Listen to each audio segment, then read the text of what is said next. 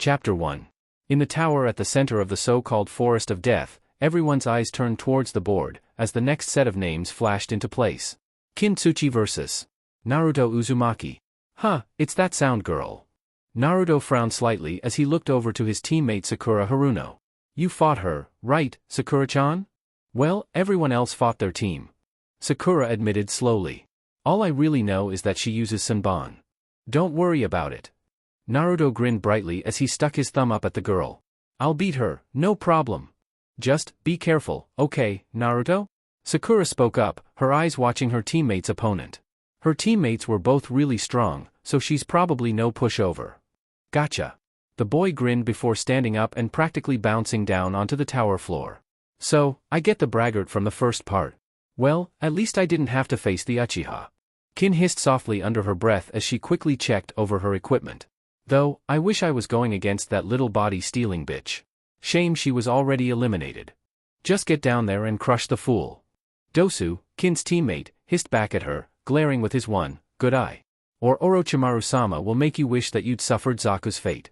I know, the girl waved him off before frowning slightly.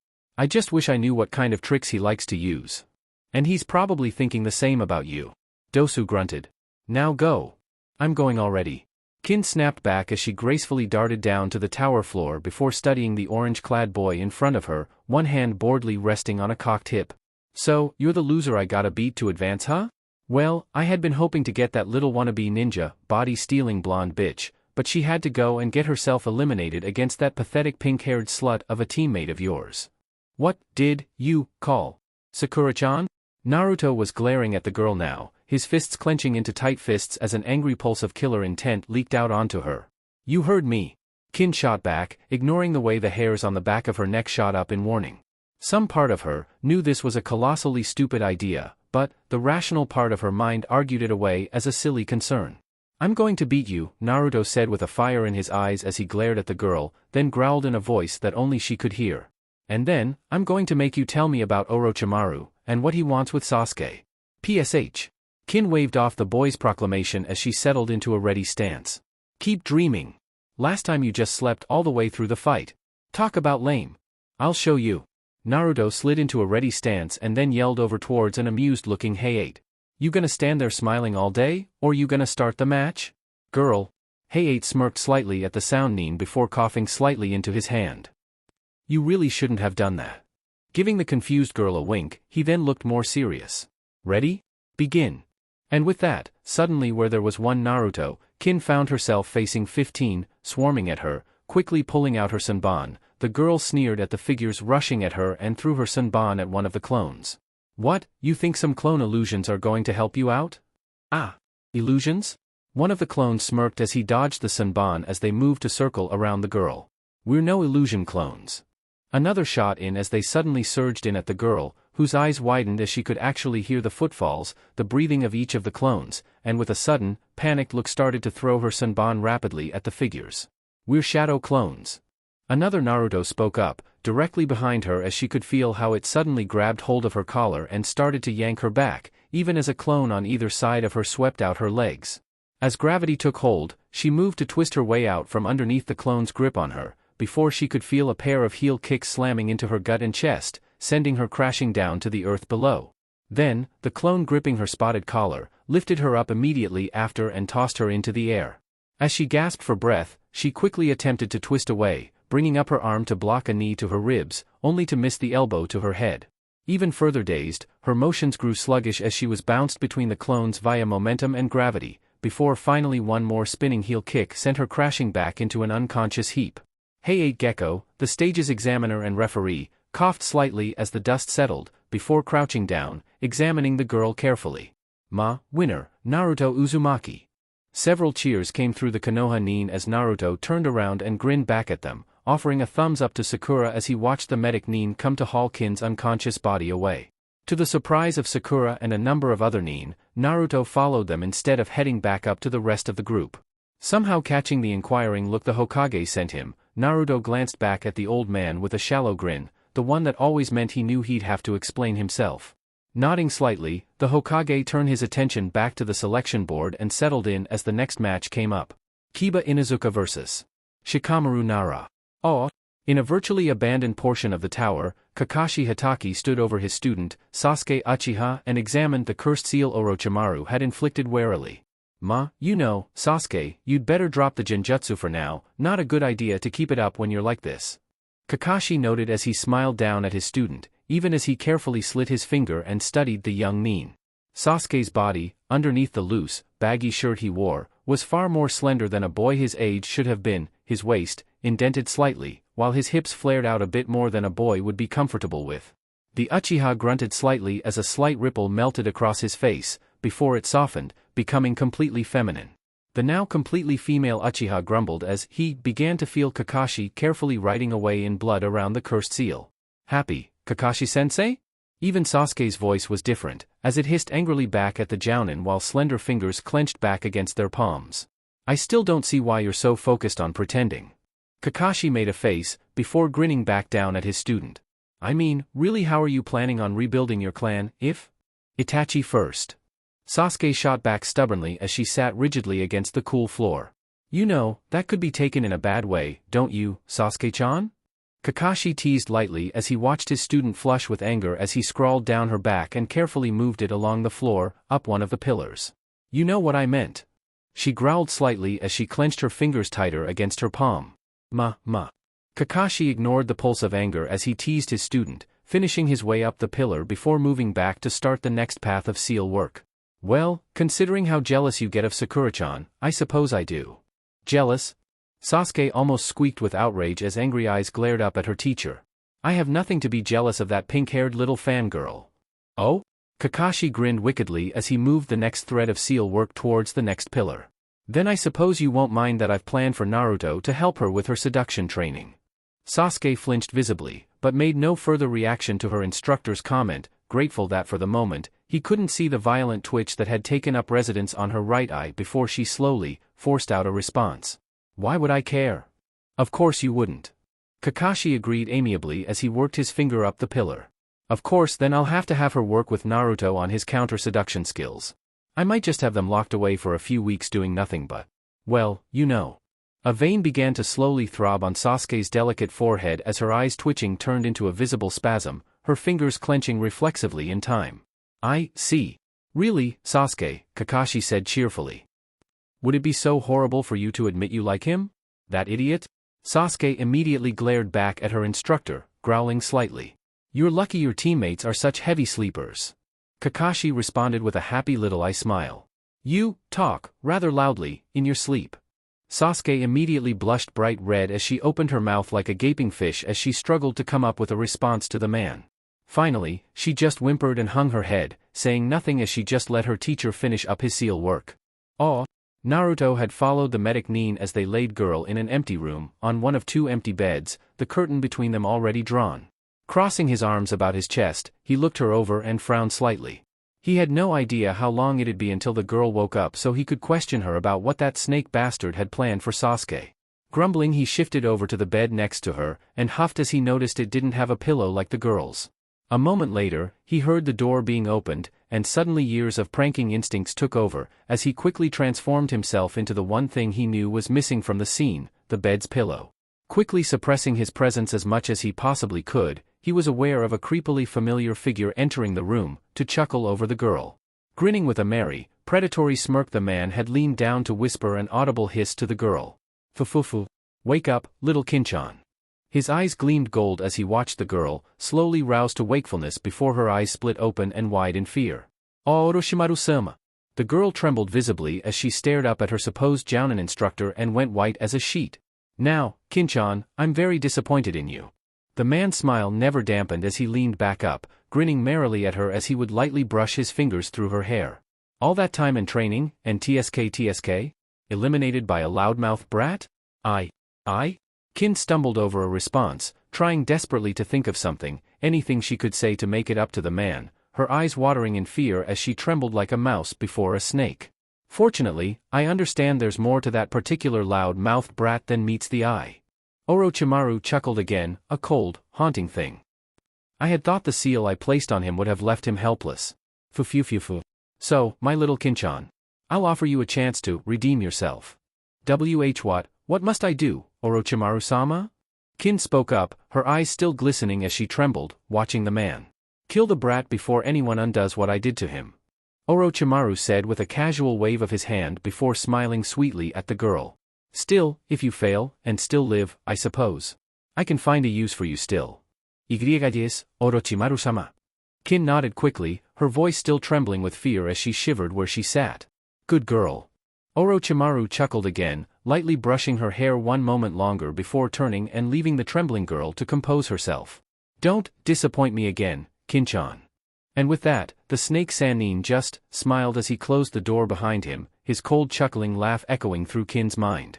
For a moment, she just sat there, staring at the door the man had left through, slowly processing what he'd said, what he'd meant. Then, slowly she curled her legs back up against her chest, and buried her face in her knees as she began to sob uncontrollably. She was dead, or worse, and she knew it. She never heard the slight sound of a transformation jutsu ending, nor did she see the orange and blue-clad form of her target studying her wordlessly from across the room. Kin was simply in her own world, not caring that she was in the middle of what was technically enemy territory. She knew what Orochimaru did to those that failed him, and she had no illusions that she'd be one of the lucky ones to simply die a quick, merciful death. He always had a use for them. One way or another, he always had a use for them. As her throat hitched, she suddenly felt a warm arm wrapping around her, and her being pulled against a comforting chest. Not even caring who it was, she turned her face and buried it into Figure's chest, and simply cried as she felt the warm arms encircling her. Fingers gently, soothingly stroked her hair, as he made soft, soothing sounds into her ear. Finally, as her sobs slowly died down, she slowly opened her red-rimmed, dark eyes, and saw the orange jacket she'd clutched so tightly. It was then a feeling of dread rippled through her, as she looked up, to see the quiet blue eyes of her target looking down at her as he still held her against his chest. Igriagaju. She cursed herself mentally as she actually squeaked her stammered statement. What? Naruto shrugged slightly, before grinning a bit at her. What's the guy who you're supposed to kill doing here? You heard? She squeaked again, staring at the boy for a moment, as she felt the heavy lump in her chest drop down to her stomach.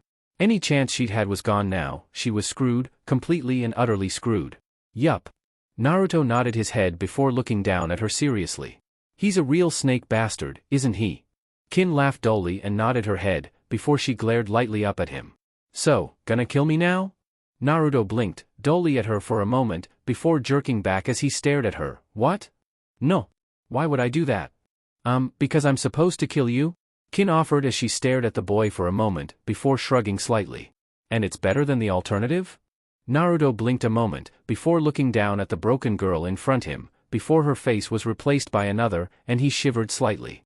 For a moment, he shut his eyes, forcing down the memories of Haku's final moments, the calm, almost eager acceptance of death on his face. Frowning then, he opened his eyes and glared down at her as he crossed his arms about his chest. I'm not going to kill you. So, what, you're going to send me back to Orochimaru? She growled back at him, glaring slightly as she hissed, fists clenching. You're a real piece of work, you know that? Comforting a girl just so you can turn around and push her off to. She couldn't even finish her sentence as she glared back at the boy, her eyes suddenly filled with hatred and venom. I'm not killing you and I'm not sending you back to that snake bastard, Naruto said firmly as he looked into her eyes. But, you are telling me what he's planning to do with Sasuke. Oh?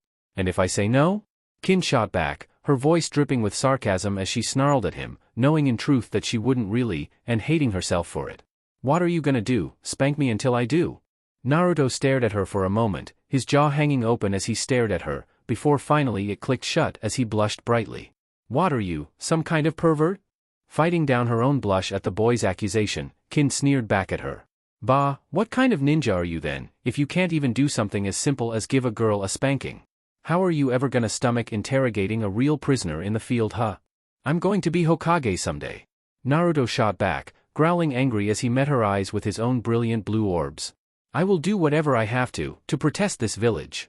Shivering slightly, Kin couldn't help but wonder what the fuck she was doing. She stood up and glared down at the boy, her hand on her hip as she snarled. Yeah, right. You want the information so badly? Make me give it to you.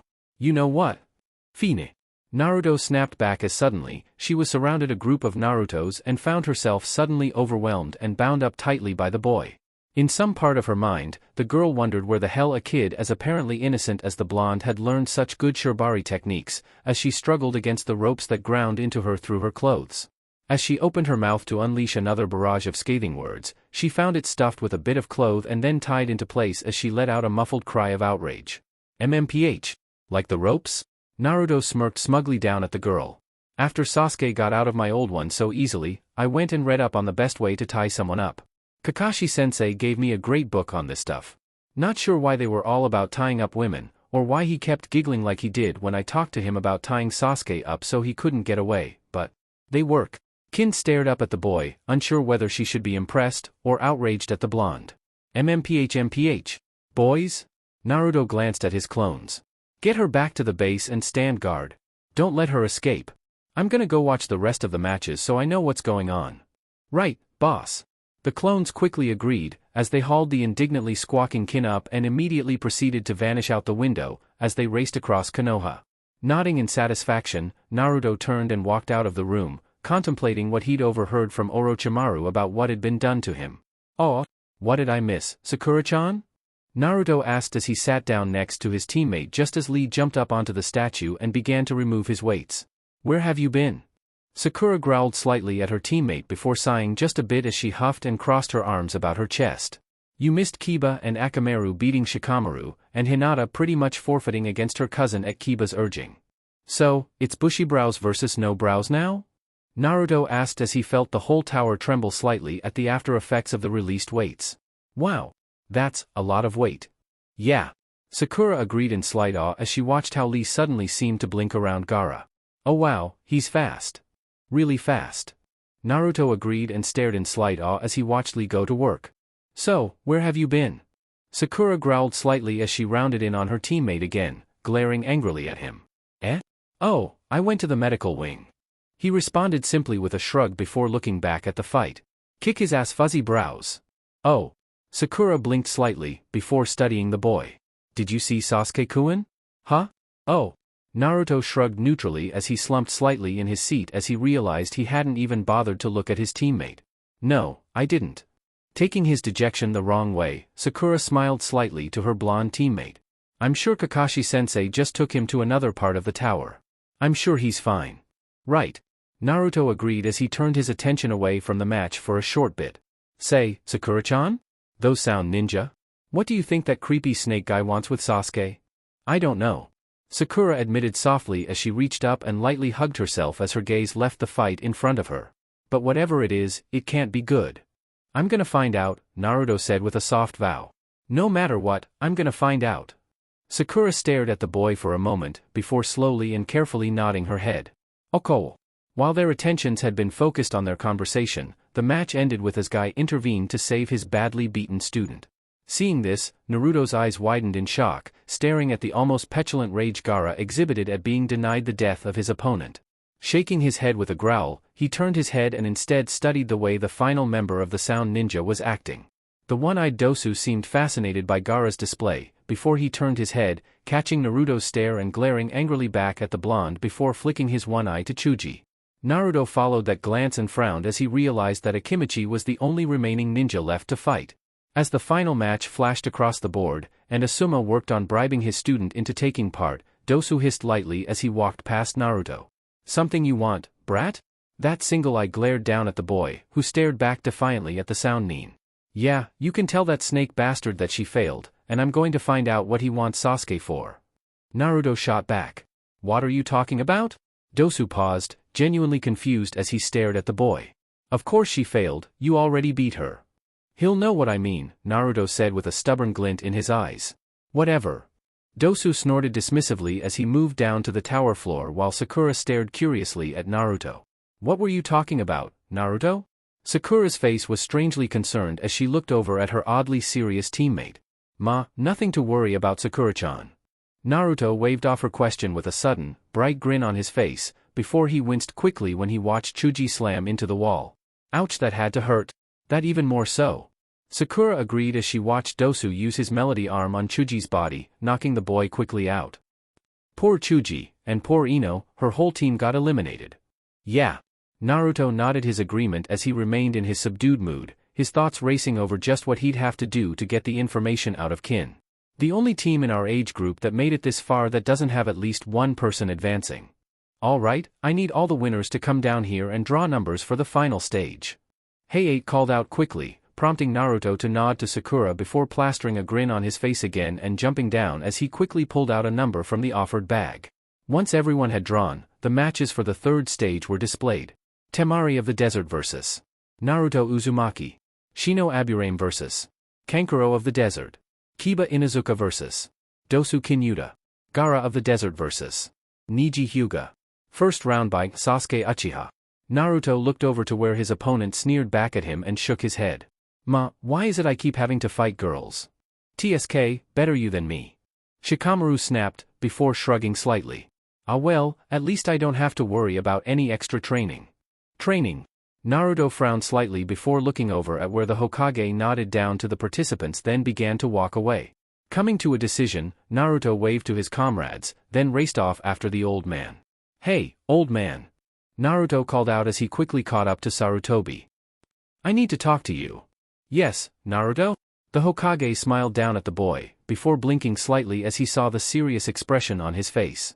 I can't do anything about the matches if that's what you want to talk about. Nah, I might ask if there's anyone in the village who can help me train against wind attacks like that girl uses, but there's something else I wanted to talk to you about. Naruto replied quickly as he looked carefully around them. Something, well, I'm pretty sure it's important. Oh? What? The humor in the man's tone was gentle as it touched Naruto's ears. Orochimaru. Instantly all traces of humor left the Hokage's face, as a grim look set on his features. Yes. I heard about your team's encounter with him during the second stage. Don't worry about your teammate, Kakashi is taking care of him, and what was done to him. That snake bastard didn't just do something to Sasuke, Naruto said with a soft frown. The last thing I remember before I blacked out was him hitting my stomach, right where you know what is, and a lot of pain. Then he said he put some kinda seal on me. What? Sarutobi instantly froze as he looked down at Naruto, his voice like steel as he spoke. Naruto, are you telling me you encountered him again? He didn't know I was there, but yeah. Naruto spoke up. I had gone to try and find out about what the bastard wanted from Sasuke from Kin, when I heard someone coming and reflexively transformed like I used to hide from the ANBU. The Hokage chuckled a bit at that and offered a knowing nod. Go on, what did he tell her? That he was disappointed in her, she was really scared at that, but impressed with me. Surprised I was able to do what I did with the seal he used on me. Naruto paused a moment, thinking carefully before he continued. Oh, and he then told her that the only way she could redeem herself was to kill me before anyone found out what he'd done to me. What? Sarutobi's eyes widened in surprise before he snapped out an order. Yes, Hokage-sama? A pair of masked nin immediately appeared, kneeling before the Hokage. I need you to locate the sound nin kintsuchi she has. The old man quickly began before Naruto cut him off. Relax, old man. Naruto cut in with an amused grin on his lips. She's not gonna try and kill me. And how do you know that, Naruto? Those eyes had narrowed into slits as he regarded the boy he'd been so protective of for so long. Because I've got her tied up and gagged at my apartment? The blonde offered up a sheepish grin to the village leader. We kinda sorta, well, she thought I was gonna kill her at first. Naruto began to babble as he scratched the back of his head sheepishly. Then she thought I was going to send her back to Orochimaru. Let me tell you, she was pissed and I think kinda scared at that. Then when I told her I wasn't going to do that, but that she was gonna tell me what the snake bastard wanted Sasuke for. Well? He blushed, brightly and trailed off. Well what, Naruto-kun? Sarutobi asked gently as he looked down at the stammering, embarrassed boy. Kinda sorta, well. Naruto blushed even brighter before a rush of words streamed out of his mouth. I'd spank it out of her. Hiruzen Sarutobi, the professor, stared down at young Naruto Uzumaki as he slowly worked his mind through what the boy just said, before slowly and carefully repeating it back to him. You agreed to spank it out of her. The purple-haired ANBU could be heard to snort in amusement as a soft, obviously feminine whisper slipped out. Kinky girl. Naruto only blushed brighter as he nodded in answer, before reluctantly explaining. Well, you see, it started out with her asking me or what, you'll spank it out of me, when I said she was gonna tell me what Orochimaru wanted from Sasuke, and well. You, being you, refused to back down, and accepted her challenge. Palming his face to hide the amusement he found in the situation, the man slowly shook his head. Only you, Naruto, only you. Oitman? What'll happen to her after she tells me stuff? Naruto shifted uneasily again as he looked up at the man. Well, Naruto, typically an enemy nin sent to assassinate one of our own, is interrogated, then put to death. Sarutobi said with a firmness to his face, before his eyes twinkled slightly. But, you could also claim her as a spoil. A spoil? The confusion was evident as the boy asked his question. Short for spoil of war. The purple-haired ANBU woman spoke up in way of explanation. Basically, she becomes your tool, your property, your slave, and your responsibility. You can do anything you want with her, she has no rights at all. But, you're responsible for whatever she does. The woman shrugged slightly. It's only rarely done, because of that reason. Most shinobi don't want to take the chance that a captured enemy nin won't eventually turn on them. Though, I'm sure Jiraiya might be able to come up with something to mitigate that. Sarutobi noted with a curling smile on his lips. We just couldn't let it become widely known. So, either I kill her, or make her my property. Naruto sighed slightly, his shoulders slumping just a bit. Great. Well, Jiraiya is in town anyway. The Hokage commented, instantly causing the purple-haired ANBU's head to snap up. I'll have him stop by your apartment to take a look at what Orochimaru might have done to your seal, and possibly what can be done with the girl. Ah, right. Naruto said, shifting slightly. Is there, anyone I can, talk to, about the, you know? Well, since ANBU-chan here is so knowledgeable. The Hokage grinned down at the suddenly worried-looking woman. I'm sure she'd be happy to help you, Naruto. Casting the old man a dirty, if resigned look from beneath her mask, the ANBU woman then noted the hopeful look on the boy's face as he spoke up. Really? Anko-san might be a better choice, sir. The woman put forth hedgingly. I'm certain. You'd leave me alone with crazy examiner lady? Naruto stared in horror at the woman. I can see the wisdom in your words, ANBU-chan. The woman instantly felt her heart drop into her stomach at the third's words, a feeling of grim expectation washing over her. But, then again, Naruto does have a point as well. So, I'm assigning you the task of escorting Anko to Naruto's apartment, and chaperoning her. Aid in the girl's interrogation. Yugugo Yuzuki fought down the urge to bang her head against the nearby wall as she acknowledged the third's command, yes, Hokage-sama. Tied up in Naruto's apartment, Kin felt a shiver of pure dread race down her spine and instinctively knew that she was in trouble. Chapter 2. Meh, why do I have to help out the brat here? Anko Mitarashi grumbled softly as she jerked her thumb in Naruto's direction, her eyes glinting in displeasure, ignoring the way he glared back at her. Because the Hokage ordered it. Yugugo responded simply from behind her mask. Didn't he tell you to do it first, then you suggested her? Naruto spoke up, lightly glaring at the ANBU woman himself. Yugugo couldn't help but twitch slightly beneath her mask, thankful that neither of her companions could see it. Possibly. You know, Yugugo. Anko drawled slowly as she glared at the purple-haired woman. I'm now liking this even less. Well, here's the question. Yugugo shot back, as she didn't look at the girl. Would you rather not be in on the interrogation of one of Orochimaru's pawns by the guy she was supposed to assassinate? I'd rather be interrogating the snake bastard's corpse. She shot back. Preferably after it's been burned to ash and I've had the chance to piss on it. Huh? Naruto blinked slightly as he looked at Anko curiously before looking back at Yugugo. I take it she's met him? Met him? Anko growled back at the boy, her jaw clenching as she snarled. I was that traitorous shit's apprentice. Then, he decides to go batshit crazy, experimenting with people, including me, and then leaves me behind to deal with the pissed-off villagers. Do you have any idea what that's fucking like? Naruto twitched slightly, glaring even harder at Anko before growling at Yugugo. Forget her. Just tell the old man I didn't want her around. And with that, he pushed ahead, vanishing over the rooftops in a burst of speed that took Anko off guard. What the fuck's the brat's problem? Anko snapped, glaring at Yugugo just in time to see the hand that smacked her upside the head. Does he have any idea what it's fucking like? Yugugo growled softly as she glared at Anko.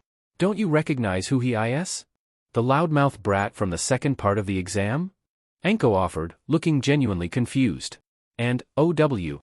Yugugo growled even louder as she grabbed hold of Anko's ear, and dragged the woman over to an unoccupied section of rooftop, ignoring the cursing and threats the woman threw back at her as she pushed her up against the wall. That's Naruto Uzumaki. Ring any bells yet? Fucking OW. Anko hissed as she rubbed at her ear. And, vaguely? What's 3 times 3, Anko? Yugugo deadpanned, glaring slightly at the apparently thick-headed woman. This isn't SCHOW. Anko whined softly as Yugugo smacked her upside the head with the flat of her hand once more. 9. It's fucking 9 all right? Very good, Anko, now tell me, what's the thing about that number that Konoha hates? The purple-haired woman drawled out as she glared at the woman from behind her mask. The 9 tails? What do you know, you do have a brain in there. Yugugo spat, the sarcasm heavy in her voice once more. Now, put that together with Naruto Uzumaki. 9 tails and the brat? Why? Oh, shit. Anko's eyes widened in realization. He's the 9 tails brat? And you went off on him, the one person in this village who knows what it's like, probably better than even you do, to have everyone look at you with hatred and mistrust. Yugugo growled as she glared at the suddenly shrinking woman. So, do you know what you're going to do, Anko? Apologize? Anko offered up lamely even as she continued to shrink away from the woman. You're going to get down on your hands and knees and beg if you have to. Yugugo growled as she grabbed hold of her sword meaningfully. Clear? Yes, ma'am. Anko squeaked out, staring up at the suddenly, rather scary ANBU woman. Good. Yugugo released her sword and then offered up in a sweet little voice. Now, come along, Anko-chan, we still have an interrogation to help with. Right. Anko shuddered slightly, as crazy as she wasn't about to piss off Hiate's girlfriend.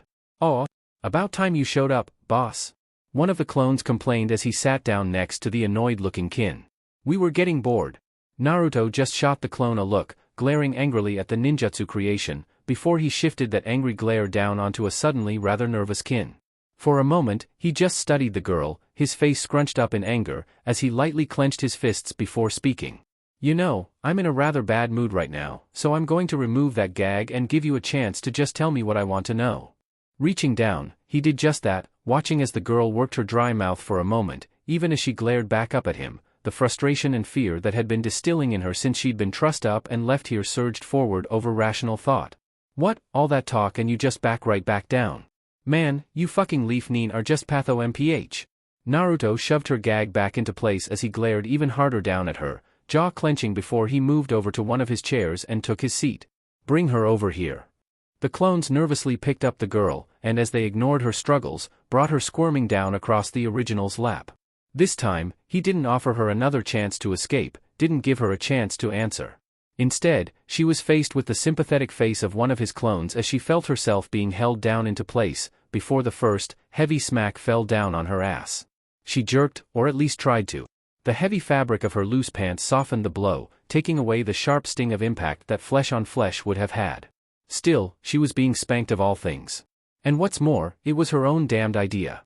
You know, brat, it works better if you pull down her pants first. A familiar voice echoed through the apartment, as Kin's eyes widened even more. Not only was she getting a damned spanking, but he invited over a fucking audience for it? What do you want? Naruto's voice was flat and strangely cold as his hand rested on the curve of Kin's rear, reflexively squeezing and kneading the tender flesh as he stared at where Anko leaned back in one of his window sills. Here to apologize, and do what I was supposed to do. Anko shrugged slightly as she leaned back against the window frame. I honestly didn't realize who you were. So, sorry. It was a lame finish, but the genuine regret did show through in her eyes. Fine. Naruto admitted grudgingly before he looked down at the brightly blushing Kin. I'm sure you remember the crazy examiner lady who likes to cut me open and lick my blood, Kin-chan. So, this is one of the bastard's new little play-toys, huh? Anko slipped out of the window and sauntered over to Kin in a slow, swaying fashion, her movements a screaming echo of Orochimaru's. He always did like his girls pretty. Meh. The windowsill itself had been quickly filled by the leaning form of Yugugo, her masked face studying Kin's shame as she leaned her sword lightly against the wall. It just kept getting better and better for her, didn't it? Not just one, but 2 more people to see just what it was her damned mouth had gotten her into. You'd know better than me. Naruto responded with a shrug as he eyed the woman. You're the one that was his apprentice and everything. Kin's eyes bulged out even wider at that revelation, as a slight little whimper of fear erupted into the air through her gag. Seeing the reaction, Anko's smirk grew even wider as she nodded in confirmation to the girl. Oh yeah, I've known the bastard longer than you little darlin'. And well. Her smirk only grew as she slipped her finger down and slowly traced her finger along the girl's jaw. Guess where I work, My, she certainly looks ready to talk now, doesn't she? Yugugo noted blandly as she crossed her arms in front of her chest. Maybe you won't have to give her anything else, The hope blossoming in Kin's eyes came crashing down at Naruto's words. Already offered her that chance.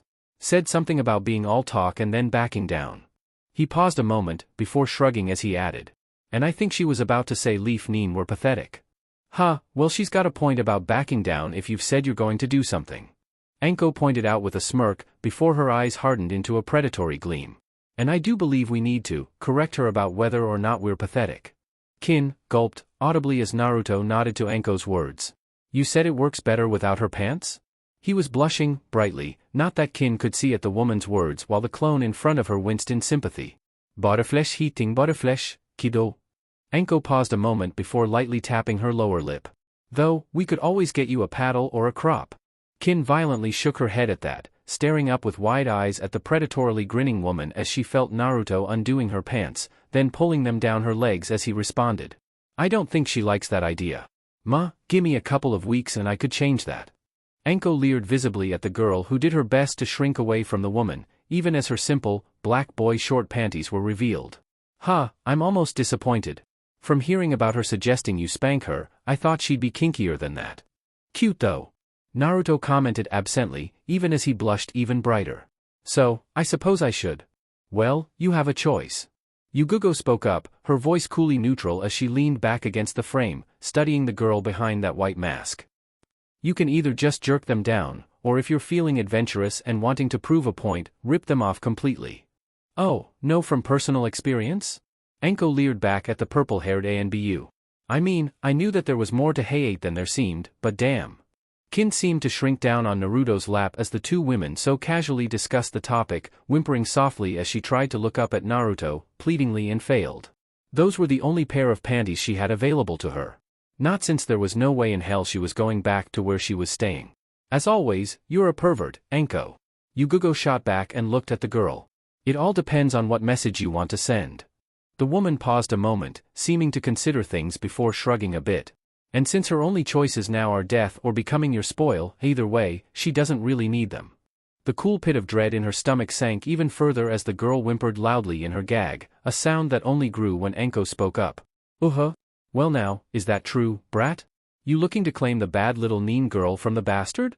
Steeling himself, while still blushing furiously, Naruto grabbed hold of the back of those panties, then with a sudden rush of strength, Kin's muffled shriek filled the air as he ripped them away from the girl's body, leaving her ass completely bare. Well, that depends on Kin-chan, now doesn't it?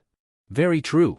Anko grinned wickedly at the now brightly blushing girl as she would carefully stroke her chin. Give her to me for a bit, and I can guarantee which one she'll pick. Bad Anko. Yugugo chided as she smirked beneath her mask.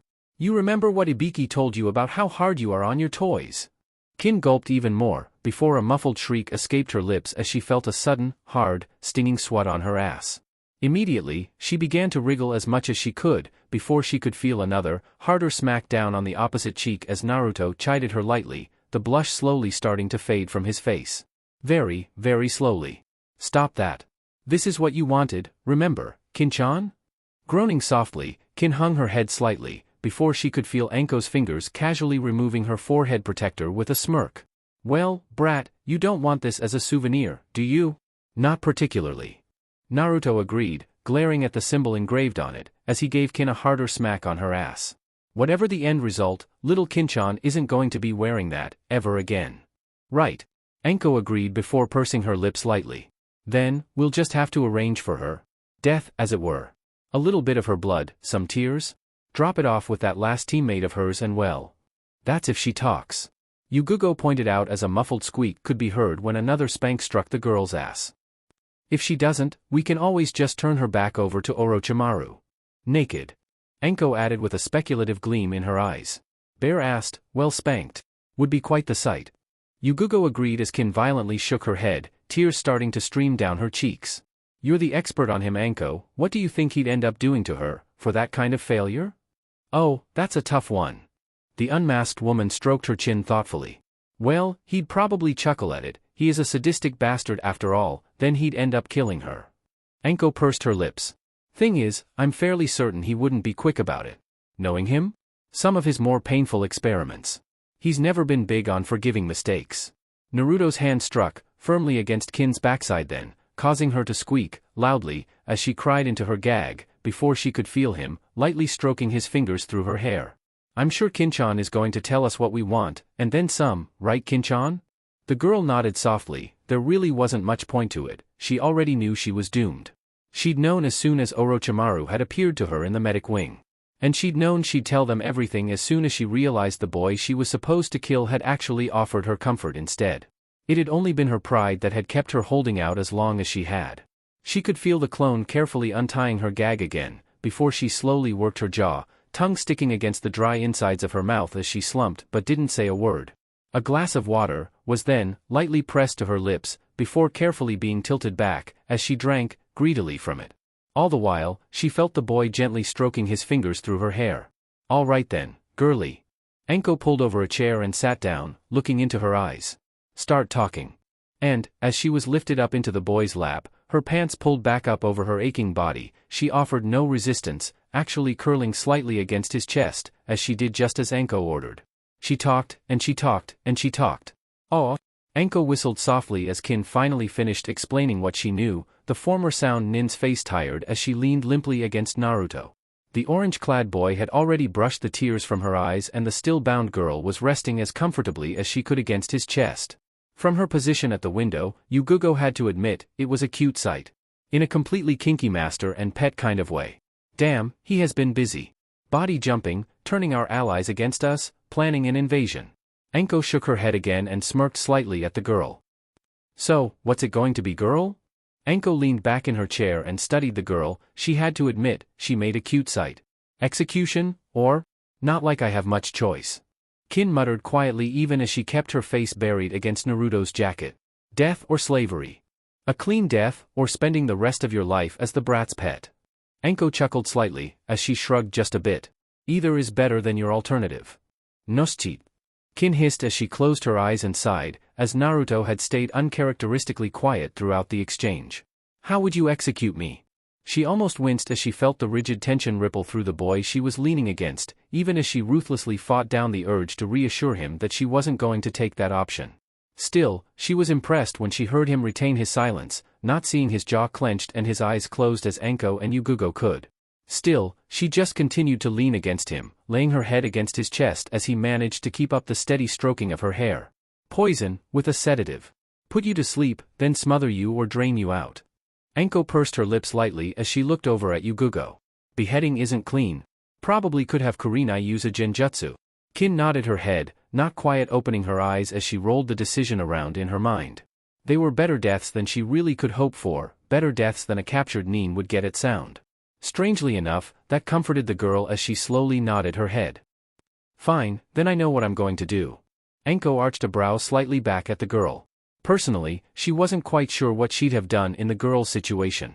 She wanted to say that she'd have chosen the clean death, but, a part of her pointed out, if she had someone like the brat, holding her, comforting her as she spilled her guts, betraying a village that offered no loyalty back to its own shinobi, would she? A part of her knew she didn't have an answer. If I ask you to, will you be the one to kill me? Her eyes had opened as she brought her gaze up, and looked into the conflicted blue orbs of the boy holding her. He froze then, as his mind fell back, to a bridge, and another set of brown eyes and a pretty face. As Anko and Yugugo hissed softly, their eyes flashing with anger, Naruto lightly reached up, and brushed his fingers against Kin's cheek, tears slowly flowing from his eyes, as he nonetheless nodded his head as he gave a single, simple answer, echoing the one he'd given Haku. Yes. Kin nodded her head, still staring into the boy's eyes, before she spoke in a soft, quiet voice. Then, I'm yours, Naruto-sama. For a moment, she said nothing more, merely staring at his eyes, before she spoke another, tentative word, as if to feel how it tasted on her lips. Master. Naruto sighed softly in relief before he collapsed, bonelessly back into his chair, while he wrapped his arms about the girl, and held her tightly to his chest.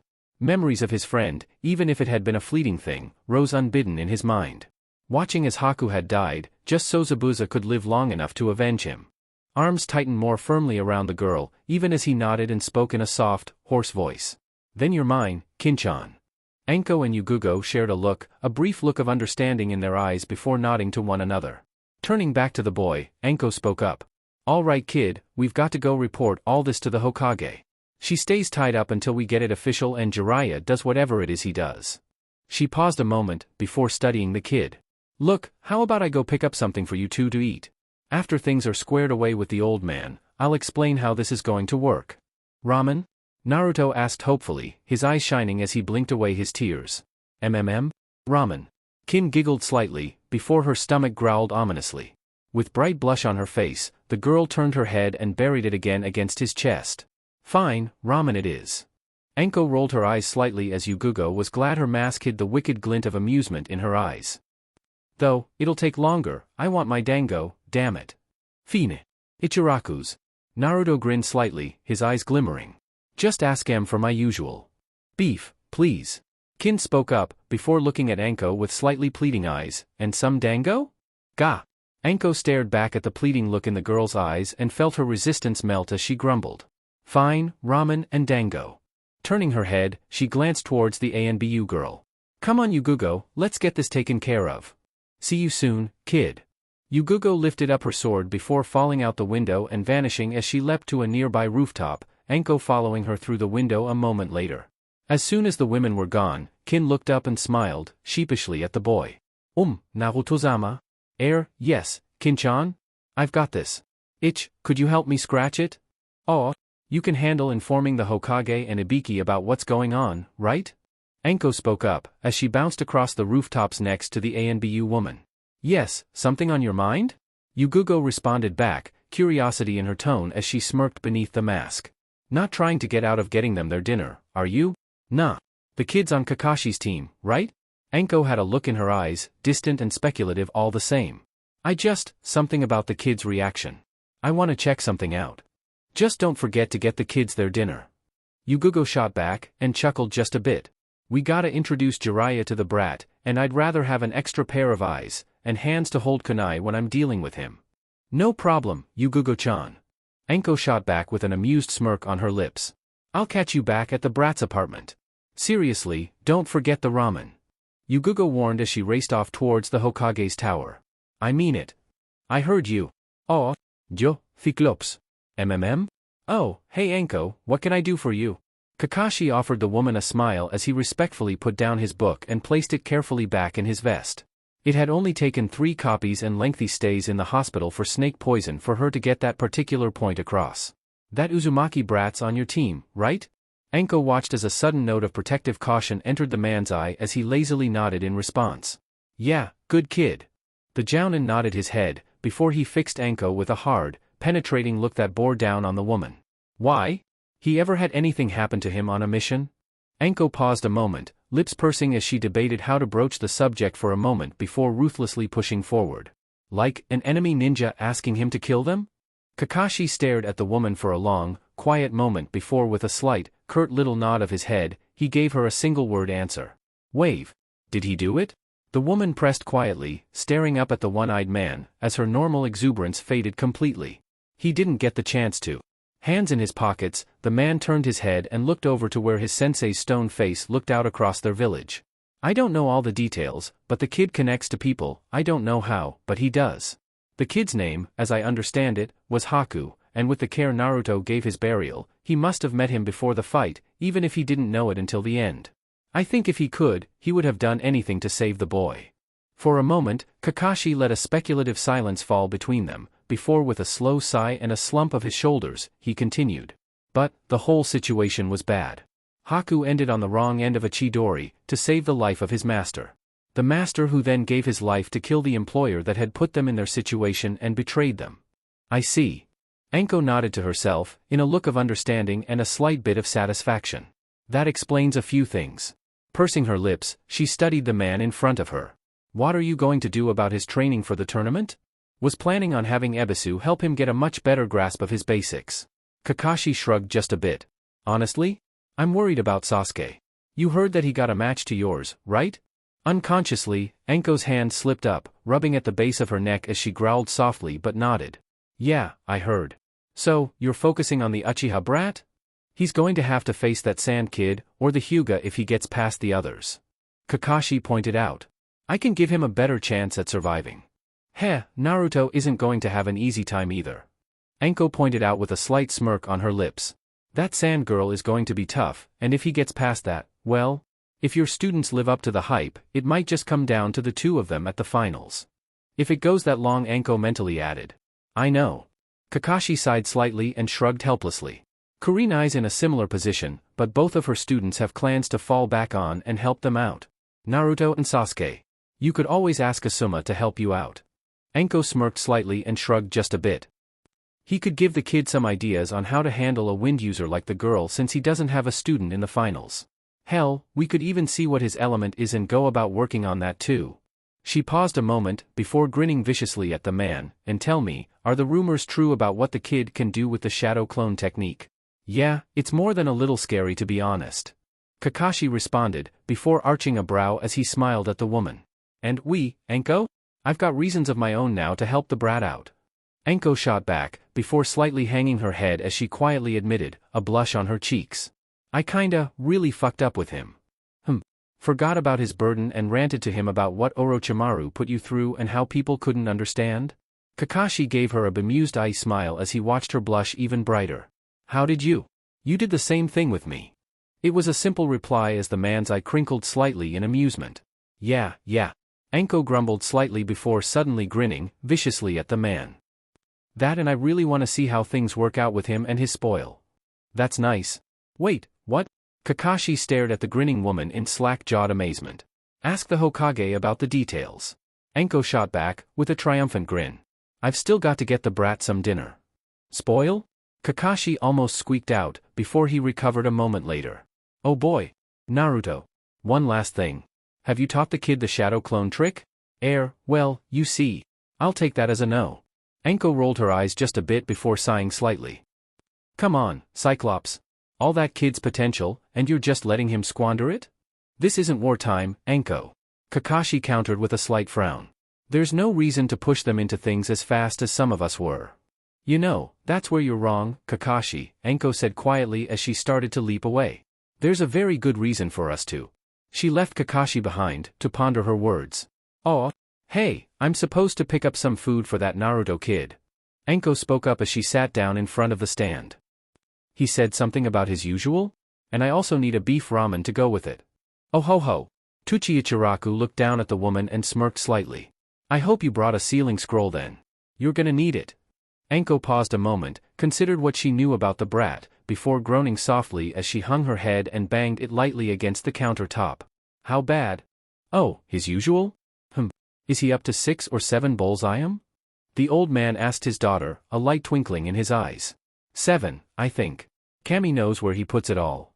The girl shook her head and sighed slightly, before studying the groaning woman in front of her. You're the woman who's always hanging around the dango shop. Up. Anko agreed slightly as she muttered under her breath about purple-haired, sword-wielding bitches being out to get her. Do I have enough time to go pick some up? I get the feeling I'm going to need it once I see the bill. Giggled out a laugh and nodded her head. Oh, I'm sure. It's nice to see Naruto-kun making new friends. She paused a moment, before frowning just a bit. Those teammates of his never seem to come by with him very often, though. I see that Uchiha boy likes to come in at times and sit in Naruto-kun's seat. Huh? Anko pursed her lips a bit and arched a brow at the girl. Well, considering everything that brat's been through, he's probably more than a little reluctant to get close to anyone. I mean, hell, his brother killed the rest of his family, his entire clan along with M. I know. The young woman sighed softly and shook her head as she looked off down the street. That boy. He and Naruto-kun could really help each other, if he could let Naruto in. Who knows? Anko shrugged slightly before she stood up. I don't know too much about the Uchiha, other than that old Cyclops is more worried about him than Naruto. I can see some of the logic in it, I think he's too focused on keeping them from ending up like he is, he's holding them back. Wasn't he? Turned her head, looking up to where the fourth's face looked down, sternly out across their village. Yeah, I remember a bit about what Kakashi was like back then. Anko paused a moment, looking at the fourth's face herself. I think he's taking what his teacher wanted him to learn out of context, but I can't hardly blame him for wanting his kids to have some childhood. She shook her head before offering the young woman a slight smile. I'll be back in a moment for the order. Of course. Bowed her head and smiled at the woman, before frowning slightly in realization. I'm sorry, but can I ask your name? Anko. The woman smiled back at the girl, as she looked back over her shoulder, before throwing her a smirk. It's Anko. Chapter 3. Oh, yes, right there. Kin's voice bounced off the apartment's thin walls as she shuddered slightly in relief as her eyes fluttered closed. Oi, I leave you brats alone for a few minutes and what do you start doing? Anko's voice rang out through the apartment as she watched Naruto blinking rapidly, before he blushed and quickly pulled his hand away from where it had been up underneath Kin's shirt, on her back. Scratch her itch? Naruto offered blandly as he twitched slightly at the soft giggle Kin gave off as she lay easily on the ground. Then I see you two are hitting it off marvelously. Anko almost laughed loudly at the sight of how brightly the boy blushed, while Kin giggled slightly, then frowned just a bit. Ugh, what are you doing to me? The girl pouted slightly as she carefully rolled over and sat up, sending a mild glare at Naruto. I just giggled of all things. Zo. Naruto blinked slightly a bit taken aback by the glare. I thought that's what girls did. That's what stupid, vapid little bimbos do. Kin corrected with a glare as she growled slightly. The ones that would rather be working on looking pretty than being a good ninja. Eh? Naruto blinked slightly before glancing over at a bemused-looking Anko. Did that make sense to you? Of course, brat. Anko chuckled softly before lightly petting him atop his head. She's just being silly. Oh, okay. Naruto shrugged a bit before he reached down and picked Kin up, ignoring the slightly angry squawk of protest she made. I am not. The girl growled slightly even as she glared mildly at Naruto. And put me down. Naruto opened his mouth as if to speak, before frowning slightly as he gave Kin a look. The girl's temper cooled rapidly as she suddenly remembered just who she was talking to. Blinking slightly, she swallowed, loudly before managing to squeak out, I'm sorry? Feisty little bitch you've got there, kid. Anko smirked as he unrolled a scroll then spread it out across the table, and bit her thumb to activate the seals on it. Sure you're up to handling her? Setting her down in an empty seat without a word, Naruto then turned and pulled out his own seat as he watched the bowls of ramen and the trays of dango appear.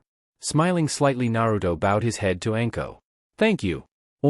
Yeah, thanks and all, Kin spoke up, as she practically drooled over the food, before coughed pointedly, but, could I have my hands untied? A little hard to eat without them, you know. Well, we could always have the brat here feed you. Anko smirked as he watched the boy blush brightly again, before he shrugged slightly and smirked a bit. I could, but, shouldn't she be feeding me?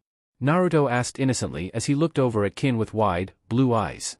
Kin twitched slightly, before growling slowly, darkly as she glared back at the boy who only grinned happily back at her. He's got you there, kid. Anko pointed out and smirked slightly as she rested her elbows on the table and caught her chin on her hands. My, you two are certainly going to be interesting. She lightly turned her attention towards the lightly glowering Kin, and her expression grew serious. Look, you made a choice, now you have to live with it. You're his property. Get used to it. If he tells you to do something, you will have to do it. Doesn't mean I have to like it. Kin slumped slightly back down into her chair as her rear slid forward to the edge of the seat.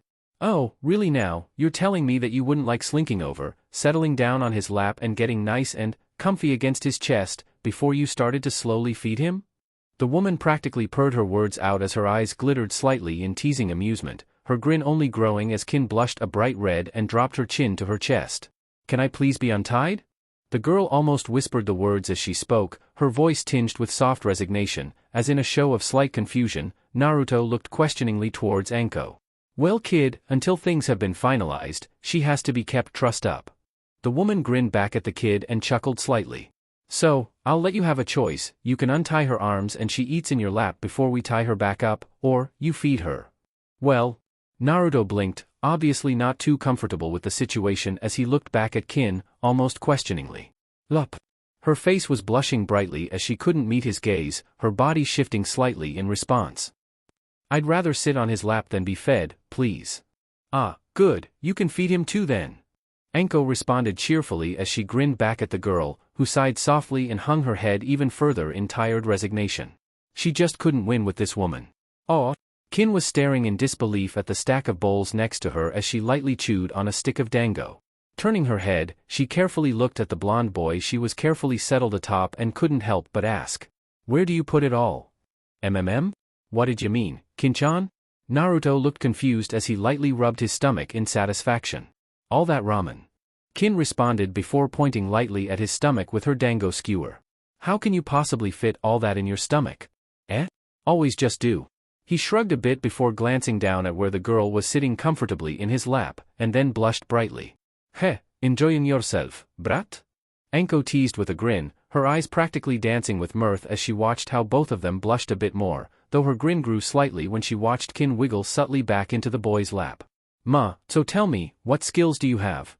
Well, I can do the basic stuff, 2 of the 3 academy techniques. Naruto blushed brightly as he hung his head. Could never do the clone technique?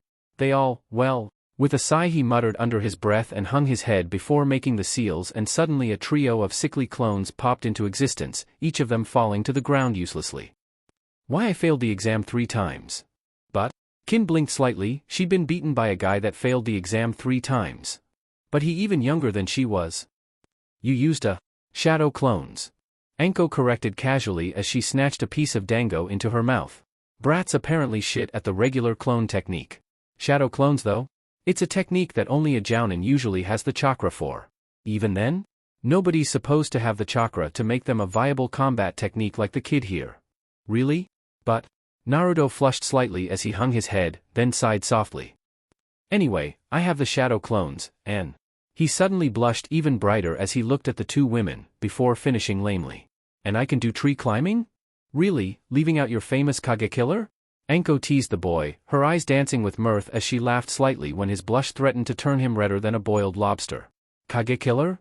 Kin arched a brow, a look of curiosity on her face as she looked down at the boy on whom she sat. Oh ho ho! Anko laughed, eagerly as she watched how the boy refused to respond, before she leaned over the table and whispered into girl's ear. Kin's face immediately reddened before she glanced down at the nervous-looking Naruto. Pervert. Hey! Naruto whined softly as he pouted in turn. I'm not a pervert. I only used that technique on perverts. It's still a perverted technique. Kin huffed slightly and crossed her arms across her chest. Girl, trust me. Anko smirked back at the huffing former soundneen. When it gets down to it, women can scream and rail against perverts all night long. But, it won't change the fact that there's a lot of enjoyable things that can come out of them being that way. Kin opened her mouth, then shut it with an audible click as she blushed slightly and then carefully nodded her head. Anko chuckled softly as she shook her head in amusement as she looked at the still blushing blonde boy and the also blushing, but slightly dumbstruck girl on his lap.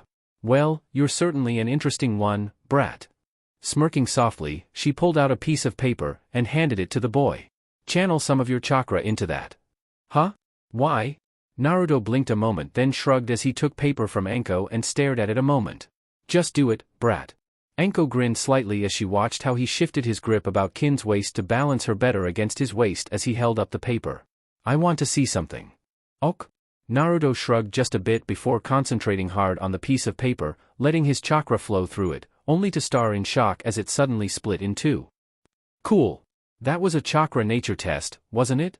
Kin spoke up, her face still tinged with red as she looked over at Anko as she picked up one of the halves and focused some of her own chakra into it, and smirking just a bit as the paper crumpled to dust in her hand. Ha, a wind nature with an earth nature for a pet? Anko chuckled softly as she let off a slight laugh. That should be interesting. Leaning forward, Anko grinned viciously all of a sudden.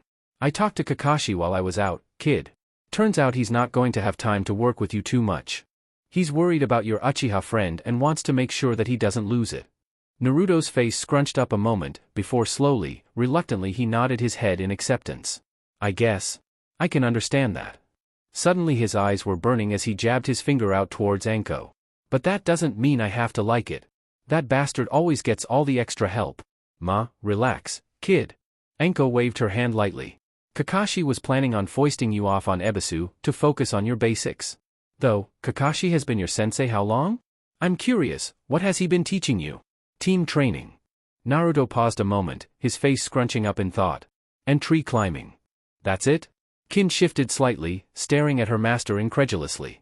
You're taking the Chunin exam and that's all the training you've had? Good enough to get me past you. Naruto crossed his arms against his chest and leaned back, scowling angrily as Kin maintained her perch on his lap. I can't believe. Kin glared at the boy a moment before reaching up and pinching the bridge of her nose before looking pleadingly at Anko. Please tell me you've got a better plan for training him. No way I want my master to be an ignorant moron. Hey! Naruto pouted into his scowl as he glared slightly at Kin. I do just fine on my own. Oh ho! Kid does have fire, doesn't he? Anko grinned at the kid for a moment before pursing her lips. So, I take it you train a lot? Yeah. Naruto nodded quickly and eagerly. Every chance I get. Can't slack off if you want to be Hokage. True enough, kid. Anko pursed her lips for a moment before leaning back. Well, from what I understand, you don't know the secret bonus of the shadow clone technique. She grinned softly as she looked over the boy. If you did? Well, the things you could do. Huh? The secret to the shadow clones? Naruto stared wide-eyed at the woman, confusion written on his face. MHMMMMMMMM. Anko practically purred as she grinned at the boy. For most people, it's not worth much at all, but for you? Her eyes practically shone with glee as she looked him over. Oh, for you, the things you could accomplish. What are you talking about? Naruto looked at the woman in confusion as he stared at her, his eyes uncertain, while Kin looked positively intrigued. Here. Anko scribbled a note on a piece of paper then folded it up. Make a clone, have him walk outside, read this, then disperse. Ok. Naruto made his usual sign and a shadow clone quickly popped into existence before snatching the note out of Naruto's hand and darting outside. A short time later, Naruto blushed brightly, before he glanced at Kin then stared at Anko. I have to do that? Well, unless you plan on her going around naked. Anko grinned happily at the boy, her lips curled back into a vicious little smirk. Now, have you figured out the secret to the shadow clones? Naruto's brow furrowed for a moment, thinking it over before slowly realization hit him. I learn what my clones know. Bingo, kiddo. Anko grinned viciously as she looked the boy over. Which means, kid, we can put you through literally years' worth of training in the month we have. She paused a moment before shrugging just a bit. Well, years of chakra and elemental training at least. Physical training and taijutsu you'll still have to do the hard way. Ah, okay. Naruto nodded, a bit unsure of exactly what she was saying. Sighing slightly, Kin lightly poked him on the shoulder. You have your clones work on your chakra skills and manipulation, while you work on your taijutsu and conditioning. Oh, that makes sense. Naruto nodded his head before leaning back just a bit. I'm not bad with taijutsu.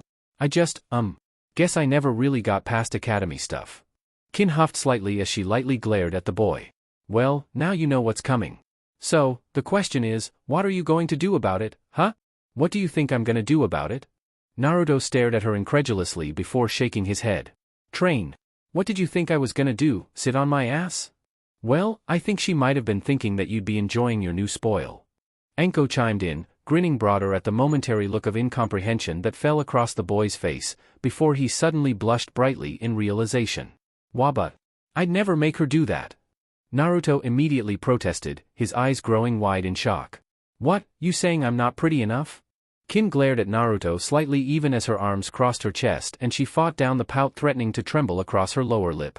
Naruto opened his mouth for a moment, then promptly shut it as he turned his attention to Kin and glared at her slightly. Do I need to spank you again, Kin-chan? The girl blinked a moment, before blushing brightly as she hung her head and squirmed slightly on his lap, her legs rubbing firmly together. Maybe? The boy stared at her a moment, before reaching up and palming his face with a groan. You're a pervert, aren't you?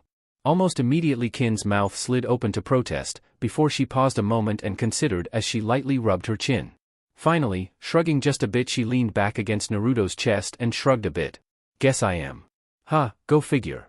Anko stared at the two a moment, before bursting out laughing as Naruto hung his head and sighed while Kin just seemed to smirk slightly in response.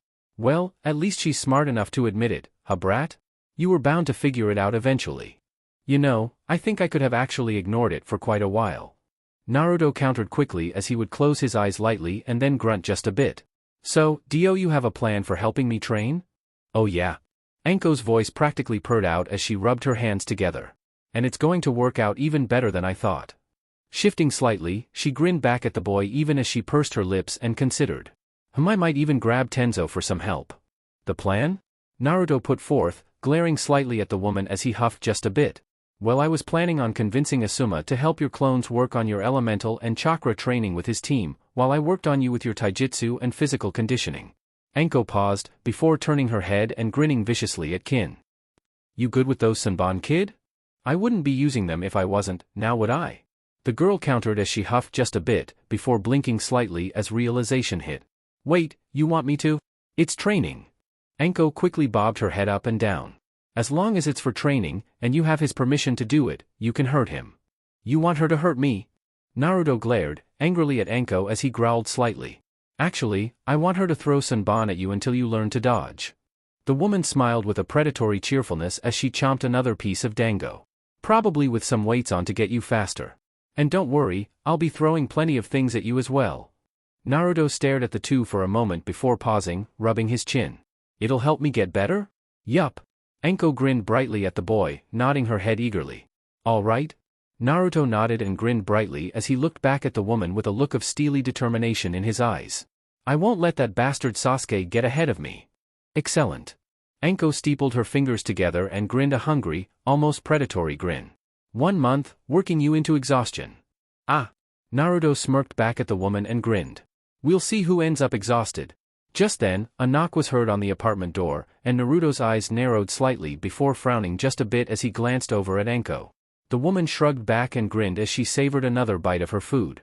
Well, remember brat, the Hokage should be sending someone over. Oh yeah. Naruto blinked slightly before frowning just a bit as he looked at Kin, then at Anko. Could you hold her while I'm answering the door? You could just make a clone, you know. Anko countered with a smirk, grinning at the flushed look of annoyance on Kin's face. Oh?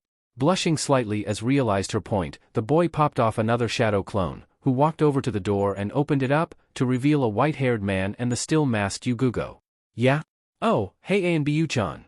The clone waved slightly before looking up at the seemingly amused man. This the guy the old man was talking about? Rude brat, isn't he? The man chuckled a bit as he squatted down, squinting his eyes at the before shrugging slightly as he grunted. All right, let's have a look already. You'll need to see the boss then. The clone shrugged slightly before stepping back from the door. I'm just a clone. Really, Jiraiya. Yugugo drawled as she pointedly pushed at the man with her scabbard sword. I thought you knew the kid's a master of the shadow clone technique. Well, I didn't think he'd be rude enough to answer the door with one. Jiraiya shot back with a light glare as he stepped into the apartment before blinking slightly at the sight he beheld. Well, excuse me for being occupied and stuck where I am. The real Naruto shot back as he growled at the man. I was told to keep her secure until you finally showed up. Huh, sensei wasn't kidding, was he? Jiraiya chuckled softly as he studied the boy, then the girl perched on his lap with her hands in her lap, blushing slightly. You really asked to have the information spanked out of you, girl? Kin blushed even brighter as she hung her head and buried her face in her hands. Kami. I'm never going to live that down, am I? Nope. Anko agreed with a grin as she smirked at the girl. You'll always be the girl who wanted to be spanked to us.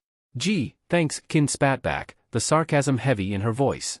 Just what I always wanted. Jiraiya blinked a moment, then actually giggled as he pulled out a notebook and quickly scribbled away in it. Oh, that's a good idea? Perfect.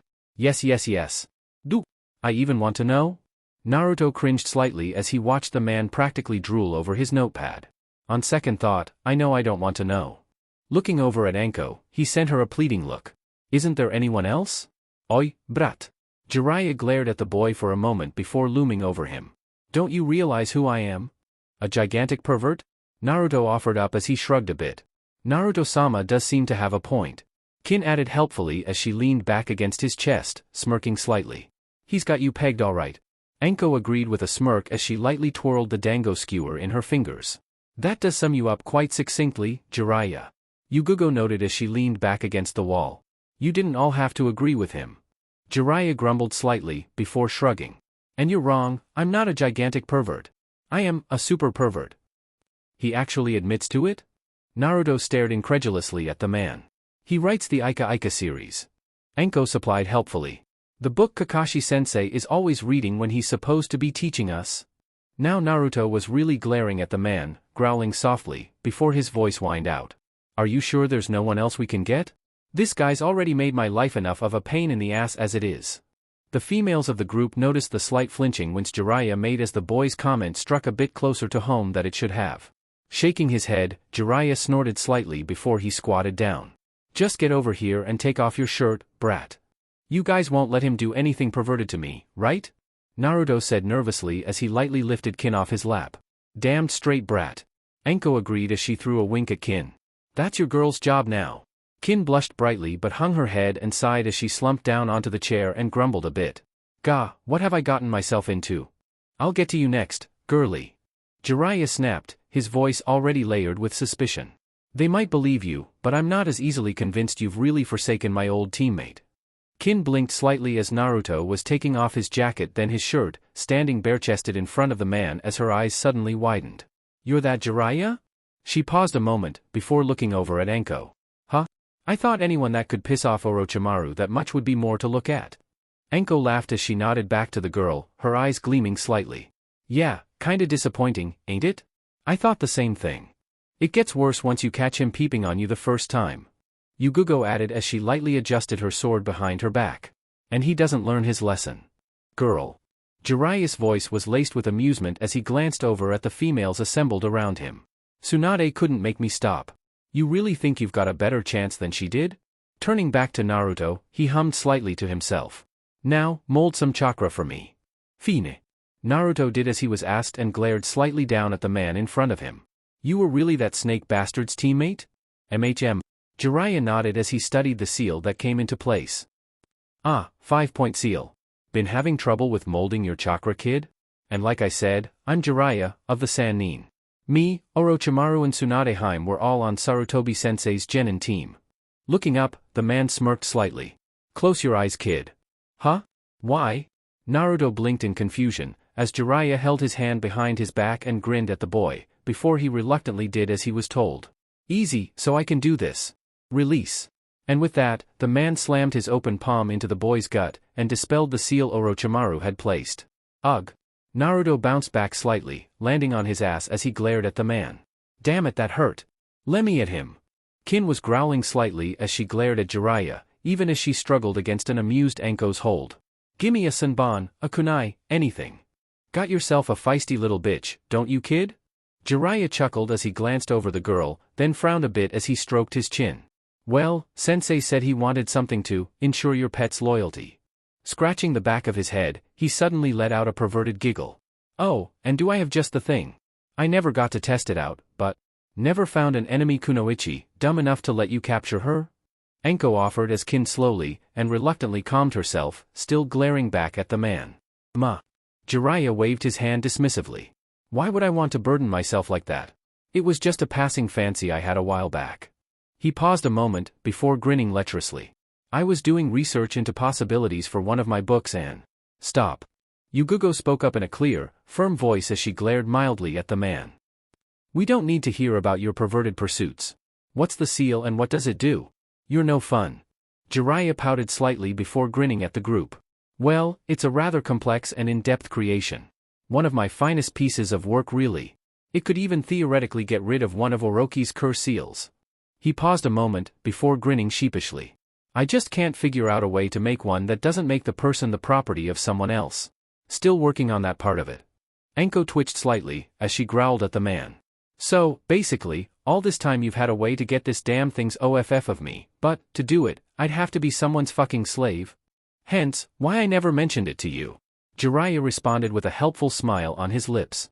I really didn't want to get your hopes up, plus, I have no clue how well it would work, and since I don't really have any of his test subjects to try it on. I hate you. Anko sighed and twitched slightly as she slumped down into her chair and glared at the man.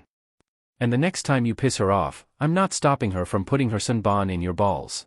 Jiraiya gulped, audibly as he noticed the vicious grin on Kin's face. Right. It's a binding seal. It ties the recipient to a specific master. They can't be more than a certain distance away from them without unpleasantness. He paused slightly and pursed his lips, ignoring the slight twitch his words elicited from the women. Ma, knowingly disobeying the master causes pain, obeying feels good, master has a general idea of where the slave is. The slave shares in the master's comfort/discomfort, if their master dies, the slave dies. That's about it. That's a thorough seal. Kin noted, slightly nervous, before she paused and took a slow, deep breath and moved back into Naruto's lap. How far away from Naruto-sama will I be allowed to be? Oh, depends on the master. Jiraiya smirked slightly as he glanced at the girl. I'd imagine the kid could give you a pretty far leash with how much chakra he has. He paused a moment, before grinning back at the girl. Or, he could keep you in a pretty tight one too, all up to him. Leash? Kin asked, arching a brow as she crossed her arms about her chest and glared at the man. Do I look like a dog to you? Well, at least a bitch. Jiraiya grinned back at the girl before waving his hand off as she hissed angrily at him. Ma, give me a few to get my notes and we'll get you set up so Sensei will allow you to go about unbound. Jerk.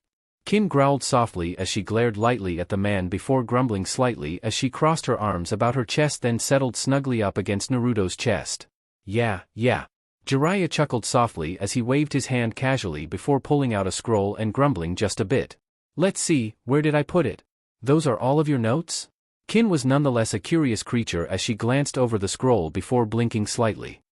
Wow, that's a lot of storage seals. MHM. Jiraiya nodded absently to the girl. Well, I have a lot of notes that I keep. Was it this one? A slight nick and an application of chakra popped out a notebook full of pages. After a quick perusal, the man pushed it back to the scroll and with a poof it was stored again. Ma, not that one. This could take a minute. Kin stared at the seals for a moment before sighing wistfully and leaning back against Naruto's chest. Jiraiya quirked a brow slightly, before grinned as he caught the girl's reaction. Her master on the other hand, took a look at the seals, then had simply let his eyes slide off of them. He definitely didn't seem to be taking after his father in that manner at least.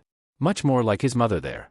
Shaking his head, he chuckled just a bit to himself before focusing on finding the appropriate notes as he listened in on the conversation. All right, brat. Anko grinned softly at the boy as she settled back, studying him intently. I've still got to clear things with Asuma, but we'll get one of the bigger training grounds. Part of it for your clones and your chakra and wind element training, the other. You yourself with me and your little pet bitch here. And after that? Jiraiya asked curiously as he continued to rummage through his scroll. What do you mean, after that? Naruto glared back at the man and grunted softly. I mean, once he's exhausted his chakra and you've worn him out for the day, what are you going to do with him? Jiraiya directed the question to Anko, smirking slightly as he ignored the look of anger boiling up in the boy's eyes. Ma, not sure yet. Anko shrugged slightly and stretched as she leaned back, pointedly ignoring the way the lecher leered at her chest as she did so. Got some ideas, you old perv? Well, I have been known to have some decent teaching methods. The man pointed out tightly as he smirked just a bit at the woman. Remember? Ma, knowing you, you'd probably want something stupid like. Anko paused a moment, her eyes flickering over to Kin before glancing back at the sage. Trying to get him to pull out its power. Naruto flinched slightly and seemed to shrink back into his chair at the woman's words. Blinking in confusion, Kin looked inquiringly over at Anko. It? Can't tell you, kid. Anko shrugged just a bit. Fact, only 2 people are allowed to, legally.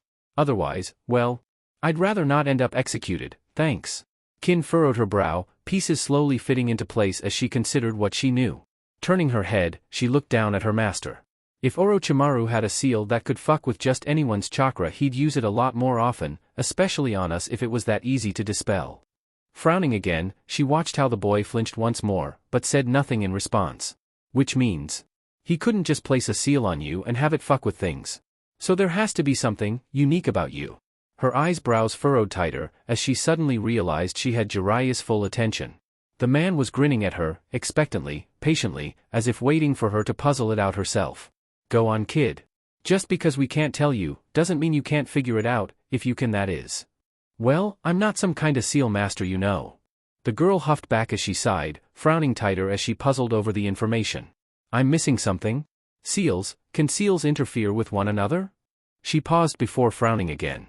But that would mean you already had a seal. When Naruto flinched in response, the girl blinked again. Obviously not a curse seal.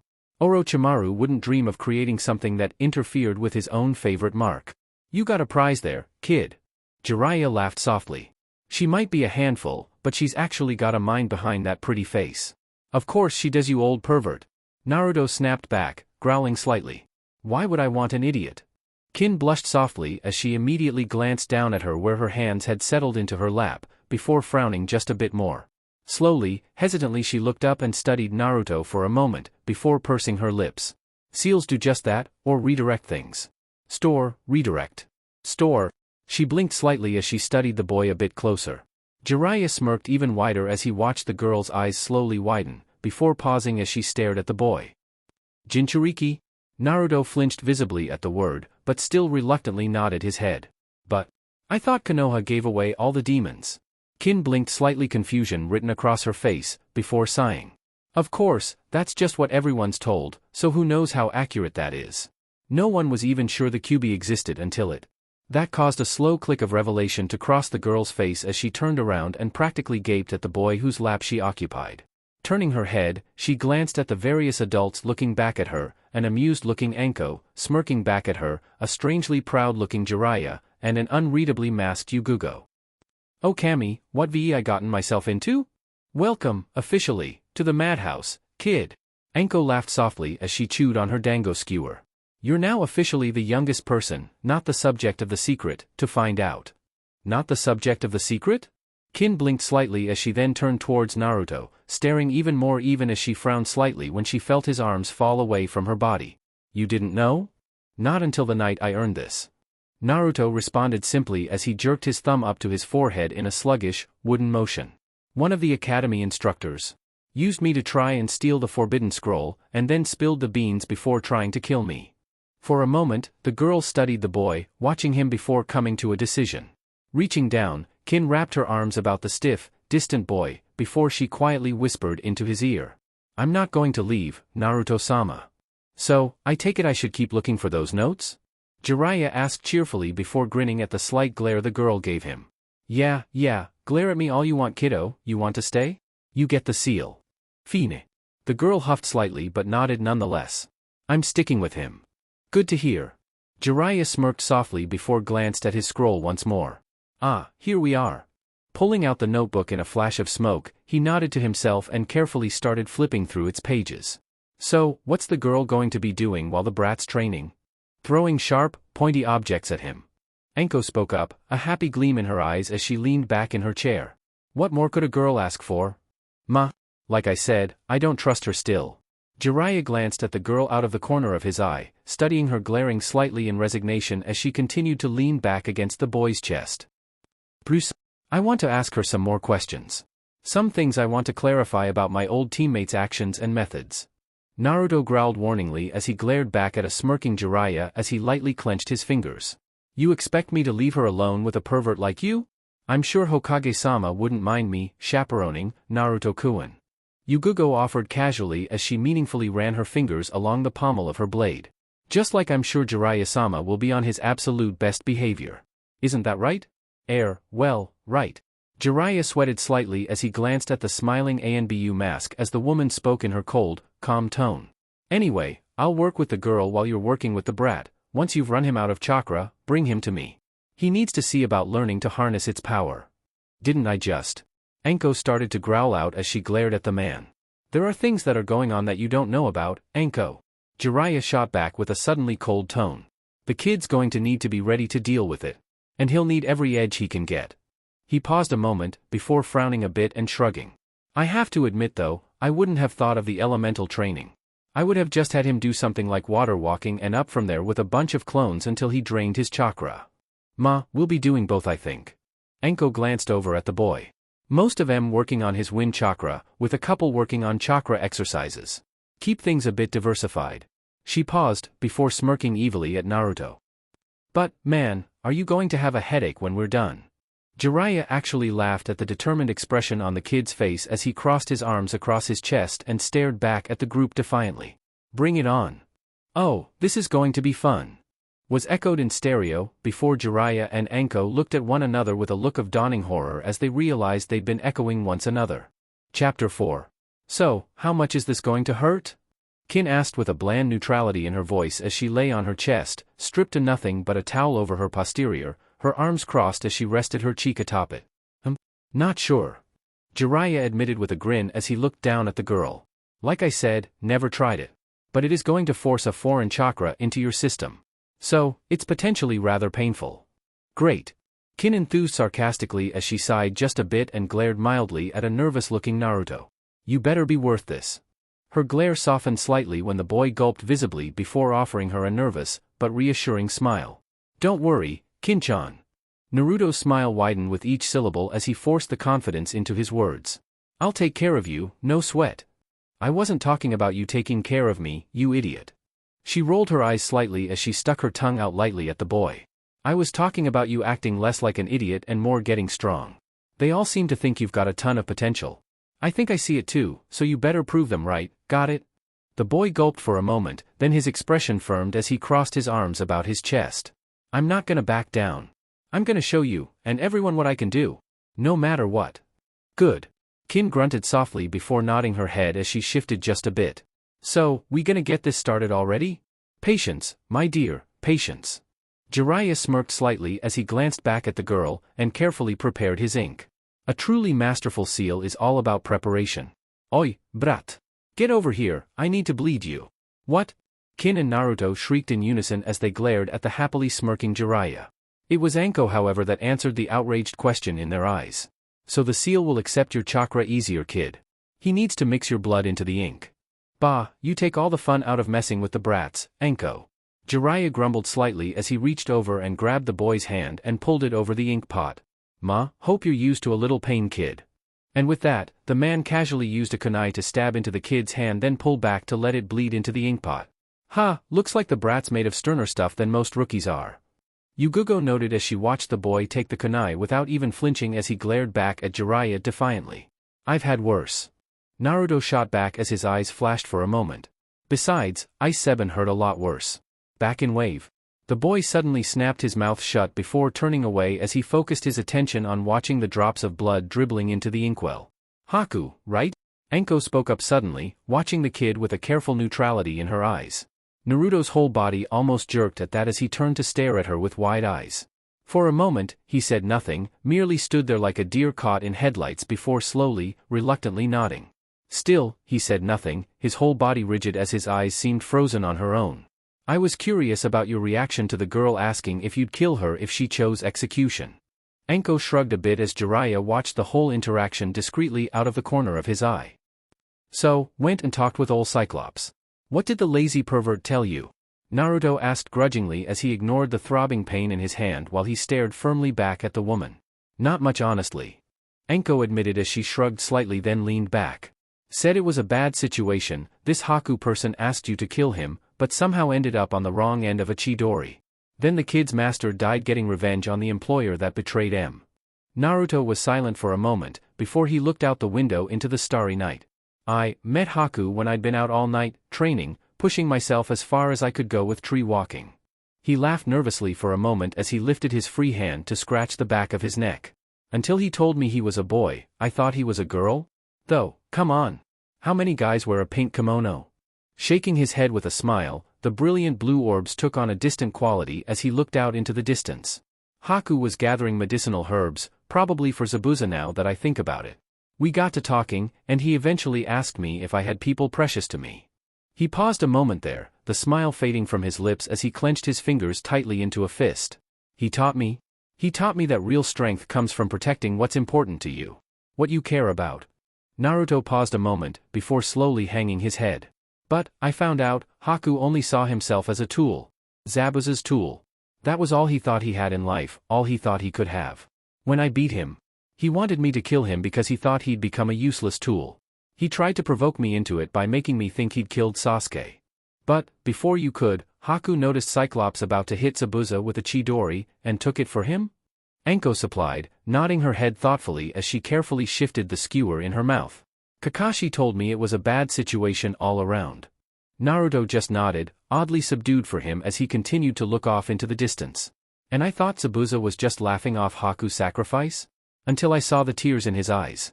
After that, when Gato showed up, laughing, kicking Haku's body, Zabuza asked me for a kunai, then took it in his mouth and killed Gato. Gato's thugs did enough damage to kill him, he died looking into Haku's face. Naruto turned and looked directly into Anko's eyes. We buried them, side by side back in wave. All right, kid, that's enough blood. Jiraiya's voice was soft as he spoke, subdued as he carefully pulled the kunai away and wrapped a bandage about the boy's hand. Shrugging slightly, the boy took his hand back, carefully flexing his fingers a bit over the bandage before he sat back down in his chair before he stared at the slight stain of crimson that bled through the covering. I know I'm not that smart. His voice was soft as it lifted up into the air while his head hung quietly. Been told that plenty of times. I'm no genius like Sasuke or Sakura. I'm the dead last. There was a slight pause, before the boy's head snapped up, eyes shining brightly as he growled out his next words. But I don't care. I'll become strong enough to be Hokage, no matter what. I'll be strong enough to protect everyone that's important to me. No matter how many geniuses I have to beat to get there. The kid's mastered the shadow clone technique and he calls himself the dead last? Jiraiya arched a brow slightly, his voice a slight deadpanned release of breath as he turned his head and arched a brow towards the ANBU woman. He failed the graduation exam 3 times. Yugugo shrugged in response as Naruto blushed slightly as he cringed in response. Was given a special dispensation after he learned the shadow clone technique in a couple of hours and took down a Chunin-turned traitor. Naruto fidgeted lightly before nodding his head, reluctantly though, in admission. Like I said. Only to immediately be smacked on the back of his head by Jiraiya as the man glared mildly at the boy. Kid, did you learn the shadow clone technique in a couple of hours? Ow! The boy glared back at the man, his arms crossing his chest as he pouted slightly. Yeah? So what, it's not like. Jiraiya pinched the bridge of his nose, before smacking the back of the boy's head once more and sighing as he ignored the glare Kin was leveling at him. He couldn't have been like him, he had to be like her and his godfather. Going to enlighten us as to what that means? Anko asked, her brow arching upwards as she stared at the white-haired man. Not by choice, he countered before grunting softly. Tell me, kid, what were you doing at the academy? Being in class? Naruto shrugged slightly, his eyes nervously darting away. When he wasn't being chased around town for pulling off some prank or another. Yugugo noted dryly. Naruto squinted his eyes at the ANBU's mask for a moment, before instantly paling as he quickly scooted back in his seat, laughing nervously. Oh, Now, Naruto-kun. The purpled-haired woman stressed the last syllable with a slow, predatory purr. You don't think I'm still holding a grudge for that, now do you? Blue eyes widened into saucers as a slight, quivering little whimper escaped his lips. It was just a joke. A prank. Kin blinked slightly, before slowly glancing from Naruto to Yugugo before unable to stop the blinking that fell across her dark eyes. Care to fill in the clueless non-local girl? And the apparently out-of-the-loop local girl? Anko added, her eyes glittering with amusement as she watched the way Naruto shifted even more nervously. Oh, this has to be good. Jiraiya grinned as he continued to stir the blood-filled ink. It was nothing. Naruto responded quickly, far too quickly if the sudden increase in the grins watching him was any indication. Nothing, he says. Yugugo snorted slightly as she shook her head, leaning back just a bit as she smiled evilly underneath her mask. Well, Anko, you remember that one day when I was? This brat did that? Anko's eyes bugged out for a moment, before she let off a loud, highly amused laugh. Shut up. Yugugo growled slightly as she pouted beneath her mask. It's not that funny. You're telling me? Ankik paused a moment before turning her head, reminding herself that Jiraiya was still in the room before chuckling softly. All right, I'll wait on teasing you about it until after the pervert's gone. What did you do, kid? That had gotten Jiraiya's attention, his brows arching up into his unique forehead protector as he grinned down at the boy. Nothing. Honest. Naruto was practically squirming in his seat as he desperately seemed to want the attention focused on something other than him. Aren't we supposed to be here to get Kinchan here sealed up? Was it really that bad? Kin turned her head and glanced at a still utterly bemused-looking Anko. No, but it was embarrassing for her. Anko chuckled softly before she shrugged just a bit. Even if I don't think she had anything to be ashamed of. Anko, I still know where you live. Yugugo growled softly beneath the ANBU mask, before turning her head slightly and glancing at Naruto. And I can clue the kid in pretty easily. Anko froze at that, before her eyes widened slightly. You wouldn't. He wouldn't. I'm out of the pranking business. Naruto affirmed, nodding his head quickly. Too busy with training for becoming Hokage. Well, Jiraiya's eyes twinkled downright evilly as he glanced towards Anko. Pranking an experienced and highly competent ninja takes a lot of skill and planning, the kind of thing that a Hokage should know. Really? Naruto blinked owlishly as he stared back at the white-haired man. I hate you, you dirty piece of shit. Anko growled slightly as she pulled out a kunai and glared menacingly at the man. Whatever you say, Anko-chan. Jiraiya waved his hand dismissively before grinning casually as he carefully selected a brush. Now, be quiet, I need to be careful with this. One of these days, you old toad, one of these days. Anko's eyes glinted as she glared at the man, crossing her arms about her chest with a soft huff. Yeah. The white-haired man rolled his eyes slightly, before offering a grin to the woman as he shifted over to next to Kin. Now, let's get this taken care of. This may tickle, just so you know. Oh. It had taken long, patient hours worth of work, but finally the seal had been carefully inked from the base of the girl's spine, upwards all the way up her shoulder to her neck. Standing there, directly above her shoulder blades, atop her heart, a spot had been cleared, just large enough for Naruto's hand. Studying his work with a critical eye, Jiraiya finally nodded. All right, ready to go. So what do I need to do? Naruto shifted nervously in his seat, studying the virtually naked body of the girl he was about to claim as his literal property. Place your hand there. Jiraiya responded casually as he gestures to the blank spot, then don't move it while I complete the seal. But Naruto began to protest for a moment, before quieting, and nodding his head in acceptance as he gingerly reached out and placed his palm, fingers spread down on the soft, bare skin of Kin's back. Soft. So, what do you think, Naruto-sama? Kin's voice teased lightly as she grinned slightly against her arms.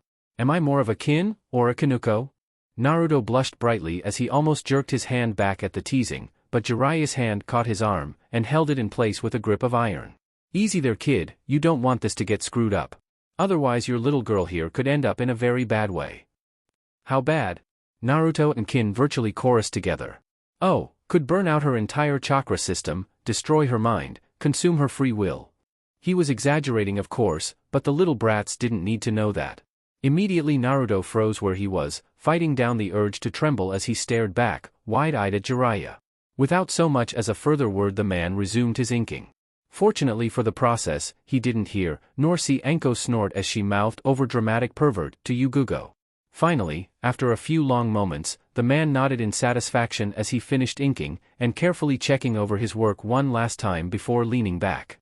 The seal itself had extended well beyond the girl herself, forming into an odd spiraling pattern that surrounded them both. A seal, which Naruto now held his hand in the center of. All right brat, show time. Jiraiya grinned brightly as he studied the boy intently. Start pushing your chakra down into the seal and don't stop. Until I tell you to. What if? Naruto started his eyes wide as he looked fearfully at the man. No matter what. Even if it hurts her, stopping before I tell you to, will make it worse. Am I clear? There was steel in the man's voice, causing Naruto to gulp, audibly before nodding his head, determination flashing through his own eyes. Fine. And with gritted teeth, Naruto concentrated on the seal in front of him, focusing on it, utterly and completely as he started to pour his chakra into it. Focusing on his hand, he poured the pulsing energy down, and he could feel it, bleeding into the seal array. After those first, frustrating moments, something suddenly seemed to click, and suddenly, it just flowed. It was so easy to keep up that steady stream now, feeling how it drained his coils bit by bit. He barely noticed how the entire room seemed to light up. He never noticed how the complex series of seemingly scribbles that expanded off of Kin's body began to glow, to pulse with his power, before pulling back. Still, he could feel it, the growing sense of awareness that seemed to radiate off her body. In a way, the sensation was almost intoxicating. He could literally feel her coils, pulsing in response to his own, feeling the echoing resonance as they shifted, harmonizing with his own. And in a moment, he could feel himself, connected to her in a way he'd never quite imagined connecting to someone else. It scared her. The feeling of his power pouring down into her, the feel of his strength, coiling through the array of seals, bringing them to a sudden, churning life was completely, utterly alien. As the heat spread along her back, down her sides, all through her, she closed her eyes, and waited for the pain. Only, it didn't come. His chakra didn't penetrate into her body, it didn't force itself upon her. It pulsed, resonating, calling to hers. There was a sense of odd wonder throbbing through her core as they synchronized as one, and suddenly, he was flooding through her. The fear only rose, spiking in shock as she could feel how he touched a part of her so deep, so intimately her, and seemed to change it, seemed to make it his, so easily. Her mind rebelled, almost wanting to scream in defiance, that she wouldn't give in, wouldn't surrender. Years of needing that isolation, that security and sound was screaming at her. But, her body refused to listen as she could feel her coils pulsing once more, before his strength was flowing into hers. It felt good, comforting. Not the kind of pulsing, throbbing bliss of gratification, but like a pair of warm arms, wrapped about her. A feeling, knowing she was safe, she was secure, she was going to be fine. It had been so long she'd felt that way, nothing more than a wisp of a memory, but it stirred the primal depths of who she was. Oh. Well, that was unexpected. Jiraiya blinked, even as his pen raced across his notebook, his eyes dancing from the monitoring display in front of him, to the pair, to his notes in a rapid-fire sequence. Damn, I'm even more brilliant than I thought I was. Oi, you old pervert, what's going on? Anko butted in, growling slightly as her eyes flicked from him to Naruto and Kin. Should this be taking so long? Nope. Jiraiya grinned happily as he shook his head and carefully continued to scribble away at his notes. Nor is it supposed to be this quiet. Meaning? Yugugo arched a brow slightly, studying the pair behind her mask as she pursed her lips lightly together. It's supposed to act kinda like that one. Jiraiya made a gesture towards Enko's shoulder as he grinned slightly and shrugged. The brat's chakra being forced directly into the girl's, and I mean that, literally. Pushed, shoved, penetrating in like a syringe injecting it into her. And it's not? Yugugo shot in, cutting off the growling anger that Enko was beginning to display. Nope, why it's taking so long? Jiraiya was practically giddy as he rubbed his hands together. Her chakra is being harmonized to his. It's supposedly theoretically possible. It's just never been done before. He paused a moment before frowning slightly as he watched the massive output of chakra the boy was giving off. Of course, judging by this, very few people, other than a Jinchuriki, could pull it off. To use this kind of sustained chakra output? Eesh. What does that mean exactly? Enko bit back the sharp comments that wanted to make their way past her lips as she glared at the toad Sannin. Not a clue. Jiraiya responded with a happy grin on his lips. Looks like I'd be spending a lot of time around the brats even if I hadn't already planned on it. This bears investigating. How long does he need to keep it up? Yugugo's voice was curious as she studied the lost look on both Naruto and Kin's faces. Because, I don't think they're going to stop until he's out of chakra. Probably a good idea. Jiraiya responded cheerfully as he snagged a spare stick of dango and munched at it. Man, I wish Minato was here, he'd be. The Sannin paused a moment, his eyes growing distant as he suddenly flinched, his gaze flicking for a moment towards Naruto as a flash of guilt rippled across his features. All right, you old pervert, what's going on? Enko glared at the man, suspicions warring in her mind as she glanced at the chakra-channeling Naruto once more. What's the connection between you and the brat? For only the second time since she'd known the toad Sannin, Enko bore witness to shame rippling across Jiraiya's face. The first, and only other occasion had been after she'd been found, wandering, lost, her memory lost after Orochimaru had abandoned her and the village, and the white-haired man had been unable to stop him. Nothing else had ever seemed to touch the seemingly shameless pervert. It should have been me.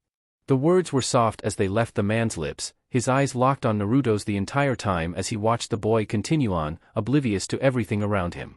I should have performed the seal, not Minato. A teacher shouldn't fail his student like I did. He paused a moment, before his voice continued in a harsh whisper. And a father should never be denied watching his son grow up. Before they could comment, the pair of them felt their eyes widen in shock as the Sannin said one last bit. No one with a burden like him should be cursed with a godfather like me. Jiraiya-sama. Old pervert. The two women were staring at the man, their gazes flickering between him and the boy still channeling his chakra, and the girl beneath him, both oblivious to the world as the Sannin suddenly seemed very much a broken old man. I'm a coward, a fool and a selfish old man. His voice was ragged as he stared at the blonde in front of him. After Orochimaru, after Tsunade, after Minato, I couldn't handle it anymore. I abandoned him when he needed me most. I thought Sarutobi-sensei would protect him. That he'd do better than I could. That the village Minato loved would see the boy as their hero intended. But, like I said, I'm a fool. The words were harsh, bitter as they left his lips before he shifted slightly and threw away the dango skewer like it was poisoned. And maybe so was Minato for putting so much faith in this village. Yugugo's voice was a harsh whisper as she stared at the man from behind the mask. He is the fourth's legacy, in every way. Was the simple response that left his lips. From what I hear, he takes a lot after his mother, a true Uzumaki, just like Kushina-chan. Well, old man, what are you gonna do about it? Enko finally snapped out, her voice a mix of subdued anger and empathy as she stared at the slumped form of the Sannin. Do my best to make sure he has everything he needs to thrive. That he has all the tools he needs to grow into the man he wants to be. Jiraiya's voice was soft again as it left his lips, before he half closed his eyes for a moment. The pair continued on, oblivious as the chakra flowed between them, dead to the world for all intents and purposes. The girl's smart. Enko noted as she studied the man. Not sure what her specialty is, but she seems pretty quick with puzzles. I noticed.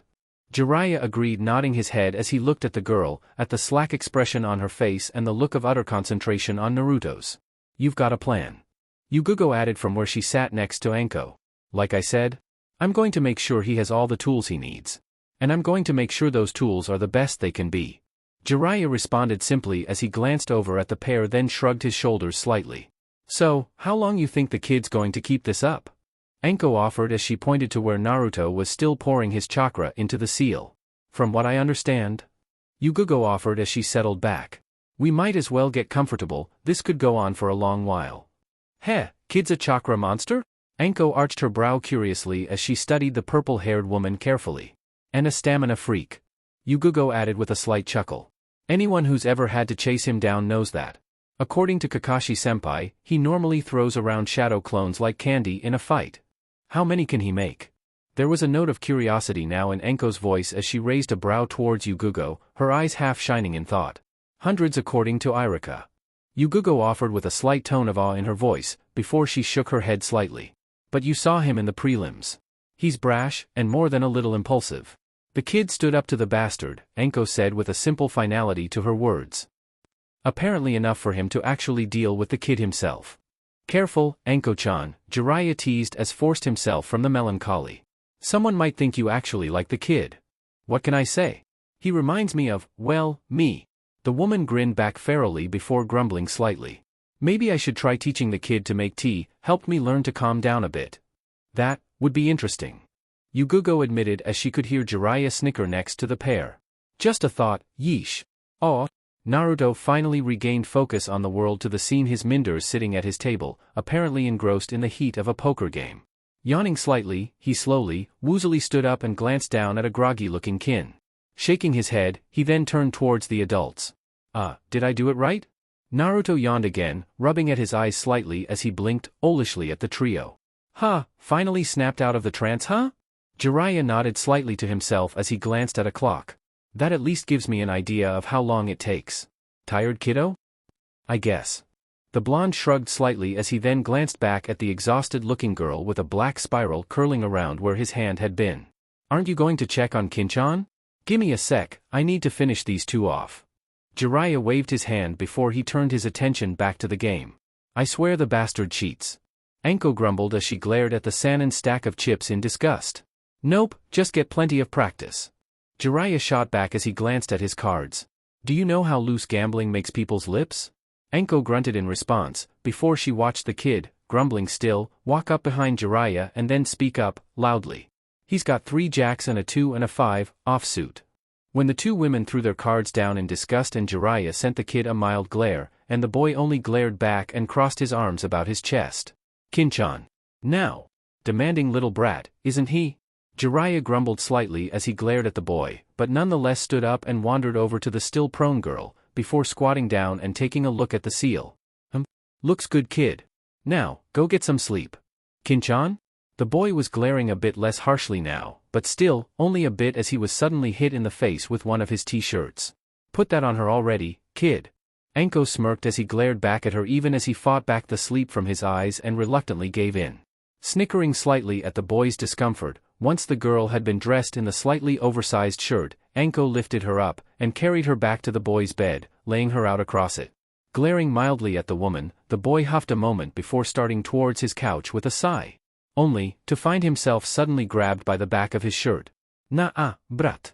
Anko was grinning her wicked grin, before she lifted up the covers and firmly pushed the boy down into the bed next to the now most assuredly unconscious kin. It's your bed, lie in it. But Naruto started to protest, before he could feel Kin's arms wrapping about him unconsciously and his own body beginning to surrender to his desire for sleep. Just relax and enjoy it, brat. Anko chuckled softly as he watched the boy's eyes droop shut. You'll need the sleep for tomorrow. With that said, Naruto finally stopped struggling against the lethargy that was plaguing him and collapsed onto his bed, quickly falling into a deep slumber as he snuggled back against Kin. Aw! With a slow groggy groan, Kin carefully awoke from her slumber, only to instantly freeze as she felt herself curled up against something. After a moment, where her breath caught, her eyes, frozen, she realized it was a rather warm and comfortable someone, instead of just a something, and that she was dressed in nothing more than a shirt not her own. Her eyes snapping open, she was greeted to the side of a head of spiky blonde hair, swaying slightly against the light touch of her breath. For a moment, confusion pulsed through her mind as she struggled to figure out just where she was and why she was apparently sleeping with a boy she didn't really. Oh wait. Memories of the previous day finally hammered their way into her skull as she blinked rapidly in realization. She was in bed with her master. The crazy, goofy, dumb son of a bitch that had beaten her in the preliminaries the day before. The same kid she'd been told to kill. The same kid who had the balls to bend her across his lap and spank her to get his information. A slight flush slipped across her cheeks at the memory of that, and unconsciously she pressed herself a little bit closer to him. So, now she was a piece of property, and her whole life depended on the boy she was in bed with. What the hell had she been thinking? Pausing a moment, recollections continued to filter through her mind. Oh, right, she'd thought that it was a better alternative than what Orochimaru would have offered. There was something about the boy, she wasn't sure exactly what. Hell, she wasn't even sure she'd even actually seen anything at all. All right, brats. A far too cheerful voice piped up as suddenly she felt the comforting warmth of the blanket ripped off her, causing her to clutch a bit into the boy's body. Time to get up. We've got training to do. Ugh? Kin blinked wearily before pushing up, glaring mildly at where a woman, Anko if she remembered correctly, held the blanket aloft. What time is it? Time for you to get up and get started on the day. Anko shot back as she grinned ferally at the girl. Or, should I start using some of the techniques my teacher used to get me going, Stiffening as her memories reminded her that this woman had been the apprentice to Orochimaru himself, Kin quickly almost jumped out of bed. As the blonde boy apparently spread out across the bed, still asleep, she blushed slightly as she realized just what he might have seen if he'd been awake. Shifting uncomfortably, she turned her head and glanced at the smirking woman. Clothes? She seriously hoped that the woman didn't intend for her to go out like this. Bathroom. The woman countered just as succinctly as she jerked her thumb towards a door. I'll deal with lazy bones here. Nodding her head quickly, Kin turned and practically fled into the privacy of the room. Chapter 5. You can stop pretending, brat.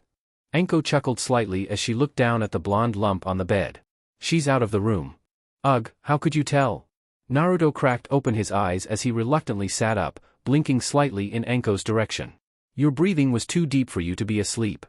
Anko chuckled softly as she glanced over the boy, smiling far too cheerfully for his comfort. Hurry up and get dressed. You've got a lovely day in hell waiting for you. Bring it. Naruto shot back, suddenly standing up as he clenched his fingers, then shot a single digit out at the woman. I'm no afraid and I'm not backing down. Brave words, kiddo, brave words. She responded with an entirely too sweet smile on her lips. But, don't worry, we'll be sure to test just how much you mean them. Now, get dressed, unless you want your girl to walk in on you while you're stripped down. Naruto blinked a moment, then arched a brow as he gave the woman a look. What? Anko blinked slightly as the kid just sat there, glaring at her. If I'm not gonna give Kinchan a free show, why the hell would I give you one? Naruto glared at the woman even more as he crossed his arms firmly about his chest and huffed slightly. Pervert. Anko stared at the boy for a moment, her eyes blinking rapidly as she opened and shut her mouth in a steady rhythm before she finally collected herself and glared down at the boy. I sure as hell don't want to see your scrawny but naked, you crazy brat. Then get out so I can change. Naruto shot back and growled just a bit as he huffed back at the woman, who growled back for a moment, before turning her back on him with a snarl. Just hurry up, you damned brat. She shot back as she immediately stalked away, grumbling slightly under her breath as she left the boy to get dressed. Not as much fun when the shoe's on the other foot, is it, Anko-chan? Yugugo's voice spoke up sweetly as the purple-haired ANBU slid into place, leaning back against the wall. Yeah. Anko grumbled slightly before shaking her head and shifting where she stood. So, how badly you think the girl's going to freak out? We'll see. Yugugo responded simply as she shrugged and offered a simple canting of her head to the woman. Crowded in here today. A new voice spoke up as Kakashi appeared in the window, his single eye flicking between Anko and Yugugo. I guess you were serious about working with him. Quit hogging the window, brat. Another voice grumbled behind Kakashi just before the Jounin was knocked inside by a swift, sandaled boot to his ass, as Jiraiya appeared in his place, smirking slightly. 13 years later, and you're still a pain in the ass. Jiraiya-sama? Kakashi blinked in confusion as he slowly pushed himself back up to his feet and dusted himself off, acting as if he hadn't just been booted through the window by a kick. What brings you? Doing your job, it seems. Jiraiya grunted in return before shaking his head slightly and looking at Anko. You talked to Sensei's brat? Assume'll meet us there with his team. Anko affirmed with a slight smirk on her lips. Seems since Kurenai's busy, he's got plenty of free time on his hands. You only have to buy lunch for his team. Me? Why the hell do I have to buy it? Jiraiya glared back at the woman, pouting slightly. Because, you're the one that's loaded, you damned pervert. Anko shot back with an amused smirk on her lips. So, I suppose I should go and tell Ebisu that his services are no longer required? Kakashi offered up as he started to inch back towards the window, only to freeze as a pair of kunai embedded themselves in front of his feet. Now, Kakashi-kun. That's not very nice. Jiraiya was practically pouting as he casually moved himself in between Kakashi and the window. It's been years since I saw the last remaining pupil of my beloved pupil, and you're just going to run off? I was, just here to introduce Naruto to Ebisu before I headed off with Sasuke. Kakashi responded quickly. Since he seems to be taken care of, don't even want to be introduced to the brat spoil? Enko offered casually as she slipped up and smiled sweetly at Kakashi. Really, Cyclops? I thought you of all people would have a bigger interest in the kid. Ah? Kakashi blinked slightly before glancing towards Jiraiya, who nodded his head ever so slightly in response, causing the man to pale further. Now, Enko. I'm disappointed in you, Kakashi-senpai. Yugugo spoke up before the man could finish whatever he was going to say, and cutting off any retort Enko could make. Very disappointed. As Kakashi stiffened up, any response he might have made was interrupted by the arrival of a coolly curious-looking kin with a mask suspiciously like Kakashi's on her face. A loose pair of dark, charcoal gray pants hung from her waist, down to her calves where white bandages wrapped down to her sandaled feet. Long sleeves of mesh ran from her wrists to her neck, and down to her waist, backless along with the cool gray, open-backed vest that left the spiral mark of her seal plainly visible. With a light, cool gray jacket slung over her shoulder, the girl blinked slightly as she glanced curiously at Kakashi, before glaring over at Enko. Can I take this damn thing off already? It looks dumb enough on that idiot, I can only imagine how bad it makes me look. Kakashi blinked slightly, before carefully lifting his finger and pointing in Kin's direction. SHE's Naruto's spoil? What was your first clue? Kin countered, her voice dripping with sarcasm as she glanced towards Enko. Other than the mask, at least you have decent taste in clothing. Kakashi pinched the bridge of his nose and sighed slightly as he leveled a look at the smug-looking Enko. Oh, how I loathe you, Enko. Kin, meet Naruto's Jonin teacher, the infamously tardy, Kakashi Heikate. Enko offered up with a smug look on her lips. Lazy pervert, meet your student's pet bitch. The girl in question blinked slightly as she glanced up and down at the slightly slumped ninja regarding her much the same, before she turned her attention to Jiraiya. Is this some kind of joke? Afraid not. Jiraiya responded with an amused tug on his lips. So, Naruto-sama's had the copycat as his teacher. And all he's been taught is tree climbing. Kin twitched a moment, then twitched again, staring incredulously at the masked ninja.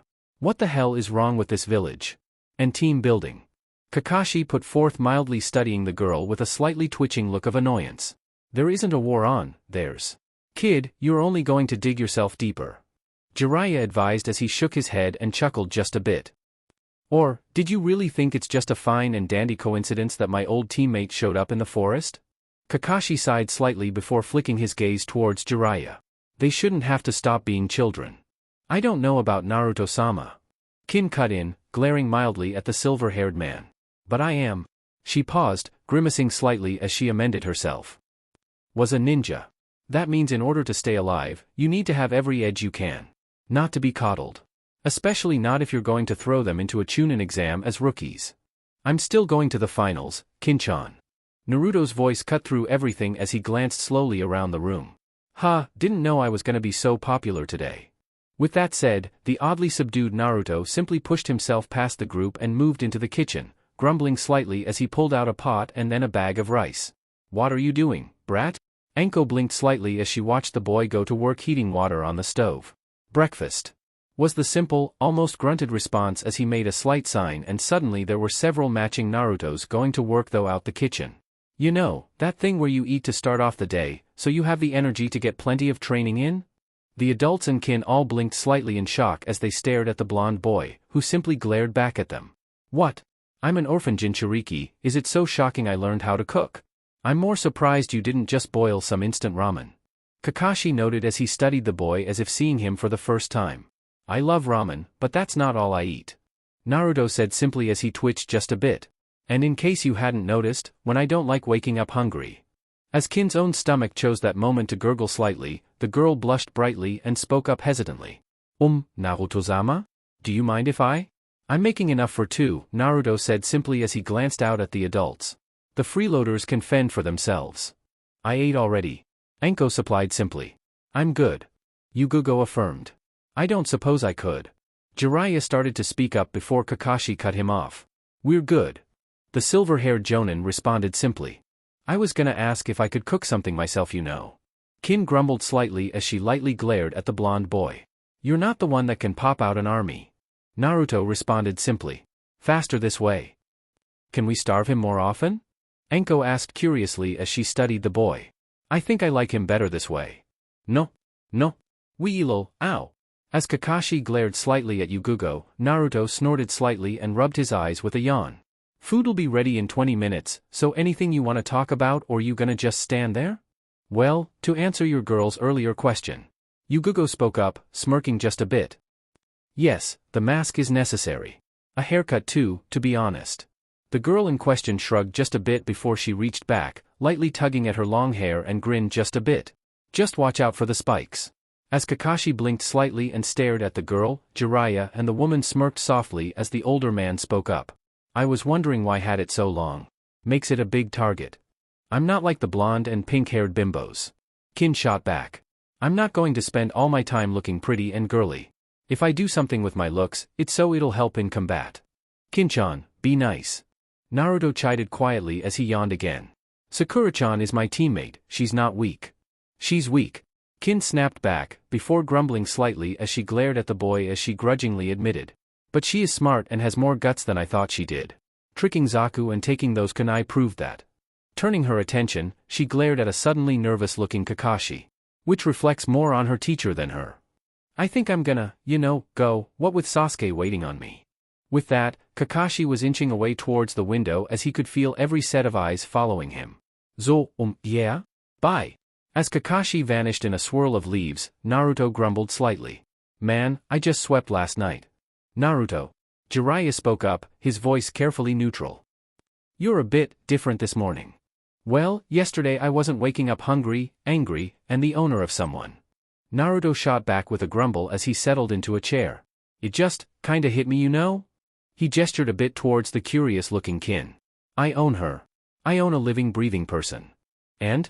Kin just shrugged a bit as she arched a brow at the boy as she settled down into a chair facing him. You say it like it's something completely new for me. Kin-chan. Look, sound isn't like things here. Kin spoke with a sharp edge to her words as she glared mildly at the boy. You did what Orochimaru wanted, or you died. She paused a moment, before shuddering violently. Usually painfully as an experiment, after being caged up like a prisoner for a while. There were some that wanted to glorify what we were. But, we were nothing but his tools, no different than his property. Hell, he even likes to mark his elites. Like he did with your Uchiha friend. The girl shrugged slightly as she settled back. So, all I'm wondering is if you're going to be worth it or not. My last master? I don't like admitting what I've been, so I'm waiting for you to show me I didn't saddle myself with a weakling. Enko, unconsciously rubbing at her neck at the girl's mention of Orochimaru's marks, chuckled just a bit as she looked at the slowly hardening features of the boy. Well, brat, sounds like she's not gonna let you slack off. Naruto paused a moment, lightly cupping his chin with his fingers. This means I get to be in charge of her training too, doesn't it? Kin felt a sudden, dropping sensation in her stomach as she saw the positively mischievous grin on Naruto's face. Say, crazy examiner lady. I do have a name, you know, brat. The woman responded, even as she smirked. So, do I, crazy examiner lady. Naruto countered with an evil grin on his lips. And I seem to have come into possession of a temperamental, cranky mean girl who has fallen from the path of the righteous. We must redeem her. Will you aid me in this most noble undertaking? He stood then, posing slightly with an almost comically wide grin on his face. What are you gonna do, I say no?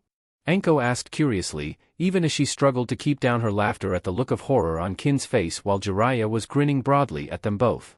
Talk to super bushy brows and make it a most youthful undertaking. Naruto responded, suddenly doing a frighteningly accurate approximation of the green-clad duo's good guy pose. At the look of growing horror on Kin's face, Enko's face took on a look of grim consideration. I see your dilemma. But, perhaps you shouldn't limit her to one undertaking?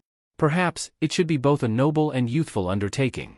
When Kin whimpered slightly in response, Enko and Naruto looked at one another, before they both suddenly burst out laughing as they fell backwards. It was only a moment later that Jiraiya and Yugugo followed them, the small apartment filled with the sound of laughter as the bemused-looking clones shook their head as they continued cooking. Finally realizing what they'd done, Kin scowled at both the boy and the woman even as her lips threatened to twitch into a smile. That wasn't nice. Was funny though. One of the clones commented with an innocent smile. Oh man, there are two of them. Yugugo wheezed slightly before giggling softly as she sat up, shaking her head in amusement. The Hokage's gonna kill me for getting them together. Ma, Sarutobi-sensei will get over it. Jiraiya waved his hand and chuckled just a bit as he looked at the giggling pair, before a somber look crossed his face. Kinda weird though. That he chose someone that was so much more like me than him as an apprentice. And moving on past the creepy observations now. Yugugo noted as she shuddered slightly at the thought. All right you two, enough messing with the new girl. Jerks. Kin muttered slightly under her breath. Now, be nice, Kin-chan. Naruto chided slightly, before he grinned broadly at her. Otherwise, I won't suggest to Asuma-sensei that you be Ino's sparring partner when she complains about not getting any training. Kin blinked a moment, before her eyes widened slightly in realization. The blonde bimbo body thief?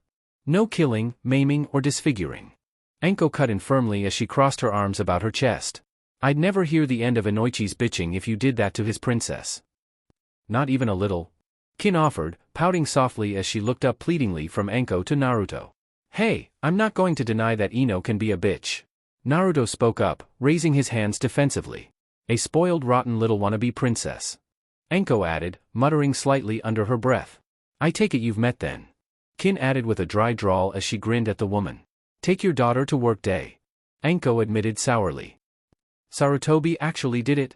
Jiraiya stared in absolute shock as his eyes bulged slightly in disbelief. It was supposed to be a joke. Probably was.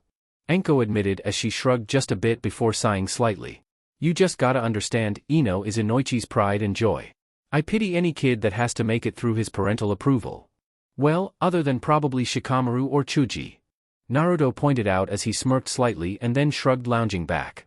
They get free passes, but for some reason, I just can't see Ino settling for either of them the way they are. Plus, she's an Uchiha fangirl. Yugugo pointed out innocently, causing Naruto to scowl sharply and glare at the woman. It always comes down to the bastard. Naruto grumbled slightly before sighing as he shook his head. I ain't gonna let him get ahead of me. Not anymore. Eesh. Jiraiya shuddered slightly as he lightly palmed his face. I swear, if he was watching this, Sarutobi-sensei would be laughing his ass off. And in the Hokage Tower, glancing down into his crystal ball, the Hokage was doing just that. Oh, so, what'd I need to do? Naruto was grinning broadly towards an amused-looking collection of people as he bounced from the balls of his feet to his heels. Damn it, why can't either of you two be this enthusiastic about training? Ino grumbled as she glared at her two teammates. Then one of us might have actually ended up in the finals. Ma, it's too troublesome. Shikamaru grumbled just a bit as he shrugged slightly and lounged backwards on the ground, staring up at the clouds as Chuji munched at his chips next to him. Relax, Ino, the Chunin exams are every 6 months, you have plenty of time to get ready for them. Asuma Sarutobi assured her with a slight smirk as he took a light drag on his cigarette. Well, if your brat wants to get some training in, I know someone she could spar with. Anko offered up casually, her face schooled to neutrality as Naruto and Yugugo each worked to keep their composure. She's gonna be helping me with the kid here later, but for now, I need to put him through his paces so she doesn't have much to do other than put up with the old pervert. Ah, Jiraiya's back in town? Asuma grinned slightly as he took another slight drag on his cigarette before shrugging just a bit. It'll be up to Ino. Sure. Ino agreed eagerly with a nod of her head. Anything's gotta be better than trying to get these two to help. Tisk, troublesome. Shikamaru sighed slightly as he closed his eyes. I fail to see the obsession you blondes have with training. That's because you're a lazy bastard, Shikamaru. Naruto shot back with a slight smirk before turning back to the group adult ninja. So, what'd I need to do already? Just make as large of a group of clones as you can that can keep using chakra for a while. Anko said casually before smirking a bit. Half of them will go with do chakra control exercises, the other will stay with Asuma for your elemental training. Right. Naruto nodded again, before suddenly, the training ground was filled with a sea of orange while the original Uzumaki stood proud as he gestured to either side. All right? You heard the crazy examiner lady. 2 groups. Right, boss. The army of clones chimed as in moments they were divided into 2 distinct camps, each looking towards their respective instructors eagerly. Wow! Asuma whistled softly in appreciation as he studied the group standing in front of him. And here I thought the rumors were exaggerated. You and me both. Anko admitted as she stared at the veritable army of orange-clad clones, then shook her head. But damn if this isn't going to be fun. Heh. Yugugo chuckled just a bit as she looked at the group. All right. Chakra control group with me. To the lake. As the group cheered eagerly, the ANBU woman led them off to begin their training. All right, since I'm stuck with you guys. Asuma chuckled a bit and withdrew his trench knives. I'll start out with a little demonstration of what wind chakra can do. Blondies. Well, original brat and princess brat. Anko shouted with a smirk. You're with me. Princess brat? Ino glared daggers at the woman as she growled slightly while Naruto was already following the trenchcoat-wearing woman, his arms behind his head. I have a name, you know. She knows. Naruto responded casually as he kept strutting onwards, causing Ino to have to suddenly sprint forward to catch up. Why do you think I call her Crazy Examiner Lady instead of her name? Well, at least I get some actual training. Ino responded, suddenly enthusiastically as she launched forward. The blonde girl completely missed the predatory smirks that Anko and Naruto sent one another. Oh. Wait, what the hell? I gotta spar against her? Ino's face was pale as she recognized Kin, in spite of the new clothes, lack of headband and now shoulder-length hair. MMMHMMMMMM. Kin was grinning a happy, predatory smirk as she pulled the gray jacket off, and stretched out. Oh, I'm gonna enjoy this. Now, remember Kin-chan. Naruto chided lightly as he crossed his arms about his chest. Taijutsu only for now, no weapons, no killing, maiming, crippling or disfiguring. Fine. Kin pouted slightly at the boy before she grinned back at Ino. I'm still gonna enjoy this, Naruto-sama. Even if you take most of the fun out of it. Again, what the hell? Ino practically shouted as she turned her eyes away from Kin and onto Jiraiya, Anko, and Naruto. Naruto-sama? She's a sound nin. She tried to kill Sasuke-kun and forehead. The life of a ninja is unpredictable. Jiraiya responded sagely as he grinned at the girl. Besides, I'll be here to referee the match, and offer some advice. Who the hell are you, anyway? Ino growled slightly as she glared at Man. And why the hell would I want to fight this bitch? Well, if you don't want any advice from one of the Sannin. Anko shrugged slightly as she lazily drew a kunai and threw it at Naruto, who yelped and glared at the woman. I'm sure the bitch will be happy to go back to her private studies with him. Wait, you're telling me he's one of the Sannin? Ino responded, incredulously as she pointed her finger at the offended-looking Jiraiya. You know, I really should talk to Inoichi about teaching his daughter some manners. Jiraiya grumbled just a bit. Or, you could, stop being such an old, perverted toad. Kin countered with an obviously fake sweetness. You do know if I want to throw you back to Orochimaru, the brat can't stop me, right?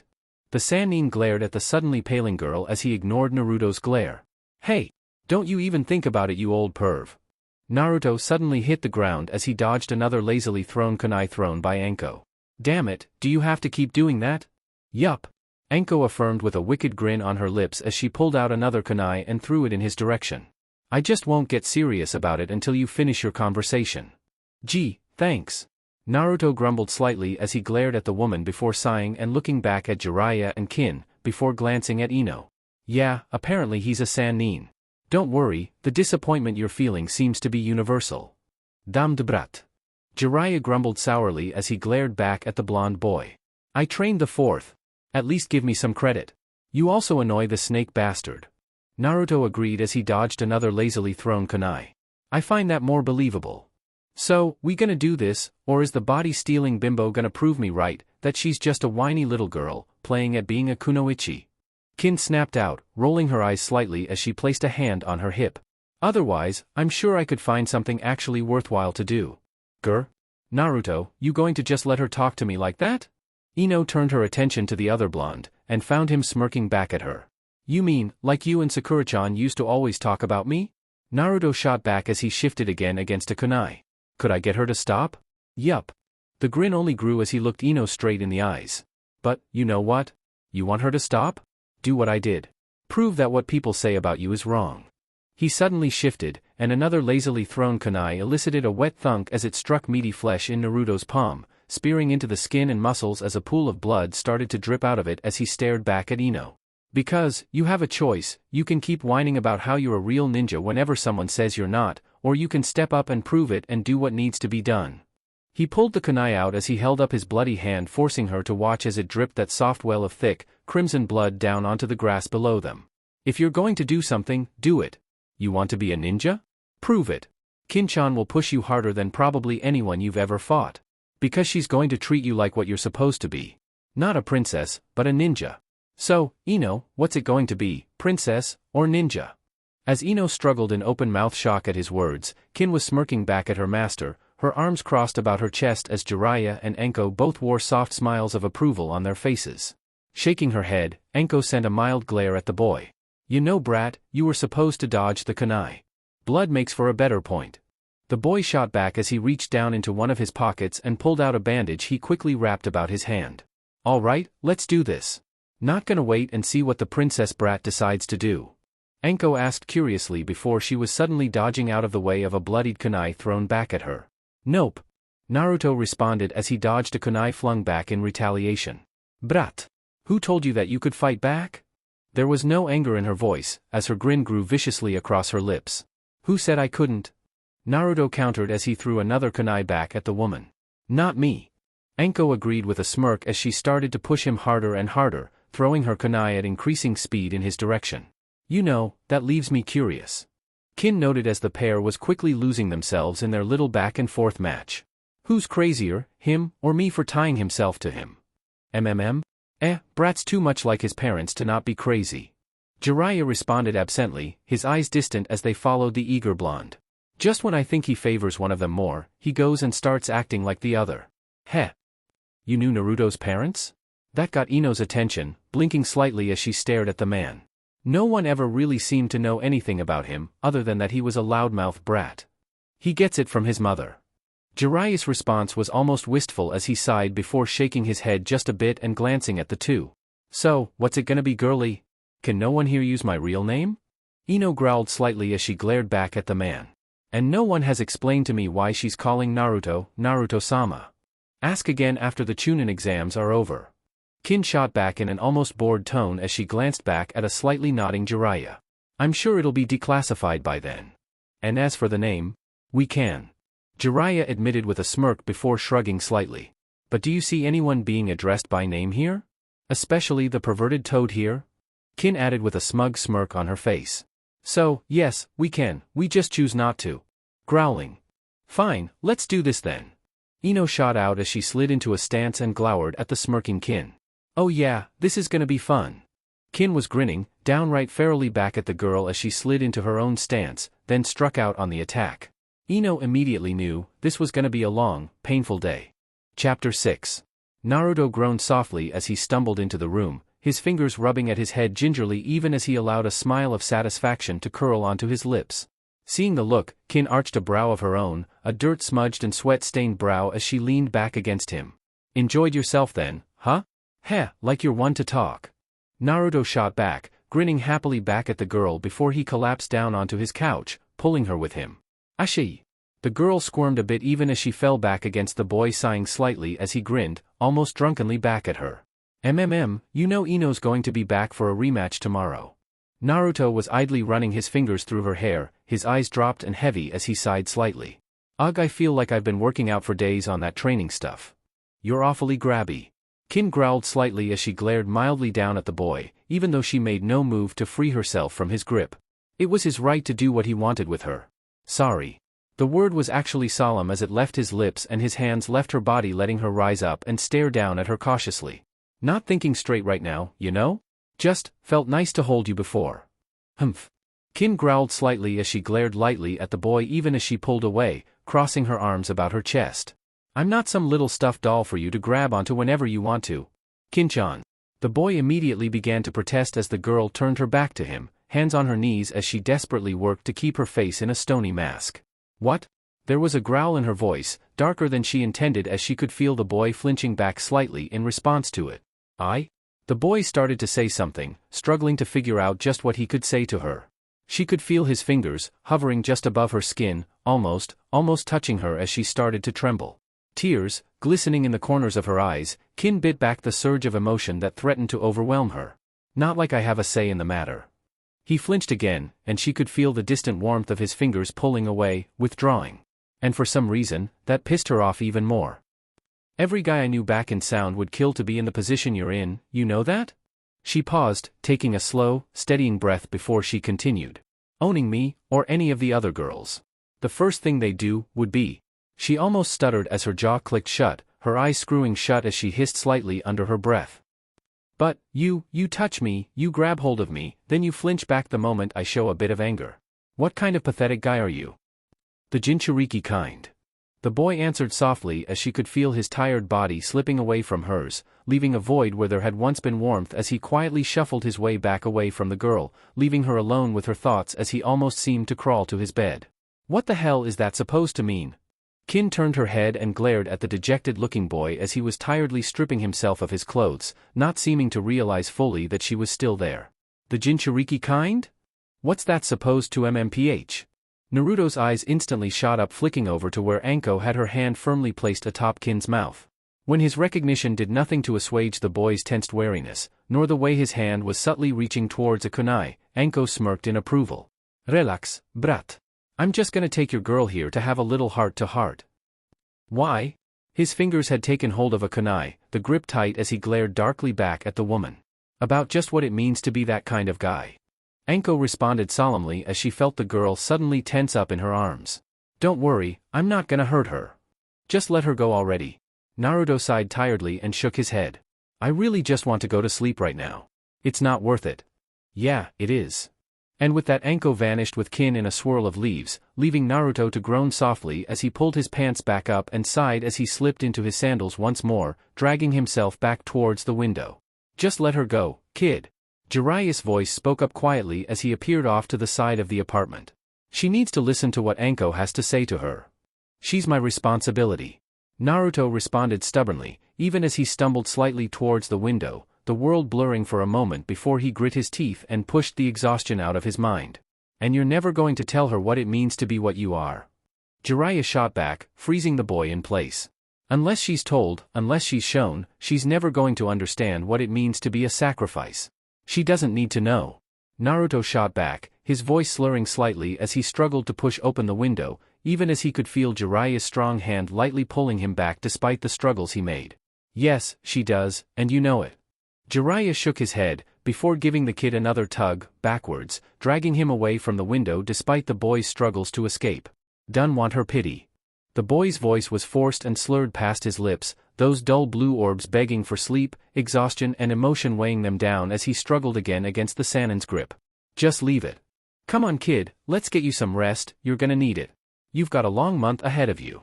Shaking his head, Jiraiya firmly began to drag the protesting and fighting kid with him, ignoring the way the boy just continued to struggle against him. Yeesh, you keep this up and you're to miss a few days of training. My responsibility. Naruto mumbled quietly as he struggled still against the man's grip, causing the Sannin to sigh softly and shake his head slightly. Yeesh, too damned much like both of em. A faint smile played across Jiraiya's face before he tugged the boy even more firmly back with him, practically tossing the kid onto the bed before moving his hands through a complex series of seals, watching as the boy struggling to try and force himself back up before collapsing as he succumbed to the genjutsu-induced sleep. Eesh, I'm getting too old for this. Aw, let me go you bitch. Kin snarled angrily as she tried desperately to strike back at the woman who held her in a firm grip that only seemed to move with her struggles, keeping her tightly bound in place. What the hell?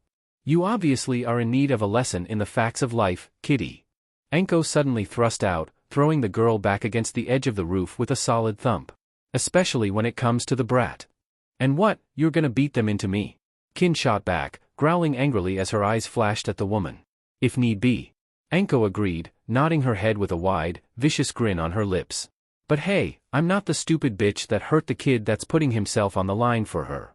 Shaking her head, Anko lazily twirled a kunai around one finger as she smirked at the girl. You see, that brat? The one that you called pathetic? Only person in this fucking village who's had it worse than me. Right, and what the fuck can happen that's so bad in this lovey-dovey village? Kin snapped back, growling as her eyes burned right back at Anko. Hatred. Anko spoke only that single word for a moment, letting it hang in the air as she shook her head. Me and the brat? We're the scapegoats for two of the worst things to happen to this village. She paused a moment, barking off a short bitter laugh before she continued. Me? The madness and treason of my dear sensei. He even left me with a wonderful little present. Same one he gave the Uchiha brat, only I never fucking used it. You have a curse seal? Fear flashed through her eyes for a moment, memories of the cruel, smirking lips of a horned, red head and cold, black and gold eyes glaring down at her flashing through her mind. Heaven. The word was spat past Enko's lips as she glared at the girl whose eyes widened even further in recognition. When I said the same one he gave the Uchiha, I meant it. Just like I meant that I have never, and will never fucking use it. Growling slightly, Enko stalked up to the girl, her eyes boring down on hers. But, do you think that the villagers saw it that way, You think that they cared that I stayed? That I busted my ass to prove I'm still loyal to this village? That I'm not like that snake bastard? Imgunagas, no? Kin offered up with a slight tone of sarcasm as she looked back at the woman. Exactly. Enko nodded her head before she caught the kunai's grip in her palm. But, you know what, kiddo? I at least had some good times to look back on. Times where I could remember what it was like to not have their eyes so cold and suspicious, and I know what it's like to not be hated. She paused a moment, lightly studying the blade in her hand as a shaft of moonlight hit its razor edge. The brat though? His whole life, he's been hated. His whole life he's been a pariah. He's had only about one person who cared for him until just the last year or so. For a moment, she paused, shaking her head as she looked off, her eyes finding the faces carved on the mountain before she continued. Every time he failed, they rejoiced. First times he failed his exams? They were practically celebrating. A lot of them couldn't believe that they'd be willing to let that demon brat become a ninja. And what the hell does all this have to do with why you fucking kidnapped me? Kin snapped back, growling slightly as she glared at the woman. You trying to be thick here, girlie? Enko stared at the girl for a moment before shaking her head as she lightly pinched the bridge of her nose before stalking up to the girl and smacking her atop her head with the ring of the kunai. He's always been alone. Ow. Kin growled slightly as she rubbed her head, glaring up at the woman. Yeah, so? You say it like he's the only one. Oh, really now? Enko arched a brow casually. You've been hated and reviled your whole life without knowing why. Kin blushed slightly at that, even as she growled back at the woman. Always alone. Huh, maybe you have, kid, maybe you have. Enko responded with a shrug as she twirled her kunai around her finger. But, have you been hated? Kin stared back at the woman for a long moment, before slowly reluctantly shaking her head. No, I haven't. That's the difference there. Enko shrugged a bit as she chuckled softly. I always kinda admired some of the stories I'd hear about him. Didn't actually know who he was until NBH smacked me in the face with it. Shaking her head, she then leaned forward and tapped the flat end of the kunai's tip against Kin's nose. But, to be a Jinchuriki is to be a sacrifice, kid. Think about that. I'm trying to get it, okay? Kin growled softly and shook her head as she sighed. But, I just don't. Every guy I've ever known? Gah.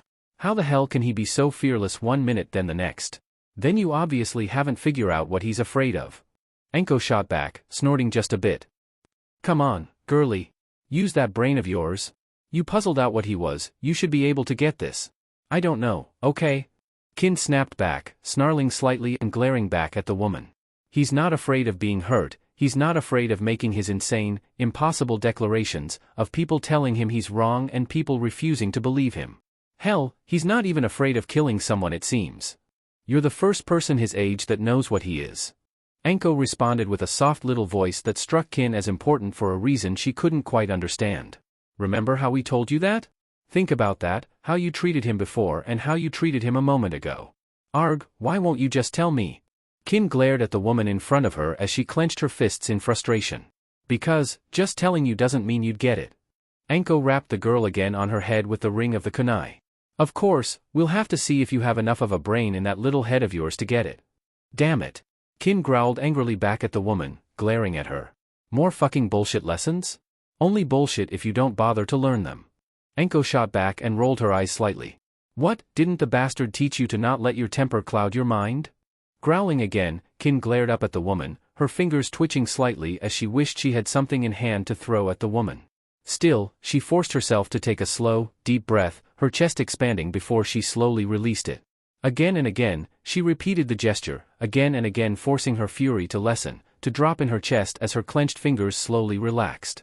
Focusing on the slowing of sensation, she closed her eyes. Centering herself with those breaths. Slow, deep breaths that fell into a steady rhythm as she forced down the anger, the anxiety, the fear, the worry, letting it all slip away. All those things, becoming like a faint mist that slowly fell by the wayside.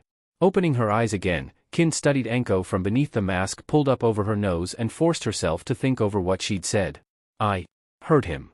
Enko agreed, nodding her head casually as she again twirled the kunai about her finger. And in almost exactly in the way he was afraid of being hurt. Her thoughts raced back over the last day, the actions she'd taken, the emotional roller coaster she'd been on the day before. The way she'd acted, the way she'd reacted. How subdued she'd been, and she quietly leaned back against the wall as realization began to creep into her mind. Ugh. What the hell? He thinks I'm what, rejecting him? Kin twitched slightly as she crossed her arms about her chest and sighed as she banged her head back against the wall. Idiot. Yeah, well, neither of you were exactly at your best yesterday. Enko smirked a bit as she chuckled ruefully. Or, at least not at your usual emotional state. Brat's scared, kid. Ugh, doesn't he get it? After last night? It doesn't matter what I say, what I do, hell even what I feel. I'm his for the rest of my life. Kin shook her head and pinched the bridge of her nose. I couldn't leave him if I wanted to. Do you want to, Enko countered as she studied the girl carefully, gauging her reactions. For a moment Kin stood there, considering as she mulled over everything in her mind and actually thought about it. Did she want to leave him? Slowly she shook her head as she settled back against the wall. No. I'm not a nice person. There was no apology in her voice as she shrugged again, slightly against the wall as she crossed her arms about her chest as Enko nodded her head in agreement. Yup, you are a little bitch. Thing is, kid, you're expecting the brat to know what you want. Or, to just take from you. Enko paused a moment, her lips drawing into a wicked smirk. Hell, I'm starting to think that's what you want him to do, I? Kin paused a moment, before the faintest bit of a blush could be seen blossoming across the visible portions of her cheeks. Maybe. After last night? I figured he'd realized that. And when he flinched, you got angry. Enko rolled her eyes slightly as she slung her arm about the girl's shoulder. Now little bitch, as you've figured out that, tell me, how did you hurt him? He thought I was rejecting him? Kin put for tentatively, almost fearfully as realization was slowly starting to ripple across her mind, before the anger quickly blossomed once more. That idiot. What the hell? The brat's a bit dense. Enko deadpanned with a slight smirk on her lips. Absolute shit at reading people, because he hasn't been close enough to people to pick up how to. Kin finished for her. Because no one was around him long enough for him to read them. He doesn't get that I was telling him how I wanted him to treat me. Nope, you have to straight out tell him. Enko grinned broadly as she glanced down at the girl who slumped so fully back against the wall. And probably keep telling him until he gets it.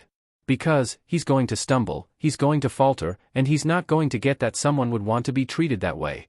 Ugh, this is all just such a pain in the fucking ass. Kim growled slightly and sighed as she slumped down and groaned. Hey, I'm not the kinky one that wants to be manhandled and put in her place. Enko shot back with a smirk before she snickered just a bit. Come on, kid, the old pervert probably forced the brat to sleep to keep him from following us. You think he tried? Kin arched her brow cautiously as she quietly studied the woman in front of her. I can tell you for a fact he did. Jiraiya's voice spoke up as the white-haired man appeared on the rooftop.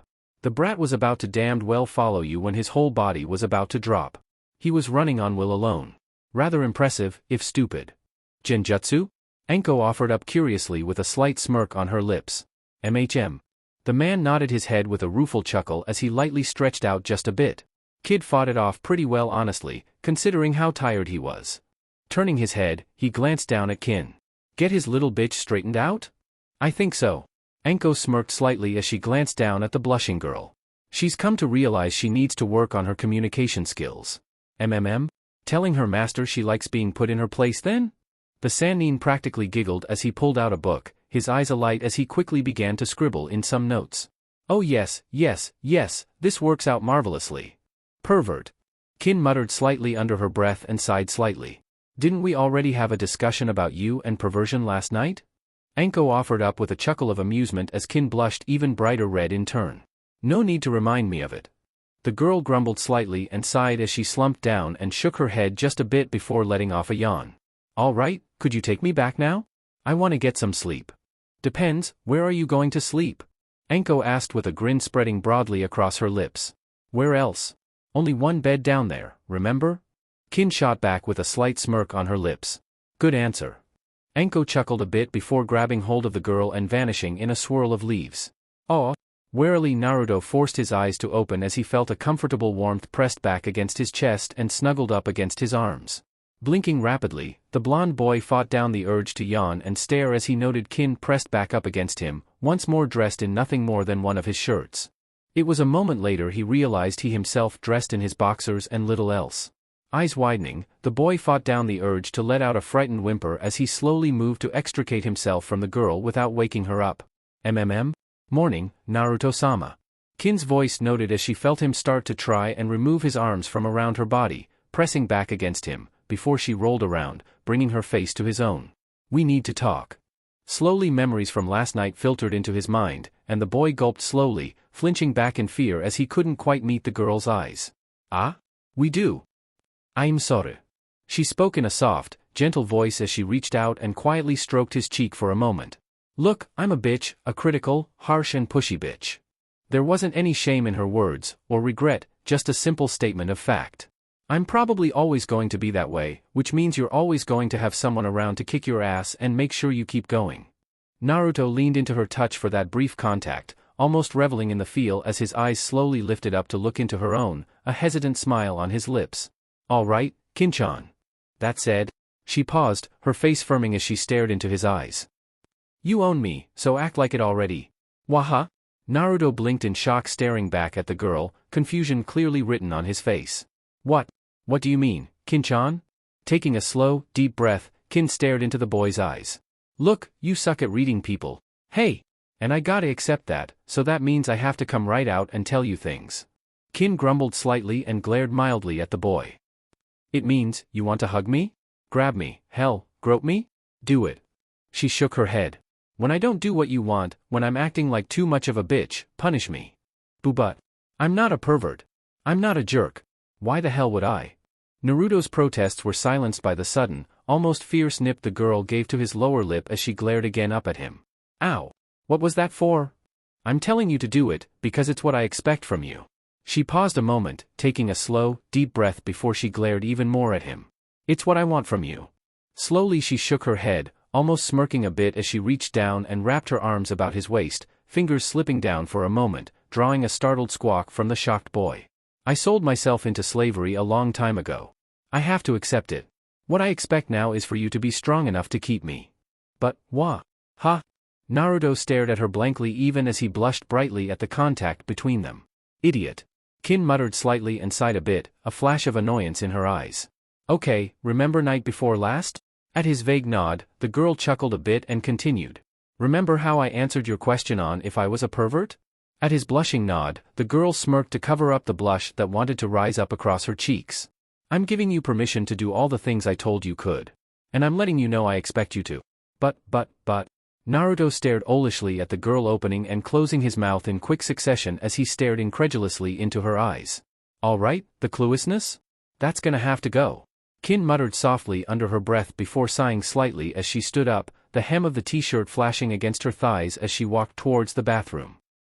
Hurry up and get dressed, we've got training to do, remember? Right. Naruto blinked slightly, in a daze as he rolled out of bed, still staring at the retreating space where Kin had occupied only a moment before as he dressed himself in a daze. Blinking again as he tugged his jacket and his forehead protector on, he stumbled forward to find his kitchen rather occupied. Yo! Enko waved as she munched on a piece of onigiri next to the masked Yugugo while Asuma waved lazily from where he was staring at a shogi board across from Jiraiya as Ino glared mildly at her teacher. Sleep well? Naruto paused a moment in consideration, before shrugging a bit as he casually summoned forth a group of clones who headed towards his kitchen. I'll deal with you later. About time you got up. Ino barked as she crossed her arms about her chest. We've been waiting for half an hour already. Ino, what did you do after you left the training ground yesterday? Naruto asked with an annoyed twitch on his face as he glared mildly at the girl. Huh? Went home, had some dinner, relaxed some, then went to bed. Why? The blonde girl blinked, uncertainly as she stared back at the boy.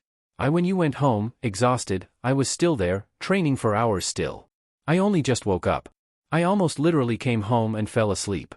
Pausing a moment, Naruto glared mildly at Jiraiya.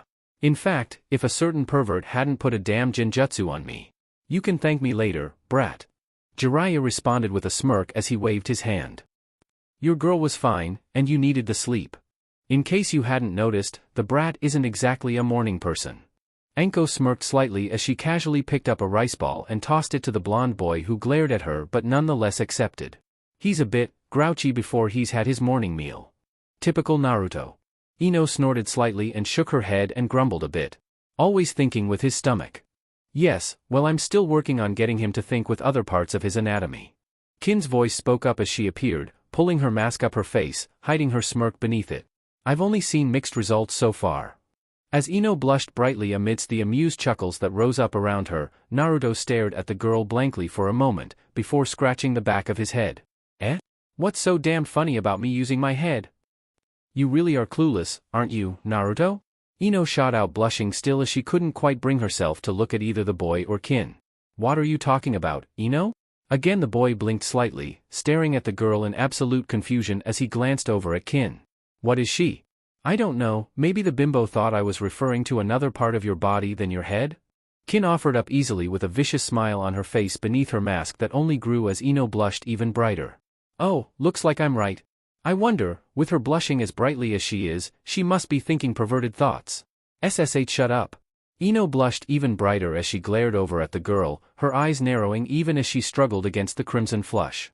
Well, I guess we know which one of your brats is the pervert on your team, huh, Smokey? Anko noted with an amused grin as she stretched out, still munching on her rice ball. Well, Asuma started, noting the way Ino was staring in complete mortification at Anko, his lips quirked into a slight smirk as he drawled. I can't say it's surprising. Asuma-sensei? Ino squawked in outrage once more as her gaze rounded about and stared with wide eyes at the man. Every genin squad has one. Anko spoke with a matter-of-fact tone as she gestured around them. The Sannin had the toad perv. Super pervert. Jiraiya corrected with an amused smirk. Minato's squad had, well, let's just say she was a pervert. Heh, don't forget guys. Asuma spoke up, watching in amusement as a ripple of fear curled through the air. I've been trying to. Anko shot back, grumbling slightly as she smirked. Every genin squad has at least one pervert, no matter how they might deny it. So, what, Naruto's the one on Team 7 then? Ino shot back, quickly trying to turn the conversation away from her with a blush. I wish. Every eye turned to Kin, Naruto's wide as he stared at the girl who only blushed slightly under her mask and shrugged. Would make explaining things to him a lot easier. Ok. Naruto blinked slightly as he stared at Kin, not quite sure what to say. Don't worry, I'm sure me and the old toad can break through to him. Anko grinned ferally at the boy who twitched slightly in response. So, the pervert on his team would be. Ino paused a moment, her eyes widening in shock. Sasuke? Naruto stared at the blonde girl a moment, before slowly pausing as he glanced at the rest of the group. We've established that Ino is the pervert on her team, right? At the amused nods of affirmation and the indignant huff he continued. So, since we've also established I'm not, who acts more like Ino? Sasuke, or... What? Ino blinked slightly, then stared at the boy in shock. You're saying... She's the one who's always trying to get into Sasuke's pants, along with you. Naruto pointed out with a wince and a shrug as he settled into his seat, only to blink as Kin immediately plopped herself down on his lap. Ah, Pinky right? Kin nodded her head and smirked softly. She's at least got some guts? And you said she's on the team with the guy Bimbo here wants in the pants of? You don't have to remind me. Naruto grumbled slightly as he lightly wrapped an arm about Kin's waist, lightly stroking his fingers against her side anyway. So, you think she's got into the Uchiha's pants then? Anko offered up, smirking as she relished the look of absolute shock that blossomed across Ino's face. Yeah, right. Naruto snorted softly and shook his head. Like the bastard cares about anything but getting stronger. Ah. I knew forehead wouldn't get him. Ino crowed triumphantly as Kin and Naruto both stared at her blankly for a moment. Oi, Bimbo. Kin smirked savagely back at the girl. If Pinky, the girl he sees every day, the girl that gets to be closer to him than any other girl, doesn't get anywhere with him, you think a silly little wannabe princess like you has a shot? Grr, why you, I'm gonna... Ino growled as her eyes burned, the palatable anger spiking even further when Kin dismissively waved her hand. Right. Save it for training. Kin's smile was lazy as she relaxed back against her owner. That is why you're here, isn't it? Of course it's why I'm here. Ino growled as she pointed a finger accusingly towards Asuma. I got more of a workout in that sadistic thing you called sparring than he puts us through in a week. I'd be insulted, but she's the only one on the team that actually has any interest in training. Asuma nodded and shrugged. She's also the only one that can get them to train. Plus, you're lazy too. Jiraiya noted as he moved a piece on the shogi board. True. Asuma shrugged slightly and grinned back at the white-haired man. But, I already did my time in the 12, so. The man shrugged slightly as he grinned a bit back at Jiraiya. As I recall, the bounty on my head's bigger than the one on yours. Only because I know when to keep my head down and I've got too many fans that would be outraged. Jiraiya countered slightly even as Ino, Naruto and Kin all stared at Asuma. Bounty? Naruto offered lightly even as his clones put the dishes of food in front of himself and Kin. Once you get big enough kiddo, and if you piss off enough people, you end up with bounties on your head. Asuma responded with a shrug and a slight grin on his face. The one that would be on my old man's head if he wasn't Hokage. Heh. Let's just say it's a good thing that the organizations that make such bounties aren't stupid enough to target the leader of a ninja village. Though, usually they drop the bounties on the really powerful ninja. Kin interjected with a slight smirk. You know, the ones that will wipe out an organization like them for bothering them? Unless they've got a ninja like that on their payroll. Jiraiya countered quietly even as he shrugged a bit. Then it depends on the ninja. Heard something I should know about? Asuma chuckled a bit as he made another move on the board even as Naruto and Kin began to eat. Just rumors of an S-class bounty hunter. Jiraiya shrugged just a bit before studying the board and smirking slightly as he shifted a piece. No one knows for sure, as he doesn't really tend to leave behind witnesses, but he's supposedly been around a long, long time. Asuma whistled softly and chuckled just a bit as he nodded his head. Must be good then. Won't know unless one of us faces him and lives to tell. Jiraiya responded simply and shrugged just slightly before sighing softly. Anyway. Wait, Asuma-sensei has a bounty on his head? Ino spoke up staring incredulously at the two so calmly discussing things. Yup, gotta be more than 30 million ryo? Asuma looked over questioningly at Jiraiya who nodded slightly in answer. Yeah, over 30 million. Only one in the village with a higher bounty on their head is Kakashi. What about super bushy brows? Naruto blinked slightly as he quickly consumed some rice. Isn't he really strong too? At the confused look on Jiraiya's face, Asuma spoke up with a chuckle. Guy. When the Sannin suddenly snickered and nodded in understanding, the Hokage's son turned his head and smirked at Naruto. Tell me, kid, would you admit having your ass kicked by someone like Guy? I know I wouldn't. Kin spoke up quickly, shuddering slightly as she leaned back against Naruto. I guess. Naruto admitted with a wince and shook his head. If he trained Lee to be that strong though, isn't he really, really strong? Oh yeah. Asuma nodded his head and grinned slightly. When Guy goes all out. You don't want to be on the receiving end of things. That Gates thing? Naruto blinked a bit then shook his head. Fuzzy Brows was in really bad shape after he used it, even before that Gaara guy did a number on him.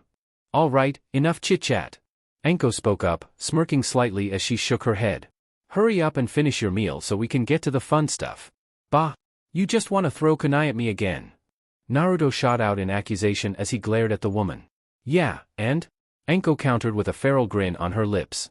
Well, he's picked up the water walking exercise already. Yugugo noted casually while glancing at Asuma, how's he doing on leaf cutting? Moved him to rock cutting. Asuma grunted slightly with a slight smirk. Kid picks things up damned fast. 6 months worth of training mastered in a few hours. Right, looks like I need to grab Tenzo. Yugugo noted with a slight smirk on her lips.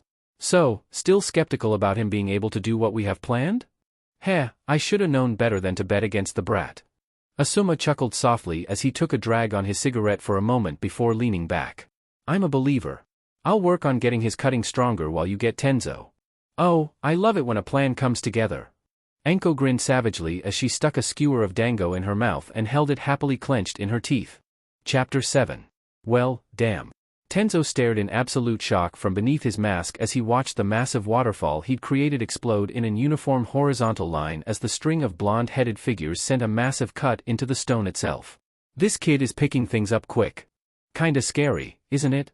Asuma smirked slightly as he took a slow drag on his cigarette as the string of Narutos cheered triumphantly.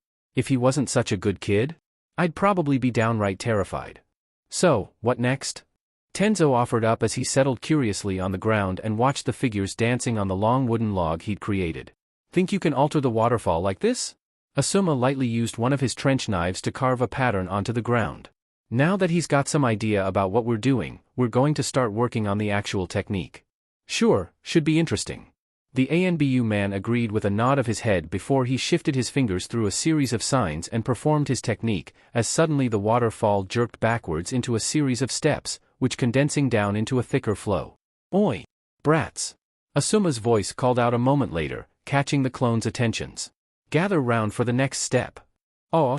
They were both sweating, the light catching on the glistening beads of moisture that clung to their flesh, twin grins on their faces, identical in so many ways.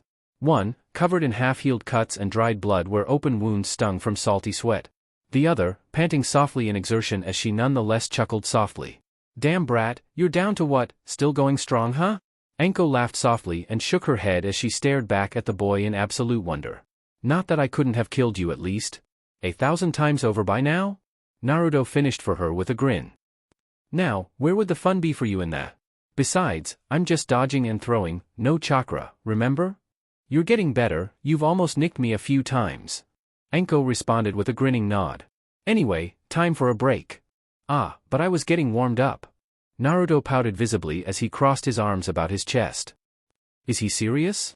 Ino turned her head from where she was laying out on the ground, her hair matted with sweat as bruises welled up across her body. From what I can tell. Kin offered up as she lay out next to the girl, glancing at her lightly out of the corner of her eyes. Yes. Scary. Ino shuddered slightly and stared back at the blonde boy. Seriously, where does he get all that stamina? He was very active growing up. Yugugo offered neutrally, before glancing back at the two. All right, that's enough of a break. Ugh, she's a damned slave driver. Ino half-whined even as she pushed herself up, before wincing as she felt a sudden rap on the back of her head from the ANBU woman's sheathed blade. And here I thought you wanted training, Yugugo spat out sarcastically as she glared down at the girl. Ido. Ino shot back, growling slightly as she glared. Just not all of us here have his stamina. Kin paused a moment before glancing over at an amused-looking Jiraiya. So, you gonna interrogate me still? Well, I had planned on it, I just didn't think you'd be pushing yourself this hard. The Sannin noted with a light chuckle and a rubbing of his chin. What the hell? Hey, mind keeping Princess here busy a while? I need to start getting some info out of the bitch here. Ugh, how come you let him call you that? Ino grumbled slightly as she looked at Kin in disbelief. Because I am one? Kin offered up with a shrug of her shoulders as she smirked back at Ino. Didn't I already make that abundantly clear? Grr. Ino glared back at the girl even as she gave an angrily nod of assent. I gotta admit, bimbo. Kin smirked at the rise in the girl's irritation, her smirk only growing in response. You suck, but at least you're trying not to. Jiraiya blinked a moment, before his soft snickers awoke into a perverted giggle as he grinned back at Kin, his eyes dancing merrily. Kin took a moment, blinked slightly back at the man, before glancing over at Ino thoughtfully, lightly tapping her finger against her lower lip in consideration before she shook her head. Nah, bimbo here doesn't strike me as the kinda girl willing to suck that way. Too much of a princess. Ino blinked slightly, confusion written on her face before her eyes widened and realization as she blushed a bright crimson, glaring back at the girl. WYU. WH what? Gur. You pervert. Oi, crazy lady. Naruto glanced over at the lightly panting Anko, as another kunai cut across his arm. Ow. Damn it. What the hell are they talking about? Are you kidding me? Anko paused a moment and stared back at the boy, her eyes incredulous before she burst out laughing. Oh man, that's just... Ah. What? What's so damned funny? Naruto growled softly as he glared at the woman laughing so eagerly back at him. You seriously don't know? Yugugo was staring at the boy from beneath her mask, her eye twitching softly, before she turned her head, about to speak before her voice died when her gaze settled on Jiraiya. The Sannin's face was locked in a look of shocked, horrified disbelief as he worked his mouth slowly open and shut in shock, struggling to come up with the words to respond to the situation. A soft whimper escaping his mouth, the man turned his head, looking in shocked disbelief at Yugugo and Anko. A moment later, his look shifted, turning, imploringly onto Kin as he held his hands up and gestured repeatedly towards the blonde boy. What's wrong with the old pervert? Naruto asked, looking curiously around him as he scratched the back of his head. He's acting like I broke him or something. You seriously have no clue what bitchy here was talking about? Ino stared at the boy, who shook his head cluelessly back at her while she hung her head, before biting back a snicker. Was Forehead ever wrong about you being a pervert? Yes, I'm working on changing that, but he stubbornly refuses to give in. Kin noted before shaking her head in exaggerated sadness. I've even had to tell him, quite blatantly, he's free to grope me whenever he wants, and all he does is, well, that. Kin gestured and Ino's eyes traveled over to where Naruto had rapidly developed a look bordering on an impersonation of Jiraiya's reaction. Blinking slightly at the blushing, wide-eyed fish look on the boy's face, Ino finished registering Kin's words before turning back towards the girl and staring with wide eyes at her. Wait, you not only gave him permission to do that to you, you actually encouraged him to? MHM. Kin casually nodded her head as she hummed out her response, shaking her head slightly in annoyance before shrugging a bit. Ugh, I swear, it's going to take forever to get through that damn thick skull of his.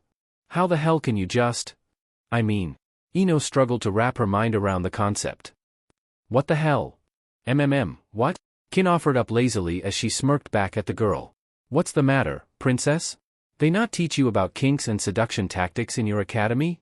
Actually, those tend to be supplementary courses given post-academy graduation. Yugugo noted neutrally, even as she practically smirked beneath her mask.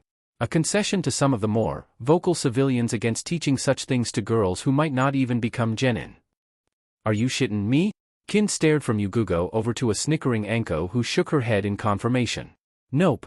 Anko agreed casually, her grin spread wide about her lips. Though, to be honest, it's not like you girlies are generally developed enough to take that option until you've filled out more. Hey, crazy examiner lady. Kin called out, grinning with a cheerful sadism.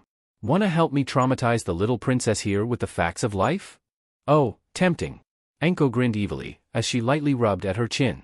Not like she couldn't use some seduction tactics since she's rather, well. I swear, if you say useless, I'll possess you and have you pose for him. Ino growled as she pointed over towards a suddenly very attentive Jiraiya. Will you do it if I mention it? Jiraiya asked hopefully as he twisted out of the way of one of Anko's kunai. Hell no. Ino countered before glaring back at Anko. You think I'm gonna let you just hit me with that attack, princess? Anko smirked softly as she grinned in amusement back at the girl. You think I can't sweet-talk daddy into telling me where you live? Ino countered with a smirk of her own on her lips. Anko paused a moment at that, opening her lips almost instinctively before grinning viciously back at the girl. I think, little princess, you'd better think very carefully about just what I might do to you for something like that. The woman's smirk grew into a positively sadistic leer as she continued. Because? I already know where you live. Pinching the bridge of his nose, Naruto sighed softly before he spoke up. Ino. You, and the rest of the genin girls suck at seduction. Before the outraged girl could respond, the blonde boy continued. One word, Sasuke. Ino froze at that, opening and shutting her mouth in a rapid blinking fashion as the gears in her head were audibly grinding out. Finally she blinked owlishly back at the boy and bit off a reluctant growl. Fine. Shaking his head again, Naruto grumbled a bit as he glared around him. Now, can we please stop talking about this stuff and get some actual training done? You perverts are bad enough as is. Perverts? The female voices rang out with voices ranging from anger, to annoyance to amusement. Well, not you, NBH-chan. Naruto responded quickly before gesturing to the rest of the group. Just the rest of them. Pausing a moment, the masked woman seemed to consider this a moment, before nodding her head in agreement. True enough, I suppose. Snickering softly, Anko suddenly grabbed Ino by the back of her shirt and hefted her up. Hey, Yugugo-chan. Keep the brat busy for a while. I'm gonna take a break and give the princess here an education. At the ANBU woman's nod, Anko grinned even broader at Kin. Wanakome. Sounds like fun. Kin agreed happily as she stretched out. Hey, let me down, you crazy bitch. Ino's voice rose angry, defiant into the air as she immediately struggled to escape Anko's hold. What the hell are you doing? Oh, relax, princess. Anko laughed softly, her eyes gleaming there on her face as she smiled happily as the sweat fell down across her face. Us perverts are just going to have ourselves a little talk. This should be fun. Kin agreed with a happy chirp. Think of all the subjects we can cover. Indeed, my young disciple, indeed. Anko gave a sage nod of her head as she smiled wickedly down at Kin, and the three quickly vanished, hauling the still protesting Ino out of sight. I should be afraid, shouldn't I, ANBU-chan? Naruto noted with a slow shiver of dread dripping down his spine. Absolutely terrified, kid. The confirmation came swiftly and simply from behind the ANBU's mask as she lightly drew out her sword and turned her head towards the boy. Well, we've seen how you fare in dodging kunai, let's see how you do against a blade, shall we? Will it take my mind off of the increasingly bad scenarios I'm coming up with in my head about how this is going to come back to screw me over? Hope blossomed in the blonde's voice as he looked up pleadingly at the masked woman. Can't hurt, now can it? The woman responded neutrally as she lightly shrugged her shoulders and smirked back at the boy beneath her mask. You know, you shouldn't lie like that, NBH-chan, Naruto chided lightly as he settled into a ready position. We both know this is going to end up hurting me a lot. True, but think of how much faster you learn. A trace of ankle-like humor slipped into the woman's voice as she suddenly lashed out with the sword, drawing a thin line of blood against Naruto's arm as he scrambled out of the way. And, you need to learn to avoid every attack. After all, you never know when someone might do something like, oh? Poison their weapons, you know? Paling for a moment, Naruto nonetheless grit his teeth and moved himself as quickly as he could out of the way of the woman's swipes, the sweat once more beginning bead and flow across his skin as it mixed with the lines of crimson that began to blossom on his skin. He wasn't going to give in. He wasn't going to stop. He was going to prove to everyone that he was worthy of becoming Hokage. Oh! Blood welled up across Ino's face when she eventually stormed back into the training ground, only to stop and stare in open-mouthed shock at the sight she beheld. While she'd been away, Naruto had stripped down to nothing but his pants, his forehead protector carefully lain off to the side folded neatly into place while his body glistened from a combination of blood and sweat. Still, it was the look on his face that really threw her. It was one of simple, burning determination as he twisted and moved around the blade's slashing strikes. Doing little more than wincing now and then when he felt a new line of crimson opened up on his skin. It was a look, not of the normal, childish petulance she'd grown used to seeing in the academy when he stubbornly dug in against someone, just for the sake of refusing to give in, but one of an almost grim determination she'd seen at times on the faces of her father and his teammates. Kinda weird to see, isn't it? Kin's voice was suddenly hovering above her ear, a smug smirk on her lips as she watched over Ino's shoulder. He acts like such an idiot, a goofball, but then he goes and keeps surprising you. Heh, at least I know I won't ever be bored. After a moment's consideration, she shook her head and sighed slightly. Just frustrated. What, is the princess here drooling over the brat? Anko popped up next to Kin as she glanced from Ino towards Naruto, her lips quirking slightly as a bit of mischief fell across them. My, looks like you might have some competition, little bitch? PFT, as if. Kin waved her hand dismissively as she watched Ino glare at them as the faintest tinge of a blush blossomed across her cheeks. Me? Interested in Naruto? Ino growled slightly as she glared at the pair who smirked back at her in an eerie unison. No way. Sasuke-kun is the only one for me. See? Kin gestured towards the girl with a shrug and a grin as she smirked back at Anko. Still a complete fangirl. Heh, no competition at all. A shame, competition can be fun. Anko observed with a slow, innocent smile on her lips as she lightly shifted about where she stood. Though, completely understandable. Like the brat said, you suck at seduction. Of course, if she was good at them, she'd probably end up being sent on all those high-profile seduction missions where she'd have to sleep with the target, then use that funky jutsu of hers to rummage around in their heads. Kin noted with a cheerful smile on her face. So, maybe we should help her become a better kunoichi? My, that does seem like the best way to go. Anko agreed with a sage nod of her head. And, getting laid would probably help her unwind some. Are you kidding me? Kin gave the woman an incredulous look.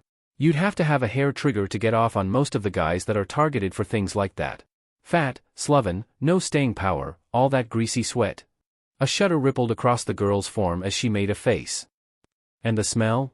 She paused before grinning viciously at a pale Ino. On second thought, sounds perfect for the bimbo here. Hey! Ino growled back at the girl, her eyes flashing as she snarled at the girl. Unlike you, I have no interest in being some kind of sex toy. She paused a moment, before smirking a bit. Though, if I was, I probably wouldn't be getting all frustrated because my master wouldn't play with me. Kin's eyes flashed for a moment as she narrowed her eyes back at the blonde girl, while Anko merely allowed her grin to grow even further on her lips. Well, you both do have excellent points.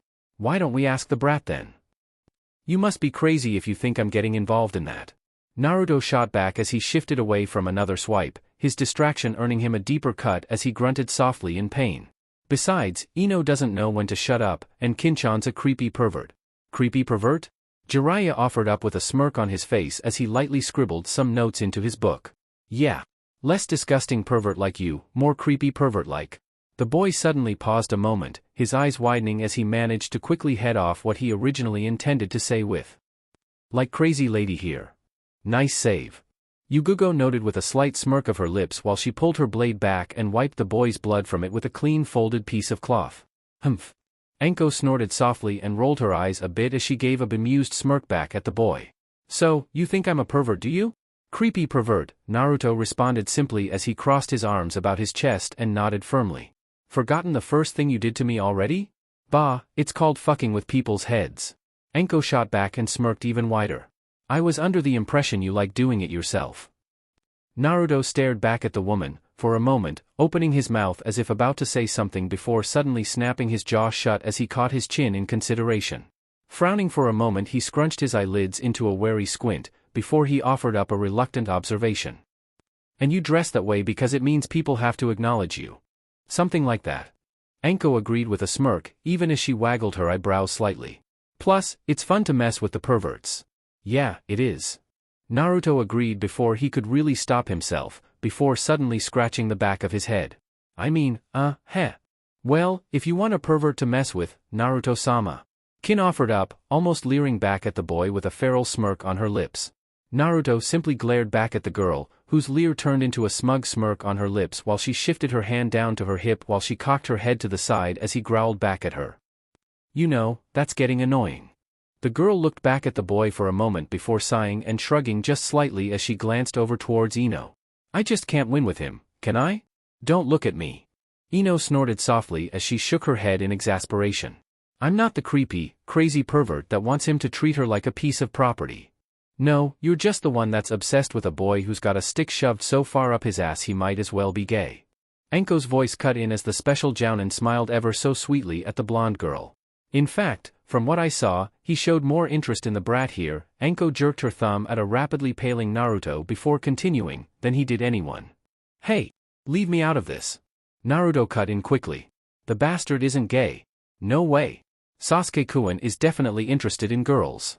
Ino quickly shrieked as she glared back at Anko, before Naruto couldn't help but cut in. I know I said he wasn't gay, and this will probably come out wrong, but the only thing Sasuke seems interested in right now is his brother. Naruto shifted slightly at the sudden looks of horror that rippled across the group, mixed with looks of understanding from the older Nin. Well, it was hard to tell with Yugugo, but he was pretty sure she was as well. His brother? Kin couldn't help but look a bit ill, before she snickered a bit and smirked at Ino. Man, you really can pick M, can't you, bimbo? Boobobut. Ino immediately began to protest, her brain seemingly stuck on that bit of information and unable to proceed further.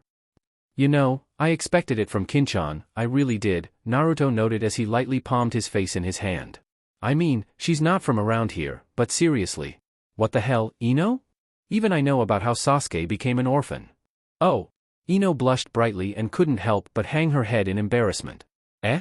Kin blinked slightly, confusion washing across her face as her nose scrunched up slightly. What are you talking about? The brat's referring to the Uchiha massacre. Anko responded, every trace of humor gone from her voice as her lips were pressed into a hard, thin line. When Sasuke's entire clan, parents, family, were all killed by his older brother, Itachi. That actually happened? An entire clan, wiped out by one of its members. Kin blinked up and stared as she looked around, seeing the slight nodding of heads among the older generation. I thought that was just some kind of twisted rumor. Afraid not, kiddo. Jiraiya shook his head and sighed softly before offering a slight shrug in response. It's been 5 years now. And suddenly, I'm starting to wonder if I was safer and sound. Kin noted as she made a light face and sighed softly, shaking her head with a grumble. First this village created Orochimaru, now some other insane, especially powerful ninja. We have a larger number of, well, deviants I suppose you could say. Yugugo admitted as she glanced from a smirking Anko to an innocently whistling Jiraiya. But at the same time, we do produce consistently higher quality shinobi. We just tend to be a bit eccentric. Jiraiya added with a slight quirk of his lips, his eyes twinkling slightly. Right, eccentric. Kin muttered slightly under her breath before looking thoughtful for a moment. Well, that would explain the bimbo here. Hey! Ino growled softly as she glared back at the girl.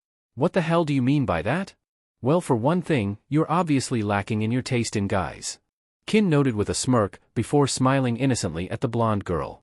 Plus, you're obviously trying, and failing I might add, to repress your perverted desires for Naruto-sama here. As if. Ino glared back at the girl even as her face flushed crimson and she glanced lightly towards the owlishly blinking Naruto. Oh, denial while blushing. Anko crowed as she turned and glanced at a still masked Yugugo. What do you say, confirmation? It would appear so. The masked woman agreed with a nod of her head. Though, you missed out the discreet glances towards him as she said it. How long until you think she'll be replacing all her Sasuke posters with Naruto ones? Anko continued, ignoring the growing look of horror blossoming on both Naruto and Ino's faces. Well, she's still in the denial phase. Yugugo responded, lightly tapping her lower lip. She still has all those other pesky ones to get through. I do not like Naruto. Not like that. Ino immediately protested yet again as she glared back at the women. Please let her be telling the truth. Naruto offered up pleadingly as he turned towards where Jiraiya was visibly restraining himself from laughing. They're joking, right? Afraid not, kid. Jiraiya responded with a growing smirk as he reached down and ruffled the boy's sweat-drenched hair. Congratulations, you're turning into a little heartbreaker. Eyes widened in horror, Naruto involuntarily took a step back, panic quickly filling his eyes. Oh, hell no. She'll try to turn me into the bastard. The females turned and blinked at Naruto for a moment, as their reactions varied from one to the next. Kin's lips were twitching, visibly towards a smug smirk.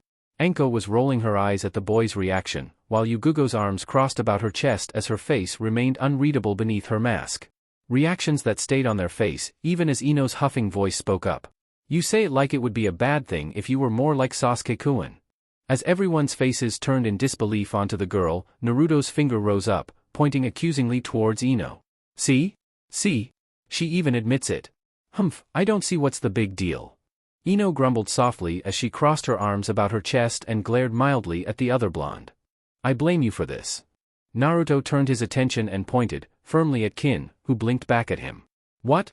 Why the hell are you blaming me for her being a dumb bimbo? Kin stared back at the boy incredulously as her mouth hung in shock. All I did was point out the truth. Yes, but if you hadn't, I would have remained blissfully unaware of her intent to turn me into another Sasuke. Naruto shot back before turning his head and glaring at Ino. And you? Don't even think about it. No way in hell I'm gonna act like him. Humph, as if you could be as cool as. Ino immediately began to counter as she tightened her arms about her chest. You know, strictly speaking. Jiraiya was busy scribbling away at his notebook as he spoke, not quite glancing up at the group. The brat here has far more potential than the Uchiha. What? Ino's screech earned flinches out of both Naruto and Kin, as Anko only blinked slightly at the outraged response. Ha, princess has some lungs on her, I'll give her that. Yawning slightly, Anko lightly wiggled her pinky into her ear. Hopefully Asuma can teach her to shut up before she blows a whole mission. She's still a brat, so no worries just yet. Jiraiya waved his hand as he blinked a bit at where Naruto was staring at him in slack-jawed amazement. What, is there something on my face? You said?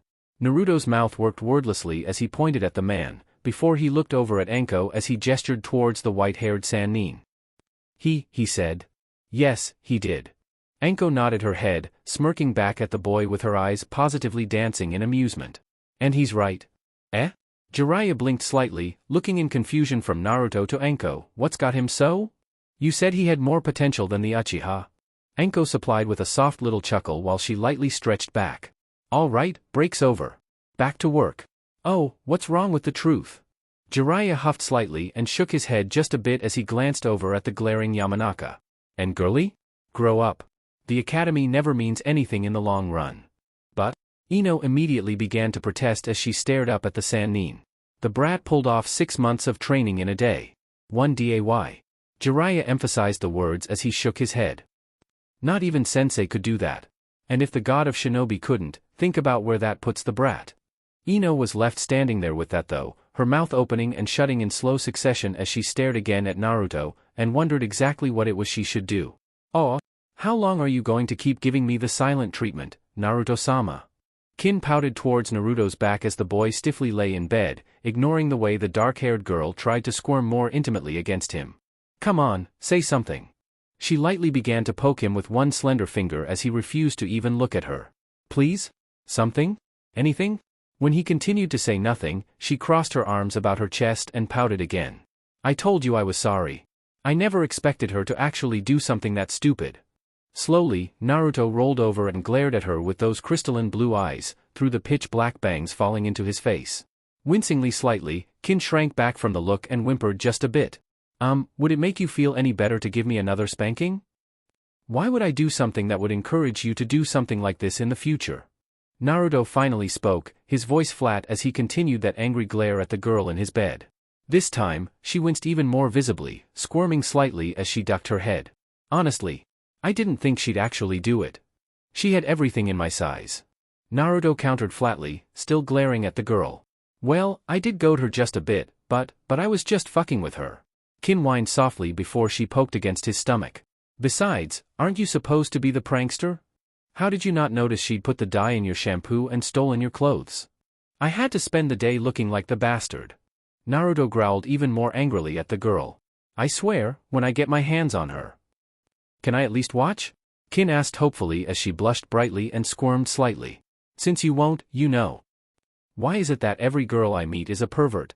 Naruto slumped slightly as he seemed to deflate and shrink back into the bed. You're lucky? Kin offered helpfully as she grinned just a bit at the boy before suddenly, impulsively pushing forward and nuzzling against his chest. And cute. I'm not forgiving you that easy, you know. He grumbled softly as he felt the warmth of her arms snaking around his chest and clinging tightly to him. Cute, cuddly, wonderful, determined. Kin paused a moment before suddenly opening and biting down hard on his chest through his shirt before letting go. But you sure as hell better not start getting thinking I'm just going to fucking behave for you because you glare at me. Ow! Naruto growled as he suddenly pushed her off his chest, growling as his eyes flashed dangerously at her. What the fuck was that for? I just told you. Kin lifted her head and sniffed softly as she lightly glared at you. You're supposed to be keeping me in line, not the other way around. I'm not your fucking babysitter, I'm your fucking slave. Bitch. He growled again, glaring at her even harder as he rubbed the spot on his chest she'd bitten into. Yeah, but I'm your bitch, remember? Kin smirked a bit as she suddenly pushed his shirt up, ignoring his sputtering protests as she lightly began to run her tongue against the reddened flesh, before kissing it better. There, better? I just don't get you at all. Naruto just stared at the girl, as she grinned impishly back at him, his cheeks flushing brightly. Nothing about you makes sense. You never act the way I expect you to, you want me to treat you in a way that would get me beaten into a pulp and you just, arg. Kin grinned slightly at him for a moment before leaning and carefully pulling his shirt back down before nuzzling against his chest again. You'll get it eventually, master. I'm just an impatient bitch. I really don't get you. Chapter 8. Jiraiya sighed in no small amount of frustration as he shook his head. Damn it, you'd think with everything else he's able to pull off, he'd be able to pull out some of that chakra to put into toad summoning. Perhaps that's not how the fourth intended for things to go. Yugugo offered easily enough as she watched where the completely exhausted Naruto was still struggling as he summoned up nothing more than little tadpoles. No, it should allow it. I guess he just doesn't have incentive to really pull it out. From what I understand the last time. Jiraiya paused a moment, lightly rubbing against his chin before nodding his head. Well, that's an idea? Though I think I'll have to make sure that someone's down at the bottom to catch him just in case. Just in case? The ANBU woman frowned behind her mask as she studied the man with quickly narrowing eyes. What are you thinking, Jiraiya-sama? The waterfall-worn canyon. The man responded simply as he considered Naruto carefully. He's already mastered that technique that Anko-chan thought up, as well as the first step to the other. With the few wind-jutsus that Asuma taught him as well. If we do it today, if something goes wrong and we're not able to stop him from being hurt, he'll still have time to recover properly with medical attention. That's a bit callous, you know. Yugugo noted carefully as she lightly stroked her thumb across the grip of her blade. Got any better ideas? Jiraiya countered as he shook his head and sighed as he lightly hung his head. I'm rather out of ideas, and as apparently he needs something extreme to trigger it. I don't particularly like it, but as long as you allow us to make sure we can catch him before he ends up too badly off. Yugugo paused before sighing softly. When do you want to do this? Now. The man answered simply, as Yugugo nodded her head, before she moved over to speak to Anko and Asuma. Hey, brat. Aw, you insane son of a bitch. Kin's voice screamed in fury as she watched Naruto falling backwards over the edge, even as she felt herself restrained by the man's strong arm wrapped about her waist. Naruto-sama. Relax, girlie. Jiraiya shook his head as he held her firmly in place. He should be fine. Should be fine? You just knocked him off a fucking cliff. Kin shifted her attention to the man, trying to claw her fingers at anything she could. And I made sure Anko-chan, Asuma and Yugugo-chan were down there to catch him if he doesn't unlock the... Jiraiya responded placatingly before suddenly letting his words drift off as he stared in absolute shock at the girl.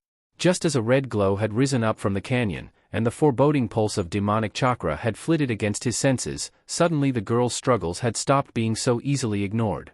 When her nails turned into claws he released her and jumped back to watch as she immediately dropped down to all fours, glaring at him with slitted crimson eyes. Suddenly fang teeth glinted visibly as she snarled, a pulsing, menacing cloak of crimson chakra flowing around her.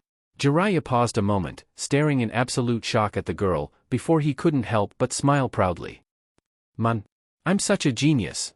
The girl tensed, preparing to launch herself at the object of her anger, before suddenly there was a rush of motion as a massive form launched itself out of the canyon, flying through the air and arcing gracefully towards a section of forest.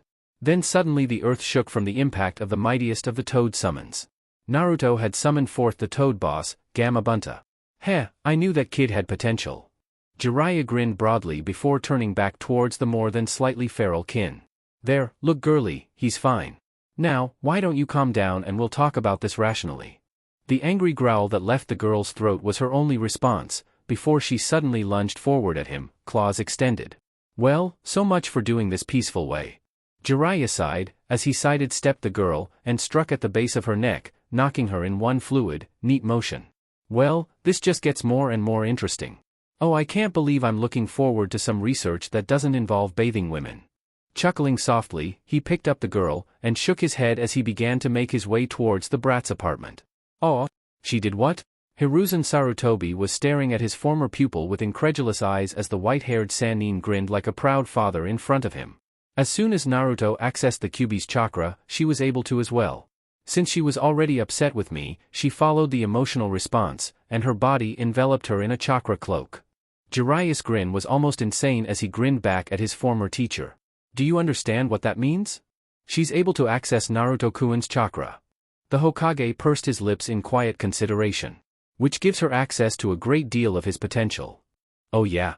Jiraiya's grin was just as insane as before as he nodded his head. "I've got an absolutely crazy idea too." He paused a moment, letting the anticipation build for an instant before his eyes gleamed as he continued. "I'm going to make her a seal mistress." "And this is such a crazy idea, why?" Hiruzen arched a brow as he lightly puffed at his pipe.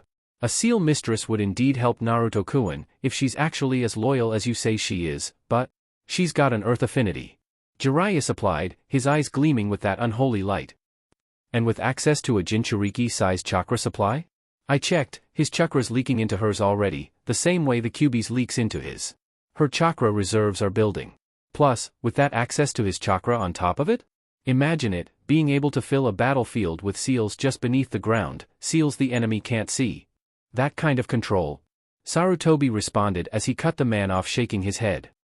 "It's a very interesting idea, to be sure, Jiraiya-kun, but the level of control and practice it would take to allow her to inscribe those seals with the speed that you'd need. It will take years." Jiraiya agreed, nodding his head as he rubbed his hands together, even as he looked on the verge of cackling out loud. "Decades." Sarutobi corrected his former student. "If not centuries that she won't have." "Ah, but my esteemed old monkey, you're forgetting one thing." Jiraiya shot back as he waggled his finger. "Shadow clones. The shadow clone technique is almost useless for things like that, you know this, Jiraiya-kun." Sarutobi countered with a sigh. "Not the Naruto way." Jiraiya countered with a broad grin on his lips. "The kid's already proven he can pull it off. Haven't you been reading those progress reports that Yugugo-chan's been sending you? Excuse me if I've been a little busy with preparing for this invasion. We almost lost Hayate-kun to that damned Sanjounin." Sarutobi growled slightly as he shook his head. "Fortunately we had tails on this Baki, so we were able to get him stabilized and to a medic nin in time. Naruto used his shadow clone training method to master the leaf-cutting exercise in a matter of hours." Jiraiya enthused with his eyes gleaming. He cleared rock cutting a short time later. Mastered water cutting the next day. Hell, Anko-chan, she came up with a technique puts him up there with that Gaara kid defensively, that only Naruto can use. Beyond that. Jiraiya paused a moment, before grinning broadly. "He's mastered the first claw of the Wind Tiger technique. Do you actually think you could do this with her?" Sarutobi asked carefully as he attempted to wrap his mind around the thought of Naruto, childish, mischievous and irresponsible Naruto pulling off the things Jiraiya described. Naruto is going to change the world. Jiraiya answered with a nod of his head as he couldn't help but grin even more. He's going to surpass his father. Of that I have no doubt whatsoever. What do you want me to do then? The Hokage asked warily as he studied one of his prized pupils. The details that followed made the old man stare in absolute shock more than once as the insanity and the audacity of the man's plan. Still, in the end, he couldn't help but smile. If it worked, then perhaps he could finally feel the weight of Minato-kun's eyes lightening from how they bore down upon him. Oh, Kin-chan? Naruto blinked slightly as he caught sight of the girl laid out on his bed, soundly asleep from the look of things. Frowning slightly, the boy let loose a quiet sigh as he shook his head before stepping over, lightly poking against her side. Smoo, wake up. You need to get changed before we get to sleep. Out of the hospital already, brat? Jiraiya smirked as he appeared behind the boy. My, that was quick. Gah! Don't do that. Naruto spun around, shouting loudly as suddenly Kin was jolted to awareness by his yell. Wa? Naruto-sama! You're all right? Kin immediately shot out and grabbed tightly hold of Naruto, clutching at his chest. I told her that you were fine, but she didn't want to listen to me. Jiraiya noted with a sigh and a shake of his head. Really, you'd think. You pushed me off a cliff. Naruto countered angrily as he glared at the man, while gently running his fingers through Kin's hair. And if you hadn't accessed the Kyuubi chakra, Anko-chan, Yugugo-chan and Asuma were waiting to make sure you didn't die. Jiraiya countered with a smirk. But, as you did, oh, I am such a genius. You call throwing Naruto-sama off a cliff a work of genius? Kin suddenly glared angrily at the man once more as she almost pulled away from the blonde boy's embrace. No, I call that seal I put on you absolutely genius. The man corrected with a positively zealous gleam in his eyes. Tell me, girlie, what do you remember? Kin opened her mouth to answer, before pausing, frowning as she tried to bring up the event in her mind. I was angry, really angry. And I felt strong, powerful. More so than I've ever felt before. Everything else is really hazy though. You can access the brat's chakra. Jiraiya answered for her as he rubbed his hands together in a positively gleeful manner. You pulled out a Jinchuriki chakra cloak. What? Kin stared at the man for a moment before shaking her head. No. You imagined it. There's no way. I know what I saw. You even started to exhibit the secondary traits a Jinchuriki does in the state. Jiraiya rubbed his hands together. As soon as this invasion stupidity is done with. Oh yes, you my dear, are going to become something the world has never seen before. The white-haired Sanin's eyes positively gleamed as he almost cackled. You wanted to be strong, girlie? Well, guess what, you're going to get your wish. You're going to end up stronger than my old teammate could imagine. How strong are we talking about? Kin put forth carefully, a gleam of her own flashing into her eyes as she lightly loosened her grip on Naruto, but didn't let go. Well, it depends on you and how hard you're willing to work. The Sannin answered, before grinning evilly. But, unlike Orochimaru, I want my students to grow past me. That's the greatest triumph of a truly good teacher. I've done it before. The white-haired Sanin's eyes positively gleamed as he almost cackled. You wanted to be strong, girlie? Well, guess what, you're going to get your wish. You're going to end up stronger than my old teammate could imagine. How strong are we talking about? Kin put forth carefully, a gleam of her own flashing into her eyes as she lightly loosened her grip on Naruto, but didn't let go. Well, it depends on you and how hard you're willing to work. The Sannin answered, before grinning evilly. But, unlike Orochimaru, I want my students to grow past me. That's the greatest triumph of a truly good teacher. I've done it before. Jiraiya paused a moment, before he locked his eyes meaningfully onto Naruto. And if you two are willing to work for it, to truly put your all into it, I think you have the potential to surpass him. After letting those words sink in for a moment, Jiraiya couldn't help but add a sly smile to his face. So, tell me, you kiddies interested in trying to shine brighter than the yellow flash? The light that shone in their eyes past the disbelieving stares, told him everything he needed to know. Oh, komein, Naruto-kun. The Hokage smiled softly towards the nervously grinning blonde boy, and the masked girl who followed him with a visible trepidation in her step. And this must be your little Kin-chan? Yeah, this is Kin-chan. Naruto agreed with a nod of his head before glancing from the girl to Sarutobi. So, what did you want to talk about, old man? Kin turned her head and stared incredulously at the boy. You call the god of shinobi, old man? Yeah. Naruto shrugged his shoulders as he nervously scratched the back of his head. He was the old man, long before he was the Hokage to me. Is there? Anything normal about you, Naruto-sama? Kin stared in downright disbelief at the boy who owned her, before shaking her head as he started to answer. No, never mind, I already know the answer to that. No, there isn't. Naruto's open mouth turned into a pout as he crossed his arms about his chest. You say it like that's a bad thing, Kin-chan. Sarutobi couldn't help it, he laughed softly at the pair as his eyes danced with visible amusement. Oh, Naruto-kun, you certainly do find yourself in the most interesting of situations. Yeah well? Naruto shrugged helplessly as he nervously scratched the back of his head. I don't mean to. Right, sure you don't. Kin shot sarcastically, before suddenly remembering whose presence she was in, as she cringed visibly and suddenly bowed to the old man. I apologize for forgetting my place, Hokage-sama. Quite all right. The old man assured her with a wave of his hand. You simply chose to take your cues from Naruto-kun. Which is fine. For a moment, the man puffed at the pipe on his mouth, before he carefully regarded the pair. So, my former student has been telling me some interesting things about the two of you, and his plans for you both. Kin blinked slightly at the man for a moment, before realization hit her like a flash of lightning as she couldn't help blurting out. You trained Orochimaru. Sarutobi sighed slightly as he hung his head for a brief moment, before nodding it quietly. Yes, I did. My greatest failure was not stopping him from becoming the monster he became. Suddenly, everything seemed to click into place for Kin as she stared at the kindly old man in front of her, and she couldn't help but blurt out. This whole thing, the invasion, he's doing it just to kill you. Just? No. Sarutobi shook his head with a sad sigh. If it were that simple, he wouldn't resort to an invasion. No, he wants Konoha to burn. And he wants me there, broken and dying to watch it happen. Man, the more I hear about this guy, the crazier he gets.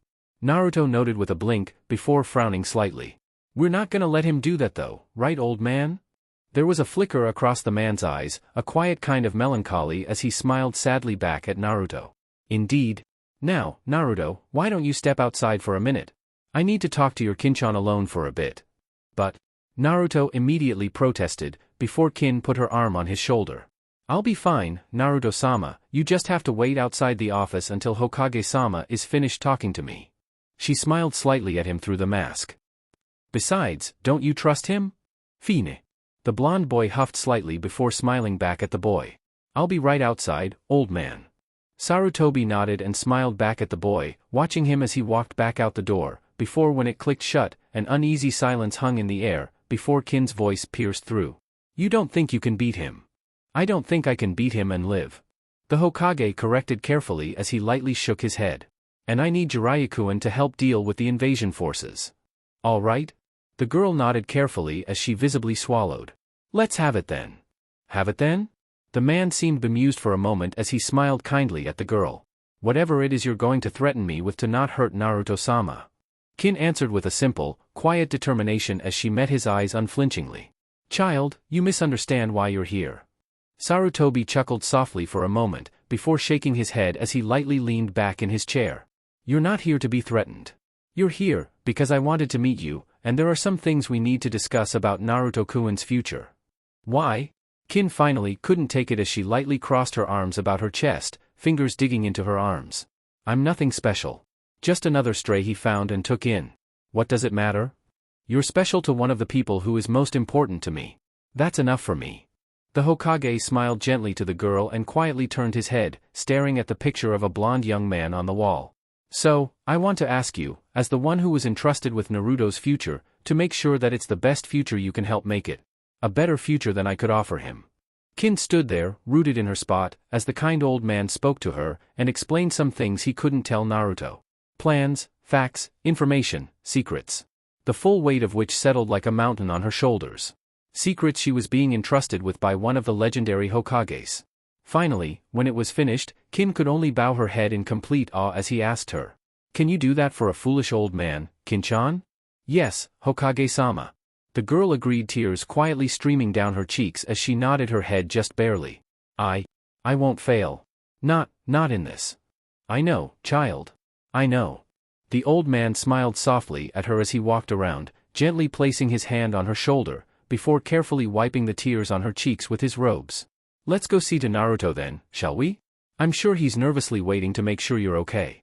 Of course, Hokage-sama. Kin agreed, nodding her head robotically as she walked with him as he opened up the door and beheld the nervously shifting Naruto. All done, Naruto-kun. Is everything okay, Kin-chan? The boy could see the distress on her face, his eyes worriedly locking onto hers as she smiled wanly back at him through her mask. I will be, Naruto-sama. She paused for a moment, before some of that weight seemed to slide off her as she slowly let her smile brighten.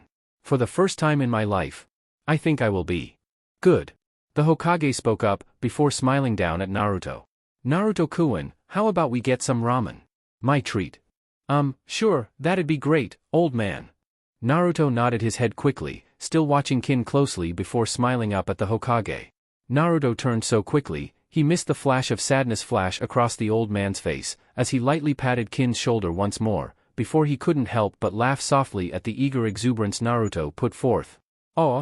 Naruto took a slow, deep breath as he pushed himself up and away from the warm comfort of his bed and Kin. Carefully stretching out, he glanced around the room before coming to a slow, sinking realization. Today was the day. He knew on some level this had been coming, it was after all everything he'd been training for the last month. Today, he had to face the Kazekage's daughter, today sand and sound would invade. After today, nothing would be the same. NBH, time to get up already? The girl whined just a bit as she shifted about on the bed, still refusing to open her eyes. Damn, I was hoping to sleep a while longer. You can sleep after today's done with. Naruto grunted quietly before grinning just a bit as he suddenly slapped her ass. Now get up. Eep. Kin's eyes flashed wide open as she stared at him for a moment, slack-jawed in amazement. Did you just slap my ass, Naruto-sama? My hand must have slipped. Naruto answered with a blush as he glanced away and began to slip out of the bed. Slipped, right. Kin snorted softly as she shifted around and grinned triumphantly at the boy. You're starting to get it, Naruto-sama. I have no idea what you're talking about, Kin-chan. Naruto responded with a carefully blank face, before he made a group of clones and nodded to them. You know what to do. As one, the group saluted Naruto, grinning the same devious grin that often caused Irika to groan audibly and palm his face. Right away, boss. She won't know what hit her. As the clones filed out and Naruto began to dress, Kin eyed the boy carefully before she pursed her lips. You sent them to do something to the bimbo. It wasn't a question, Naruto could tell that much as he shrugged his shoulders and looked at her with a carefully blank face. Now, Kin-chan, I'm sure I have no idea what you could be talking about. They're just going to take care of some errands for me. And if Ino just happens to show up at the exams, wearing orange, you had nothing to do with it? Kin shot back, smirking softly. Indeed. Naruto agreed with another nod of his head as he fought to keep the smirk off his own face. It will be some amazing coincidence. Just like how it was a complete coincidence that someone had stolen all my clothes, left a copy of Sasuke's outfit and put hair dye in my shampoo. You wouldn't ever do something like that to me, would you, Naruto-sama? Kin asked, her eyes wide as she blinked up at him. Do you have a problem with orange? Naruto quirked a brow as he lightly crossed his arms about his chest. Kin paused a moment, considering her words very carefully before she answered. Not really? Then, if I wanted to get you, why would I make it anything you wouldn't mind, or see coming? Naruto paused a moment, before he reached up and lightly patted the stunned-looking Kin atop her head. And if you make me upset enough to get you, I will get you. And you won't like it? At all, Kin-chan. The girl immediately felt a chill go down her spine, before studying the boy carefully. You wouldn't hurt me, would you, Naruto-sama? No, but that leaves plenty of ways for me to utterly humiliate you, now doesn't it? The boy grinned back at her for a moment before lightly tapping his lower lip. I think I'd start out with, pink. I'm your devoted pet, Naruto-sama. Kin spoke up quickly as she used her wide, glistening eyes on him. You wouldn't do something that horrible to your devoted pet, would you, Naruto-sama? Oh, me, personally? Naruto smiled placidly at Kin before shaking his head. Oh, no. I'd just have Ino take you shopping for a new outfit. I'd just let her know exactly why I was asking her to do it. Evil. Kin stared in downright awe at the boy in front of her, even as she couldn't help but shiver in no small amount of excitement. I'll be good. I promise. I'll hold you to that. Naruto nodded his head, before pausing a moment. Now, would you please take your hands out of my boxers? Do I have to? Chapter 9. Ino?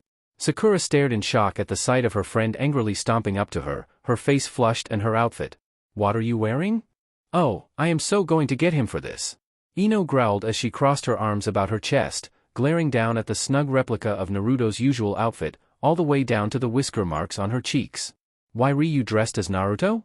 Sakura couldn't help it as she stared at her friend as the blonde girl took her seat next to her. Because he stole all my clothes and left me with only this to wear.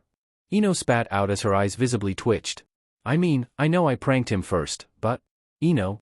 Seriously, do you not remember what Naruto was like in the academy? Kiba spoke up, snickering audibly as he grinned back at the girl. I mean, seriously, Naruto is the prankster king of Konoha. And you pranked him and didn't think he'd get you back? Akamaru barked from his perch atop Kiba's head, before the Inuzuka nodded his head in agreement. Heh, Akamaru wants to know what you did to him anyway. Oh, Ino blushed slightly before ducking her head. I might have put black hair dye in his shampoo and stolen all his clothes, leaving behind a copy of Sasuke-kun's outfit as the only thing for him to wear. Kiba stared in shock at the blonde girl, before he stood up and bowed formally to her, as Akamaru stared in disbelief from atop his head. I bow before your superior pranking skills, Yamanaka-san. Kiba paused a moment, before suddenly grinning ferally up at her. Though, I have to wonder at your common sense for painting a Naruto-sized bullseye on yourself. She is obviously attempting to garner Naruto's attention for herself. Shino spoke up simply as he adjusted his shades atop his head. Yeah, right, Shino. Kiba laughed softly as he smirked at his teammate. Yamanaka, interested in Naruto? Come on. I wish you were right, Kiba. A new voice spoke up, as Naruto appeared before them with a grumble. Unfortunately. Shino is right. Humph. Ino huffed slightly and glared at Naruto, even as the tinges of a blush stirred across her cheeks. What? Come on, Ino pig, interested in Naru. Sakura laughed at first, before she turned her head and caught sight of the growing blush on her blonde friend's face. Oh my. Naruto's right? And I shall resist her foul machinations to subvert me. Naruto agreed, nodding his head as he thrust his finger dramatically in Ino's direction. Everyone else could only stare, as even Shino's normally impervious stoicism cracked in disbelief at Naruto's declaration, before the blonde boy suddenly began to laugh as he looked over his shoulder. See? I told you that would be funny. Tisk, you're too troublesome, Naruto. Shikamaru couldn't keep the slight grin off his face as he strolled up behind the blonde, Chuji at his side. Though, you do keep Ino out of our hair, so… Speaking of, where's the bitch? Ino spoke up as she glanced around. I thought she'd be here. The old pervert had something planned and wanted her help with it. Naruto shrugged his shoulders helplessly. They're up to something, but all I know is what little the old perv let me in on. Bitch? Old pervert? Sakura stared at Naruto and Ino in disbelief as the pair seemed almost siblings in their matching outfits. And when the two of you get so close? Their identities are classified until after certain events come to pass. Naruto answered seriously. Thus, we can only refer to them by their code names. And Ino was around for most of my training over the last month. You invited Ino pig, but not me? Sakura was staring, hurt at her teammate as she lightly clenched her fingers into fists. Huh? No. Naruto quickly shook his head as his hands rose defensively. Asuma got called in to help me train, Ino, Chuji and Shikamaru saw me training as a result. Humph, we just saw your chakra training. Shikamaru pointed out. Ino's the one that went wherever that ANBU lady and the second stage examiner took you. The bitch wanted a sparring partner. Ino spoke up with a shrug as she visibly winced. I was dumb enough to volunteer. Nah, we goaded you into it. Naruto countered with a slight smirk on his lips. You were the one she really wanted an excuse to beat up. Humph. Ino sniffed loudly before she glared back at Naruto. You do know I am going to get you back for this. Try it. Naruto shot back with a cocky grin on his lips. Just remember the rules, princess. I already told you, I'm a ninja not a princess. Ino growled softly as she made as if to throttle the boy. Would you rather I call you by your other code name, by Dash? Naruto began as he quickly jumped back just out of Ino's range. No. Ino growled back as she glared even more intensely at him. Damn you, brat. Does anyone else find this really confusing and a tad bit creepy? Sakura asked curiously as she glanced around to the rest of the nearby genin. Ido. Shino admitted with a slight shrug of his shoulders. If Shino's saying that, you know it's out there. Kiba agreed with a shuddering nod of his head. Humph. Ino blinked a moment, before suddenly pointing towards Kiba and Shino. Oh, that reminds me. Who's the pervert on you guys' team? Shino. Me. The immediate responses caused everyone else, save Ino and Naruto, to twitch and stare in further confusion at the Aburame's confession, as the bug user shrugged his shoulders before glancing at the other genin. Were you not aware that every genin team has a pervert on it? What? Sakura blinked slightly, staring at the boy in shock as she inched back slightly. Well, I mean I know Naruto's a pervert. Naruto is not Team 7's pervert. Shino interrupted as his glasses glinted slightly in the sunlight. Yeah, we already know who the pervert is on your team is, Sakura-chan. Ino smirked at her pink-haired friend as she rolled her eyes. Besides, as the bitch and I can attest to, Naruto is no pervert. And how do you know that? Sakura stared in absolute disbelief at the boy, then Ino. And who is then? Well, it certainly isn't the Uchiha. Shino deadpanned as he gave the Emerald Eyes girl a pointed look. Wait, what? Sakura's eyes blazed in fury as she glared at the Aburame. You're saying I'm the pervert? If the shoe fits, forehead. Ino agreed with a snicker, before slinging her arm around Sakura's shoulder. Don't worry, you're in good company. But, seriously, how come you never told me Naruto has such a hot body? Just as we already established that Ino is Team 10's pervert over a month ago. Naruto agreed in a deadpan similar to Shino's. And hanging out with Crazy Lady and the old pervert in that time really didn't help things. Naruto, did you make Ino even more troublesome? Shikamaru glared slightly at the boy as he released a huffing sigh of annoyance. Only for Sasuke and myself. Naruto countered with a helpless shrug. I'm really starting to pity the bastard these days. Naruto, hot body? Wah! Sakura's brain seemed to be visibly freezing up as she tried to work the words through her mind, only to have its gears come grinding to a halt. I think you broke her, princess. A new voice drawled out as Enko swayed into view, lazily twirling a kunai about on her finger. Maybe there's hope for you yet. Thanks, Crazy Lady. Ino shot back with a sarcastic little smirk on her lips as Kiba stared, his face paling visibly. You're the examiner from the second stage. The one that cut up Naruto. Ah, thanks for reminding me, Kiba. Naruto nodded as he almost lazily threw a kunai at Enko, who deflected it with her own. TSK, still too. Enko paused and blinked before giving Naruto a funny look. Shadow clone? Shadow clone. Naruto agreed with a grin and a nod of his head. Chikibrat. Enko smirked softly before rolling her eyes. So you can get me one in 10 times now. And I won't stop until it's 1 out of 1. Naruto agreed, before they all saw the telltale puff of smoke rise from behind Enko's jacket as his clone dispersed. That's a tall order, brat, think you're up to the challenge? Enko shot back with a savage grin on her face. Who's the one that has trouble keeping up? Naruto shot back with a smirk as he grinned back at the woman who shot him a sour glare in return. Careful, brat. I do still know where you live. Enko glared slightly at the boy who only grinned smugly back at her. Yeah, but you like me too much to do anything too mean. After all, who else is so much like you?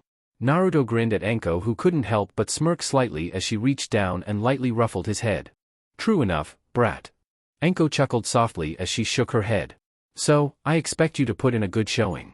Naruto gave her an incredulously offended look as he remained silent and simply stared at her. What? You expected me to pull a Cyclops? Enko shot back, sounding more than slightly offended. No, it's more I'm rather hurt you feel you have to say that. Naruto countered as he huffed slightly. Of course I'm going to put in a good showing, who do you think I am? A loudmouthed brat? Enko countered with a smirk before she eyed Ino critically. I see you finally got the princess back for Uchiha-fying you. It's all about the timing. Naruto agreed with a sage nod of his head. She had to come today, and since she couldn't get anything else. Humph. Ino growled sourly as she lightly glared at Naruto. I will get you for this, you know that, don't you, Naruto-kun? Instantly Naruto went rigid, his eyes widening as he instantly made warding gestures towards Ino. It's getting worse. Crazy Lady. Help me. She's adding the kun to my name. Heh, you're on your own, kiddo. Enko snickered softly as she again ruffled his hair. You could always learn to enjoy it? What, you expect me to turn into the old pervert? Naruto was aghast as he stared back at the woman, before shuddering slightly, this time mirrored by Ino. Don't even think about it, Naruto-kun. Ino stated flatly as she crossed her arms about her chest and glared at him. On second thought, it will drive Ino off. Naruto came back, looking speculatively at the identically dressed blonde. It might be a sacrifice I'm willing to make. Ino herself suddenly paused herself, as she lightly rubbed upon her chin as she looked over at Enko. On second thought myself? That would mean he would be much more open to things, wouldn't it? She's got you there, brat. Enko agreed with a nod of her head before smirking slightly. I think the bitch would like it too. HRM. I could always treat Ino like I do her. Naruto offered as he eyed the other blonde carefully. I'm pretty sure Ino wouldn't react the same way to a spanking. Naruto. Kiba spoke up as he stared at the blonde boy. Seriously, what the fuck? It's been an interesting month. Naruto answered with a mysterious grin on his face. Fun. Painful, traumatizing, dangerous and unsettling, but definitely fun. He couldn't keep the smile off his face. They worked me harder than I've ever been trained before. Ino paused a moment as her eyes glazed over slightly as a particular image sprung to mind. Did they ever? Hot, glistening, Naruto shuddered visibly as he inched over and started to hide behind Sakura. And like I said, unsettling. Very, very unsettling. Humph. Shino grunted softly as he lightly glared just a bit at Naruto. Why is it the ones who get it, can never appreciate it? Kiba hung his head before sighing and patting his teammate on the shoulder. Well, if all else fails. Hana does think you're cute. Shino froze in place, before visibly perking up. She does? Please don't tell her I said that though. Kiba quickly continued. If she knows I actually told you. Kiba? Naruto spoke up, studying his friend carefully as he glanced over at a visibly smirking Anko before back to his friend again. Hana's your sister, right? Kiba started to nod, before he instantly froze, his head falling limply forward. She's right behind me, isn't she? Why, little brother, how deductive. The overly pleasant tone that came from behind him immediately made Kiba flinch again. You're starting to learn to notice things. As much as I'm sure I'd enjoy the scene of wanton torture of the kid, I don't think the Hokage would be too happy if you eliminated one of the participants prior to his match. Anko spoke up as she lightly crossed her arms about her chest. Oh, I know. Hana agreed, even as she kept smiling pleasantly at her little brother. I'm just going to limit myself to visualizing it for now. I'll deal with actually taking action on it sometime after the exams are over. Naruto, help me. Kiba looked pleadingly towards his blonde friend, his eyes wide, gleaming with fear. And how exactly am I supposed to do that? Naruto asked as he glanced at his friend incredulously. I don't know. You're the one that's somehow turning irresistible to women. Kiba countered with a slight growl. It's only Ino. It's not, only Ino. Shino cut in, grumbling slightly under his breath, before glancing over at Hana speculatively. Though, everything comes down to a simple question. Do you want to kill him for lying about what you thought, or because he revealed it? That's a good question, isn't it, Beetle Boy? Hana smirked a bit, her eyes glittering slightly as she threw the boy a wink. But, where would the fun be in just giving you an answer? I see. Shino paused a moment, before suddenly offering a smirk back at her as he shifted slightly. Then I suppose I'll just have to find out then, won't I? Make it interesting enough, and I might not kill my brother after all. Hana grinned back at the boy as she roughly pinched her brother's cheek. That sounds like the kind of challenge I could really sink my teeth into. Shino agreed with a nod of his head and a slightly growing smirk. Hana paused a moment, before shivering slightly as she eyed the boy with a much more careful eye. Oh, is that a fact? We'll see then, Beetle Boy. I look forward to seeing if I'll bite off more than I can chew. Shino agreed, nodding his head simply. Either way, we'll see who ends up nipped. Kiba was staring now, with growing horror at his friend and teammate, even as his eyes instinctively flicked over to his sister, and he paled even further. Oh? Hell. I'm so screwed. Go and play with your other friends, little brother. Hana lightly shoved Kiba away towards the others as she looped her arm around Shino's shoulder. I'll look after your teammate for you until his match. Oh? Shino paused a moment, before grinning back at the older teen. And here I was thinking about how much fun it would be to take care of you. Hana's grin put Ankos to shame as she tightened her grip on the teen and walked a bit faster away. Oh man, oh man. Kiba paused a moment, before groaning out loud as he banged his head on a nearby rail. Mom is going to kill me. Anko snickered for a moment before shaking her head. Nah, Tsum will get a kick out of it. Naruto took a moment, glancing over towards the retreating Shino and Hana, before sighing as he shook his head. Oi, Kiba, you know about that sound bastard's skills, right? Yeah, he gave me a headache when he pulled it off against Chuji. Kiba nodded his head before shrugging a bit and smirking as he pulled back his hair to reveal the plugs in his ears. Fortunately, it's not the first time our clans come up against fuckers that like to use tricks like that. Mom got these for me and Akamaru. Just watch out, he can do more with that melody arm of his than just that disorientation thing. Naruto warned as he shook his head. Right, Sakura? Huh? Oh. Yeah. Sakura shook herself back into reality as she quickly nodded her head. He blasted through a huge log with it in the forest of death. Heh, thanks for the tip. Kiba lifted his thumb up in approval. Me and Akamaru will be sure to wipe the floor with him. Naruto nodded his head a bit before glancing over towards where the sand team were entering the stands. Just watch out for Gaara. That, you don't have to tell me. Kiba shuddered visibly as a haunted look crossed his eyes. We saw what he did to one of the rain teams, even before Lee. If I face him, I'm forfeiting. But, maybe I'll get lucky and that bastard Neji will be able to take him out. Neji? Naruto paused a moment before shrugging a bit. What's he do? He's a bastard. Kiba growled softly as he shook his head. Colder than even Sasuke.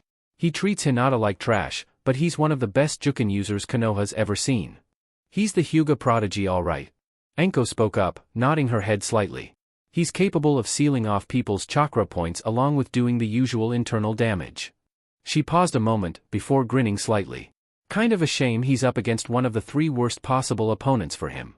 Well, I get why Gaara's bad, but who else are you talking about?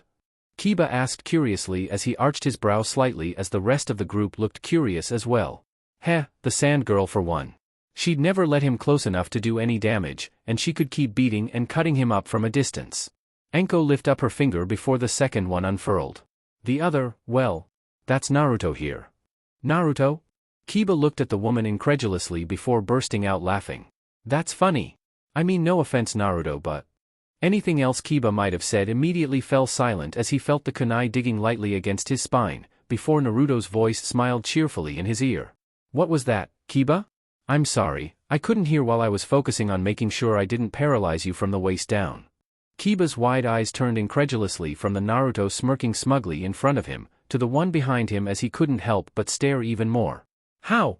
I am a combat and assassination specialist you know. Anko spoke up cheerfully as she grinned at the Inuzuka boy. And he had to get very, very tricky to keep up with me. The Naruto behind Kiba grinned a moment before suddenly vanishing in a puff of chakra smoke, leaving Kiba without the pressure of the kunai on his body anymore. Geez, Naruto? How the hell did you get this strong? That was just being tricky. Naruto waved it off with a grin. After all, that was just me pranking you. Humph. Kiba's eyes glinted a moment as he studied the boy carefully. You've really grown, haven't you, Naruto? Eh? If you say so? Naruto shrugged his shoulders a bit. I mean, come on, we've all grown since the academy, right? Well, except for Shika.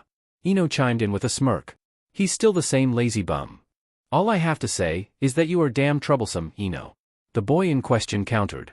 Just be careful against your opponent, Naruto, she's pretty smart apparently. Heh, I'm pretty sure she's going to find herself a little out of her league. Naruto grinned, downright viciously as he suddenly threaded his fingers behind his neck. You'll see. Oh, big words from the runt. Temari spoke up as they came within hearing range at Naruto's boast, a sneer on her face. If you think that little shadow clone trick of yours is going to work on me. Really? A voice piped up from behind her. Because, another said from just below her. That's, came another from the other side. Not how it looks to us. Finished a cheerful chorus of voices as Temari suddenly twitched as she found herself surrounded by grinning copies of the blonde brat, who waved, cheekily at her before suddenly vanishing in a flash of chakra smoke. Why you little? Temari growled softly, her eyes flashing as she gripped onto her fan, ready to unsling it from her back. Nu. Anko spoke up cheerfully as she reminded the blonde girl of her presence. Hostile action outside of the matches will get you disqualified. You wouldn't want to start ruining the good relations between our villages, would you? Temari actually flinched as the woman's words hit a bit closer to home than they really should before she reluctantly loosened her grip on her fan. And what would you call what he did then, huh? Did he threaten you? Did he take any violent action? Anko countered as Temari blushed slightly but shook her head. Then, it looks like to me, he was being smart, and getting in your head to throw you off your game before the match even started. Hey! No fair ruining things, crazy lady. Naruto whined softly as he pouted at Anko. Get used to it, brat. Anko smirked back at the boy. If you're going to be a chunin, you better get used to plans falling apart on occasion. Fine. Temari growled softly before glaring over at Naruto. I'll deal with you and your clone soon enough. And with that, the blonde girl turned and stalked back to her teammates, casting one last scathing glare at the boy before they disappeared into the crowd. Naruto paused a moment, before glancing around, making certain that the Suna team was well and truly gone, before he suddenly exploded into laughter. Ha ha ha ha. It actually worked. Humph, of course it did, brat. Anko rolled her eyes and lightly tapped him atop his head with the ring end of her kunai. Naruto, why did you just give away your new skills so easily? Sakura growled at Naruto as she glared at the boy. Now she's going to know what to expect. Nah, now she thinks she knows what to expect. Naruto grinned eagerly back at his teammate as he rubbed his hands together. Which means I get to mess with her even more when she finds out I'm not going to be using clones to beat her. Trust me, forehead. Ino cut in before Sakura could respond. You haven't seen what Naruto-kun's really capable of. Naruto. Kiba spoke up, staring at the boy. When did you get so devious? What? All I did was prank her. Naruto grinned back innocently at Kiba. Crazy lady here and the old pervert let me know that a lot of you use to prank people, you also use to mess with opponents. So, I prank em. You mean, like that time with Zabuza? Sakura asked curiously as she arched up a brow and studied the boy carefully. Yeah, that was pretty awesome, wasn't it? Naruto paused a moment, as he grinned broadly at Sakura. Zabuza? Anko blinked a moment as she arched a brow at Naruto.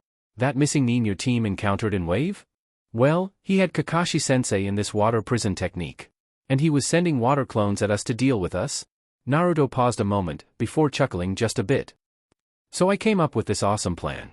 I transformed into a windmill shuriken, then had a clone toss it and a real windmill shuriken to Sasuke.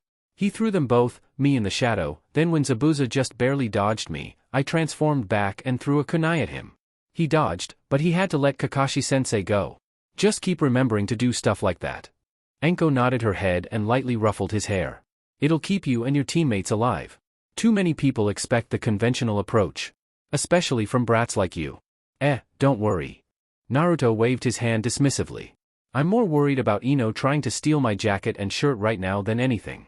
The boy gestured towards where the blonde girl froze, her fingers inches away from his jacket.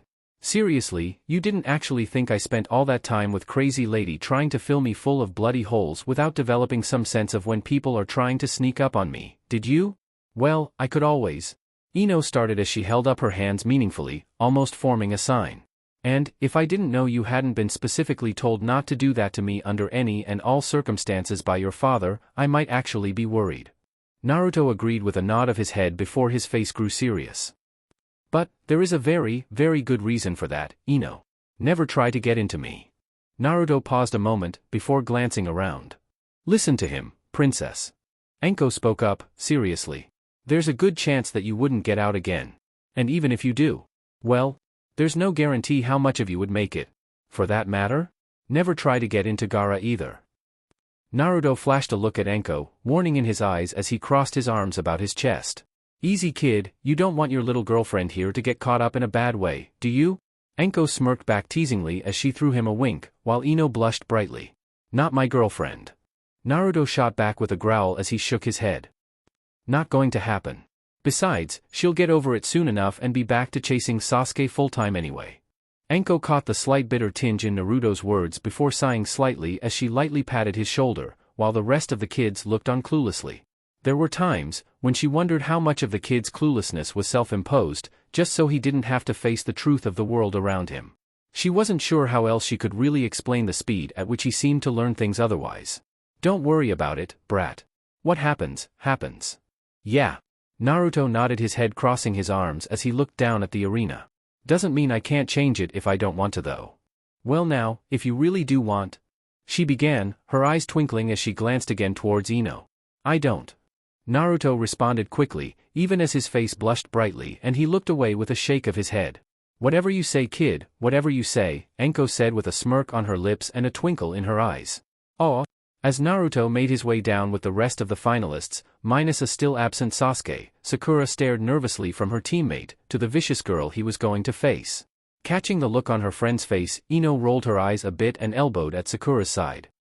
Relax, Naruto-kun will be fine. But, that girl is almost scarily strong. Sakura shot back as her eyes stayed riveted on her teammate. Look at how easily she beat Ten. She bit her thumb lightly as she slowly shook her head. Against someone like that, what can Naruto do? Forehead, trust me, Naruto-kun is a lot stronger than you think he is. Ino rolled her eyes slightly as she leaned back and stretched out a bit. He won't even break a sweat for this match. Why you think, Naruto-kun will be okay? Hinata Hyuga spoke up bashfully as she glanced over at Ino from where she sat next to her teammates. Ino's eyes narrowed at the girl who stuttered out her question, or more precisely what the blush on her cheeks and the suffix on the end of Naruto's name implied. Ok? I've got a good idea of what he's capable of. He's got some tricks already that will knock her on her ass in shock. Believe it. Sakura stared at Ino with a small look of fear rising across her face. Ino pig, you seriously spent way too much time hanging out with Naruto this last month. PSH, just watch, everyone. Ino shook her head as she focused her eyes solely on Naruto. He's going to show everyone how awesome he really is. Chapter 10. Naruto arched a brow slightly at the Senbon chewing proctor as he lightly tapped his foot. So, we going to be getting this started anytime soon? Heh, in a rush to get beaten, runt? Temari shot back as she casually unslung her fan and struck it firmly against the ground. I'll see if I leave enough of you left for you to actually do some growing, but no promises. Right, I'm so scared of a girl who couldn't even notice she was surrounded with armed shadow clones until they started talking. Naruto rolled his eyes and snorted. I mean, seriously, come on. I had like a dozen of them and you were too busy running your mouth to notice. Gunma blinked slightly as he eyed the boy just a bit before shaking his head slightly in amusement. A little cocky there, don't you think, kid? Naruto snorted slightly and rolled his eyes. Please. Do you know what will happen to me if I lose this match? You'll be given to Team 9 for training? Gunma offered with a bemused smirk. Super bushy brows? Naruto paused a moment in consideration before shaking his head. Nah. Crazy lady's worse. Crazy lady? Gunma's lips twitched a bit as he glanced upwards to the arena in consideration. Anko Mitarashi, Naruto supplied simply with a shrug. If I lose, she'll be most displeased with me. Gunma immediately paled in understanding as he nodded his head, before offering up a short prayer for the boys safely. Then may the gods smile on you. That name sounds familiar. Temari paused a moment, her brow furrowing in concentration. The second stage examiner.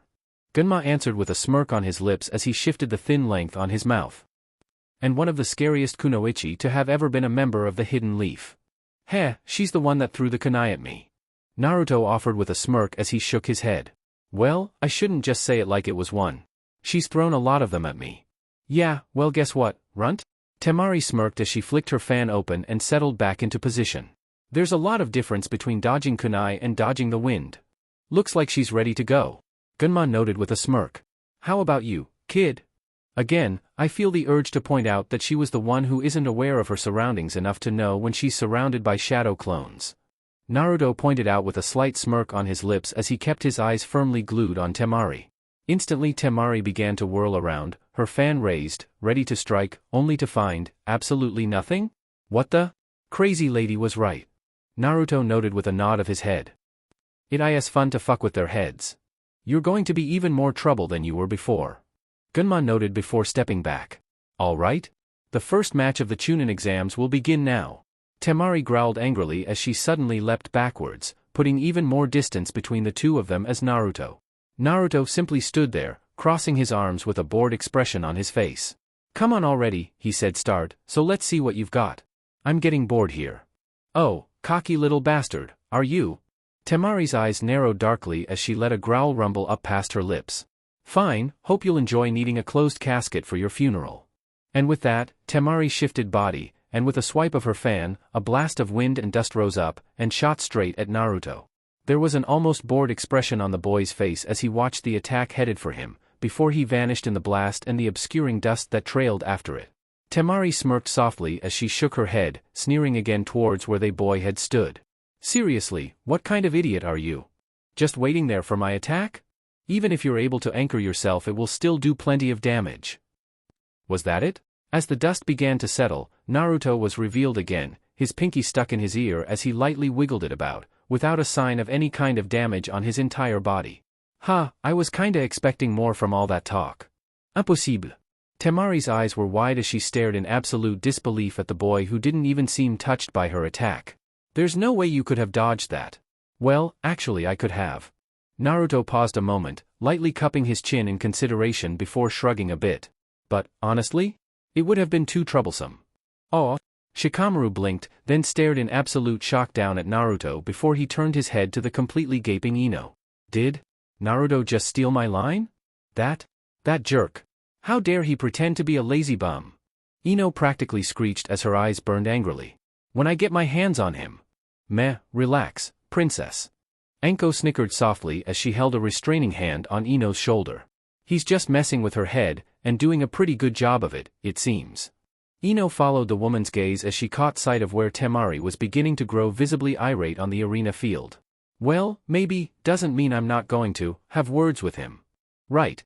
Anko rolled her eyes before settling back to continue watching the show. Oh. So, substitution?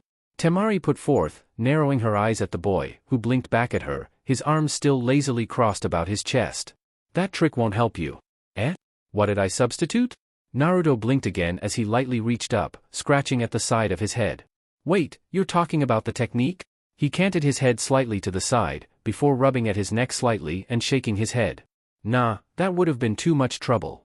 The boy yawned slightly before walking over to a tree and leaning against it. Let me know when you're going to use a real attack on me. Temari's eye developed a twitch, as Gunma was openly staring at Naruto now. The blonde's eyes settled into bored glance in Temari's direction, before falling shut with a yawn. Whenever you're ready, sunshine. You are so dead it's not even funny. Temari grit out as she growled, before summoning up her chakra, and suddenly letting loose a massive cutting whirlwind at the boy. And again, dust and debris kicked up, and again, Naruto was masked from view.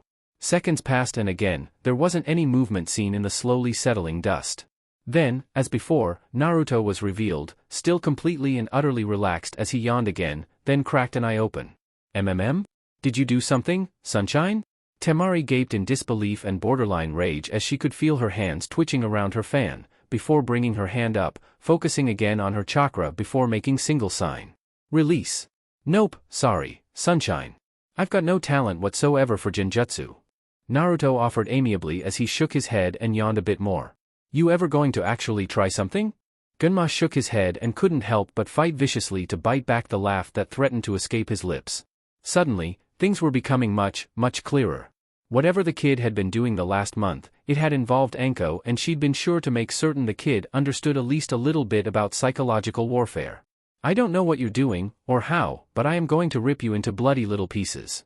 Temari hissed again as she pulled back, her green eyes narrowed into slits, before she began to send blast after blast at the boy, and everything in his general vicinity, sending blast after blast his way. Then, suddenly she could see a figure, walking forward, walking through her blasts. As she sent another, and another, her eyes only grew in shock as Naruto's form could be seen, lazily strolling towards her. His hair, his clothes, only rippled with his steps, his fingers stuck down in his pockets as his face wore an expression of complete boredom. Finally, he came to a stop, just a few feet in front of her, and arched a brow curiously at the now panting girl. Well, sunshine? You going to do something, or you just going to stand there, looking pretty? Again, Naruto's pinky lifted up and he stuck it into his ear, wiggling it about. Because, if not, you might as well just forfeit. Because, seriously, this is kind of embarrassing. Anger again flashed in those eyes, as suddenly her fan snapped shut and she lunged forward, arching the heavy iron length directly for his head. She could feel a sudden surge of satisfaction rush through her, as she saw him actually reacting. Satisfaction that sank into even further disbelief as the boy dodged towards the side, then slashed downwards towards her weapon. Suddenly, it felt lighter, too light in her hand as she pulled it back, only to stare in horrified shock as she had only a third of the length left cut cleanly through as the boy smirked back at her and hunched down, picking up the ruined, but much larger piece of her weapon. "Ha, I think you dropped this, sunshine." Screaming inarticulately, Temari rushed forward, with the almost useless stump of her weapon, knowing only one single desire. She was going to crush his thick, annoying and lazy skull in. She was going to brutalize him. Crush him. Pulverize him. She was. The sudden, sharp impact of her own weapon on the side of her skull brought her up short as she stared incredulously at the almost apologetic grin on the boy's face, before oblivion reached up and dragged her down into its embrace. Standing over the unconscious girl, Naruto blinked a moment before scratching the back of his head. So, does that mean I win? Yeah, kid, you win.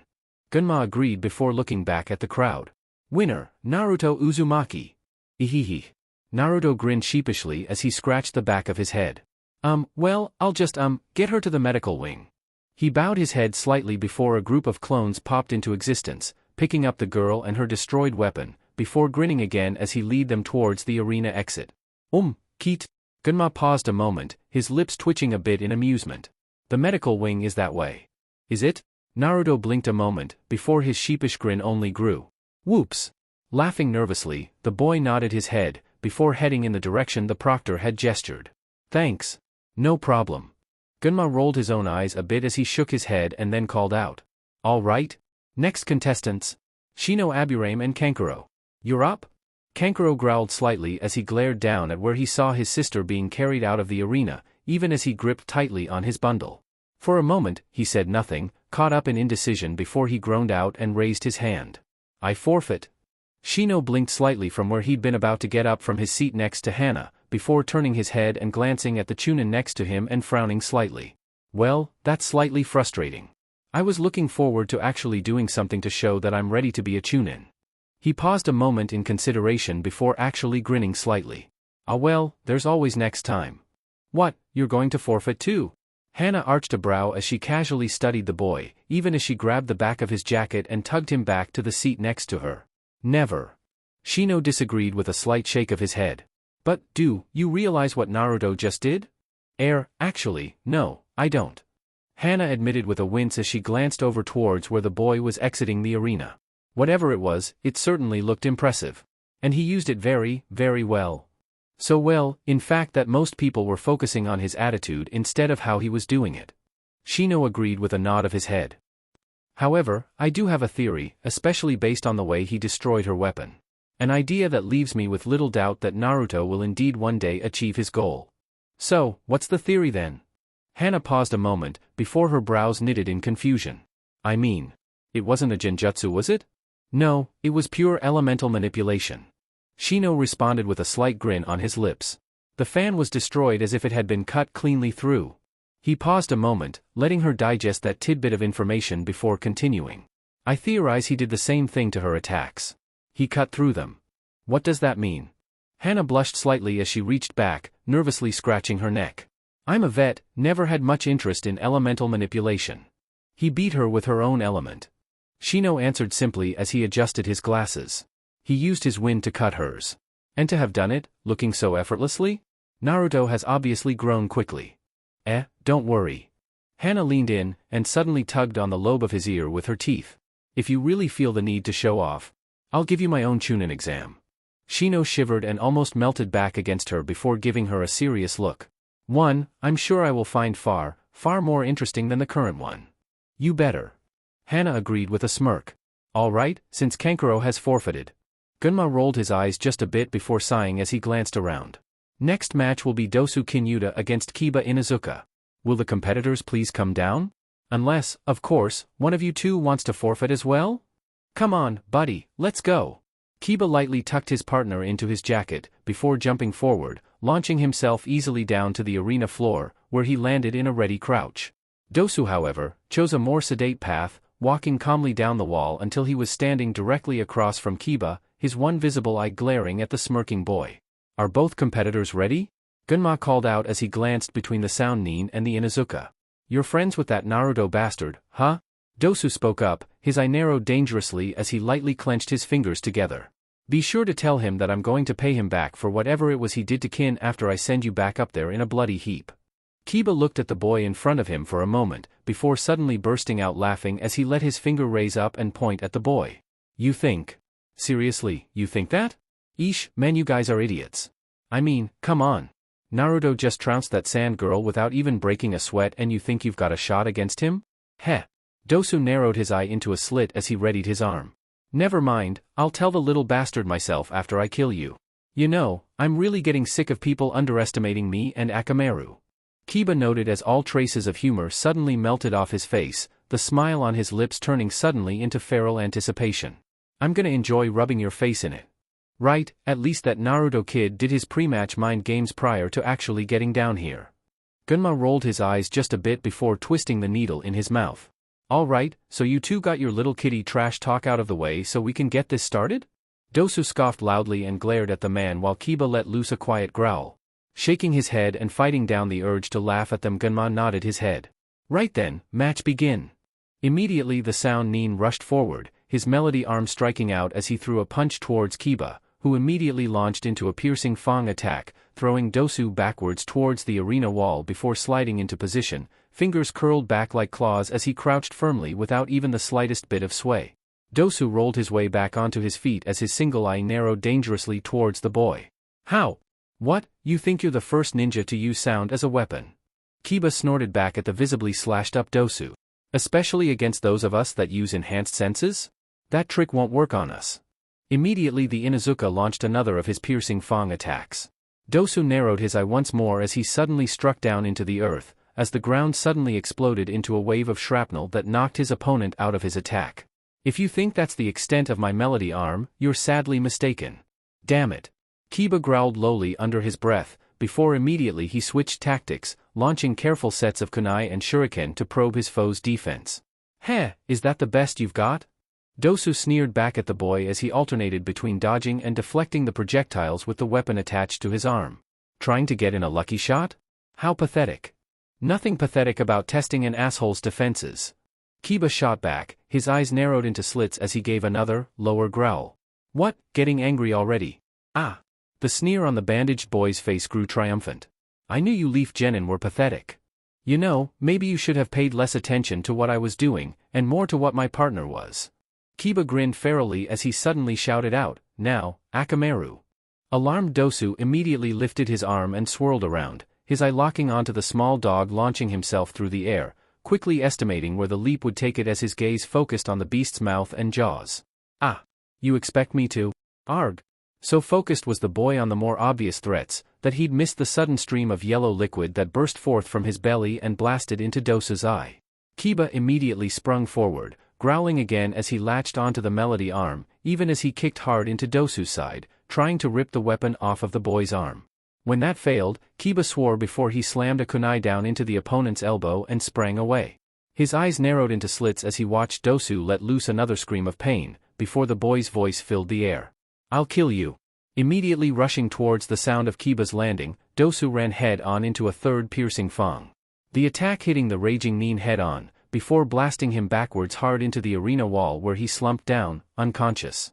Grinning, Kiba threw up his thumb towards the stands before turning to the proctor. So, gonna call it? Fine. Winner, Kiba Inuzuka. Gunma chuckled just a bit and shook his head. Next up, Niji Hyuga vs. Gaara of the Desert. Oh, there was a palpable silence that fell over the crowd as the two stoic figures made their way down into the arena. While Niji performed a graceful, silent leap down onto the floor, Gaara simply turned and strode the longer route through the hallways. It was several minutes later when he appeared, a slight twitch of a grin on his lips, even as he kept his arms crossed about his chest. If Niji had been bothered by the weight, the Hyuga let none of it show across his cold features as he lightly slid into a ready stance. I see that we will soon know what fate has decided for us this day. Fate? Gaara paused, as if tasting over the word as he lightly tilted his head to the side. Interesting. Does this fate prove your existence, It is what binds us all and cages us. Niji countered as he stood ready. Just as I am condemned to a life as a slave, while a weaker member of my clan walks in the sunlight. Gaara seemed to consider this, his blank jade eyes blinking slightly for a moment, before simply nodding his head. So, you're strong then? I am the strongest of Konoha's genin. Niji responded simply as he stood there, straight and proud. Good. A slow, dark grin began to bubble up across Gaara's face as he canted his head back. Mother is upset with me for feeding her the weak, nasty blood earlier. Come, let's see your strength, come and wash the taste clean with your strong blood. As I seem to need to reiterate this, Gunma spoke up glancing between the two. If I declare a match over, it is over. Understood? Niji simply nodded his head in acceptance while Gaara nodded his head almost imperceptibility, causing Gunma to sigh. Fine. Match, begin. In a flash, Niji blurred forward, flashing through speeds reminiscent of teammate as he flashed forward, his palms flashing through the sand before it could fully form to land a strike against Gaara's shoulder, before he blasted back and away just as Gaara let out a sudden scream of pain. Standing coldly before the other boy, Niji held up his hands as he spoke coldly. You will find that I am a far greater threat than my teammate. Your sand armor may prevent my Byakugan from seeing your chakra system, but it still can't protect you from chakra that strikes through it. Pain. Gaara paused a moment, staring in disbelief at the white-eyed boy, before slowly leaning back and laughing as he suddenly sent waves of sand blasting towards Niji. Good. Show me your strength. Prove my existence. Ha ha ha ha. Niji flowed around the strikes, his body twisting, flowing around the streaming lashes of sand as he began to strike, again and again upon Gaara's body, laying only a single blow at a time, often as he'd immediately have to jump back to avoid the ever-quickening sand. In only a few moments, Niji was panting from exertion as he watched Gaara laughing even more as suddenly his sand began to form into various shapes, his sand armor manipulating his body into action.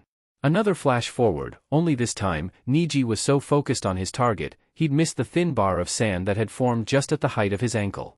In an instant, he was falling, crashing to the earth as the sand coiled about his ankle like a snake.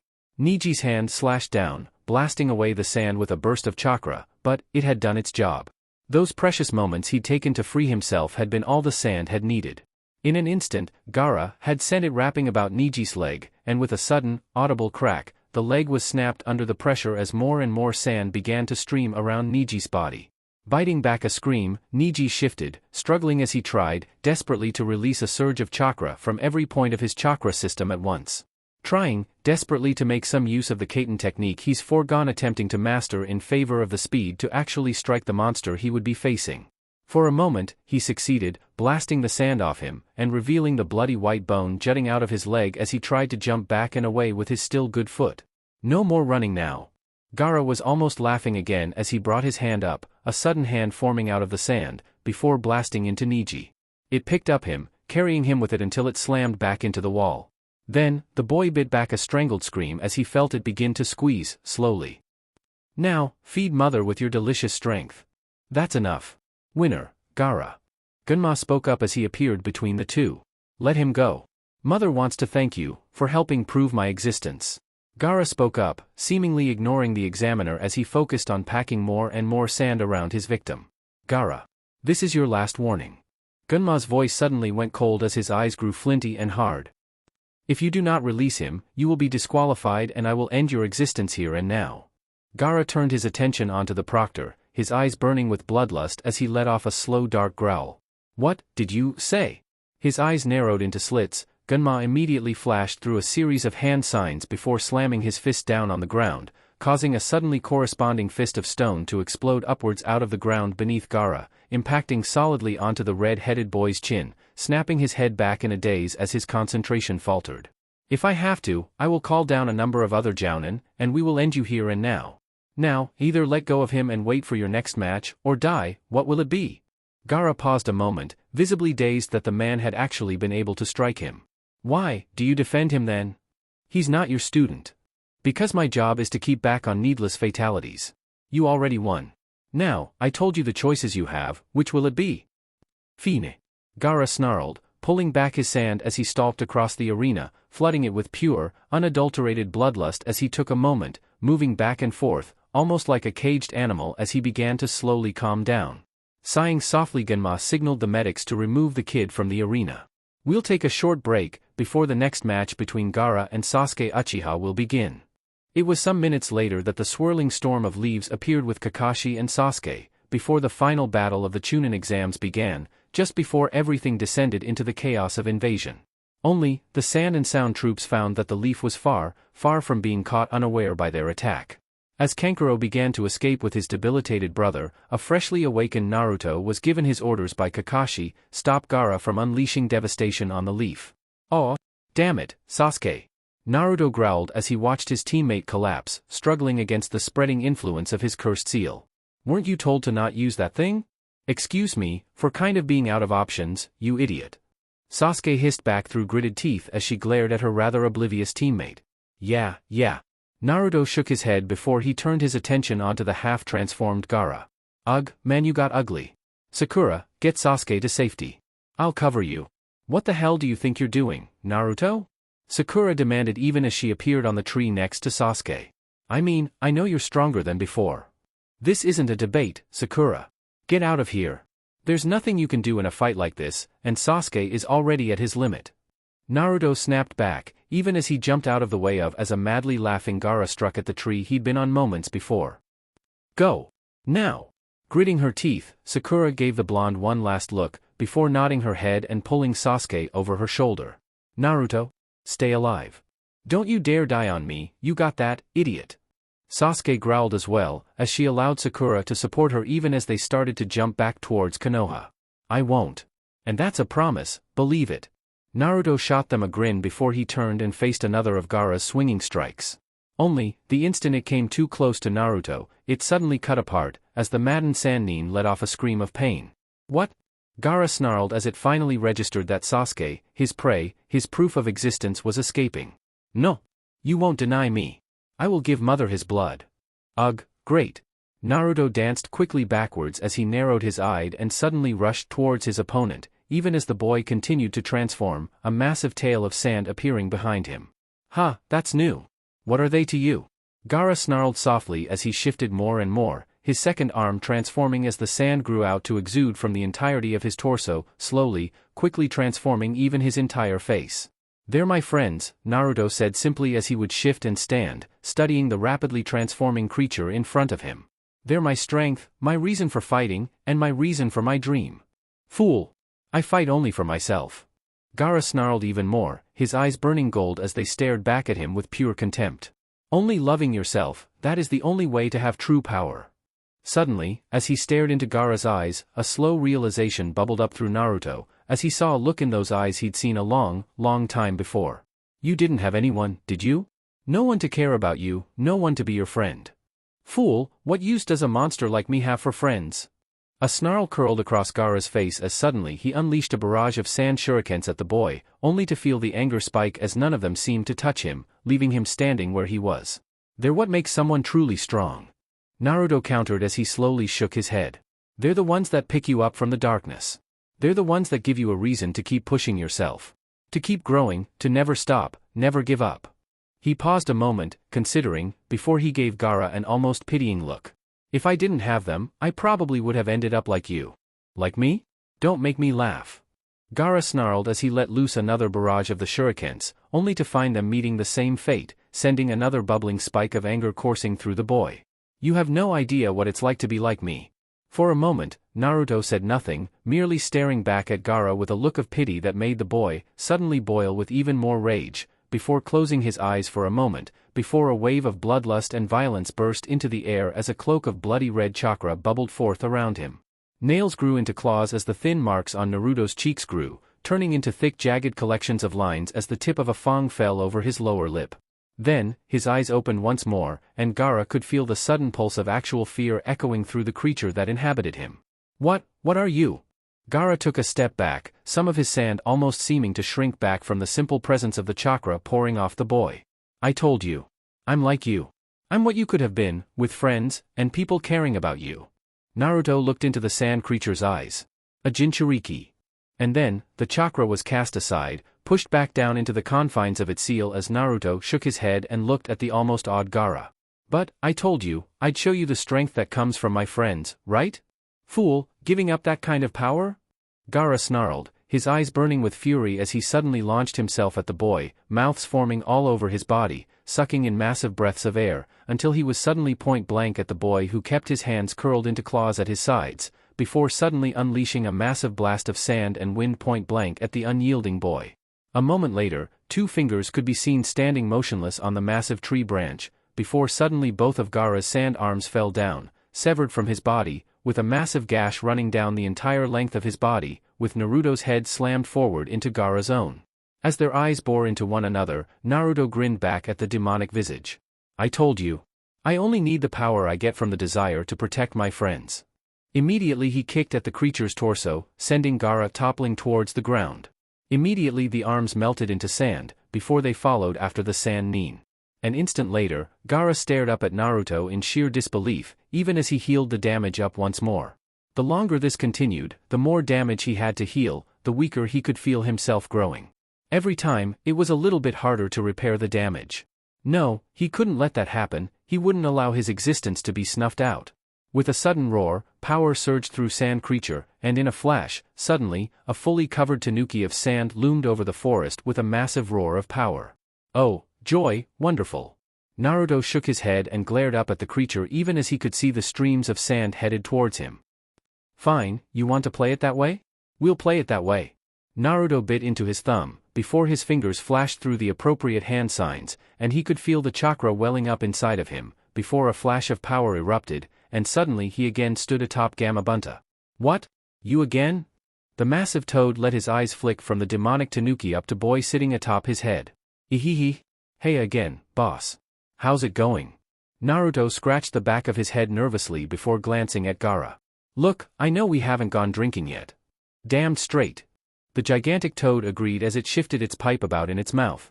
And I refuse to work with an underling who hasn't. So what the hell do you think you're doing? Because I need your help. Naruto shot back with a growl. Konoha's being invaded, and this guy is one of them. If I don't stop him here he'll go back and start attacking my friends. I can't let that happen. What do I care about your little village? The toad boss countered sourly even as he could feel the twisting in his gut the words evoked. They say that the fourth rode atop a massive toad on his final battle, Naruto answered simply as he glared at the sand tanuki in front of them. Who fought with him against the Ninetales long enough to allow him to seal it in me? That was you, wasn't it? You were there when he gave his life for Konoha. Gamabunta remained silent as he gripped more tightly on his pipe, taking a deep, steadying breath, before waiting for the boy to continue. So I'm asking you to fight for what he would have wanted. To protect the people that meant everything to him. Naruto spoke up solemnly as he glared at the creature in front of them. This once, please, boss, lend me your strength so I can make him proud. Again, the boss of the toads took a deep inhale on his pipe, before a slight smile curled on those lips. He already is, kid. That much I'm certain of. Come on, I'll show you the ways of our family, we'll show this bum what it means to mess with us. With a wild grin on his lips, Naruto let out a cheer of triumph as the two leaped into battle.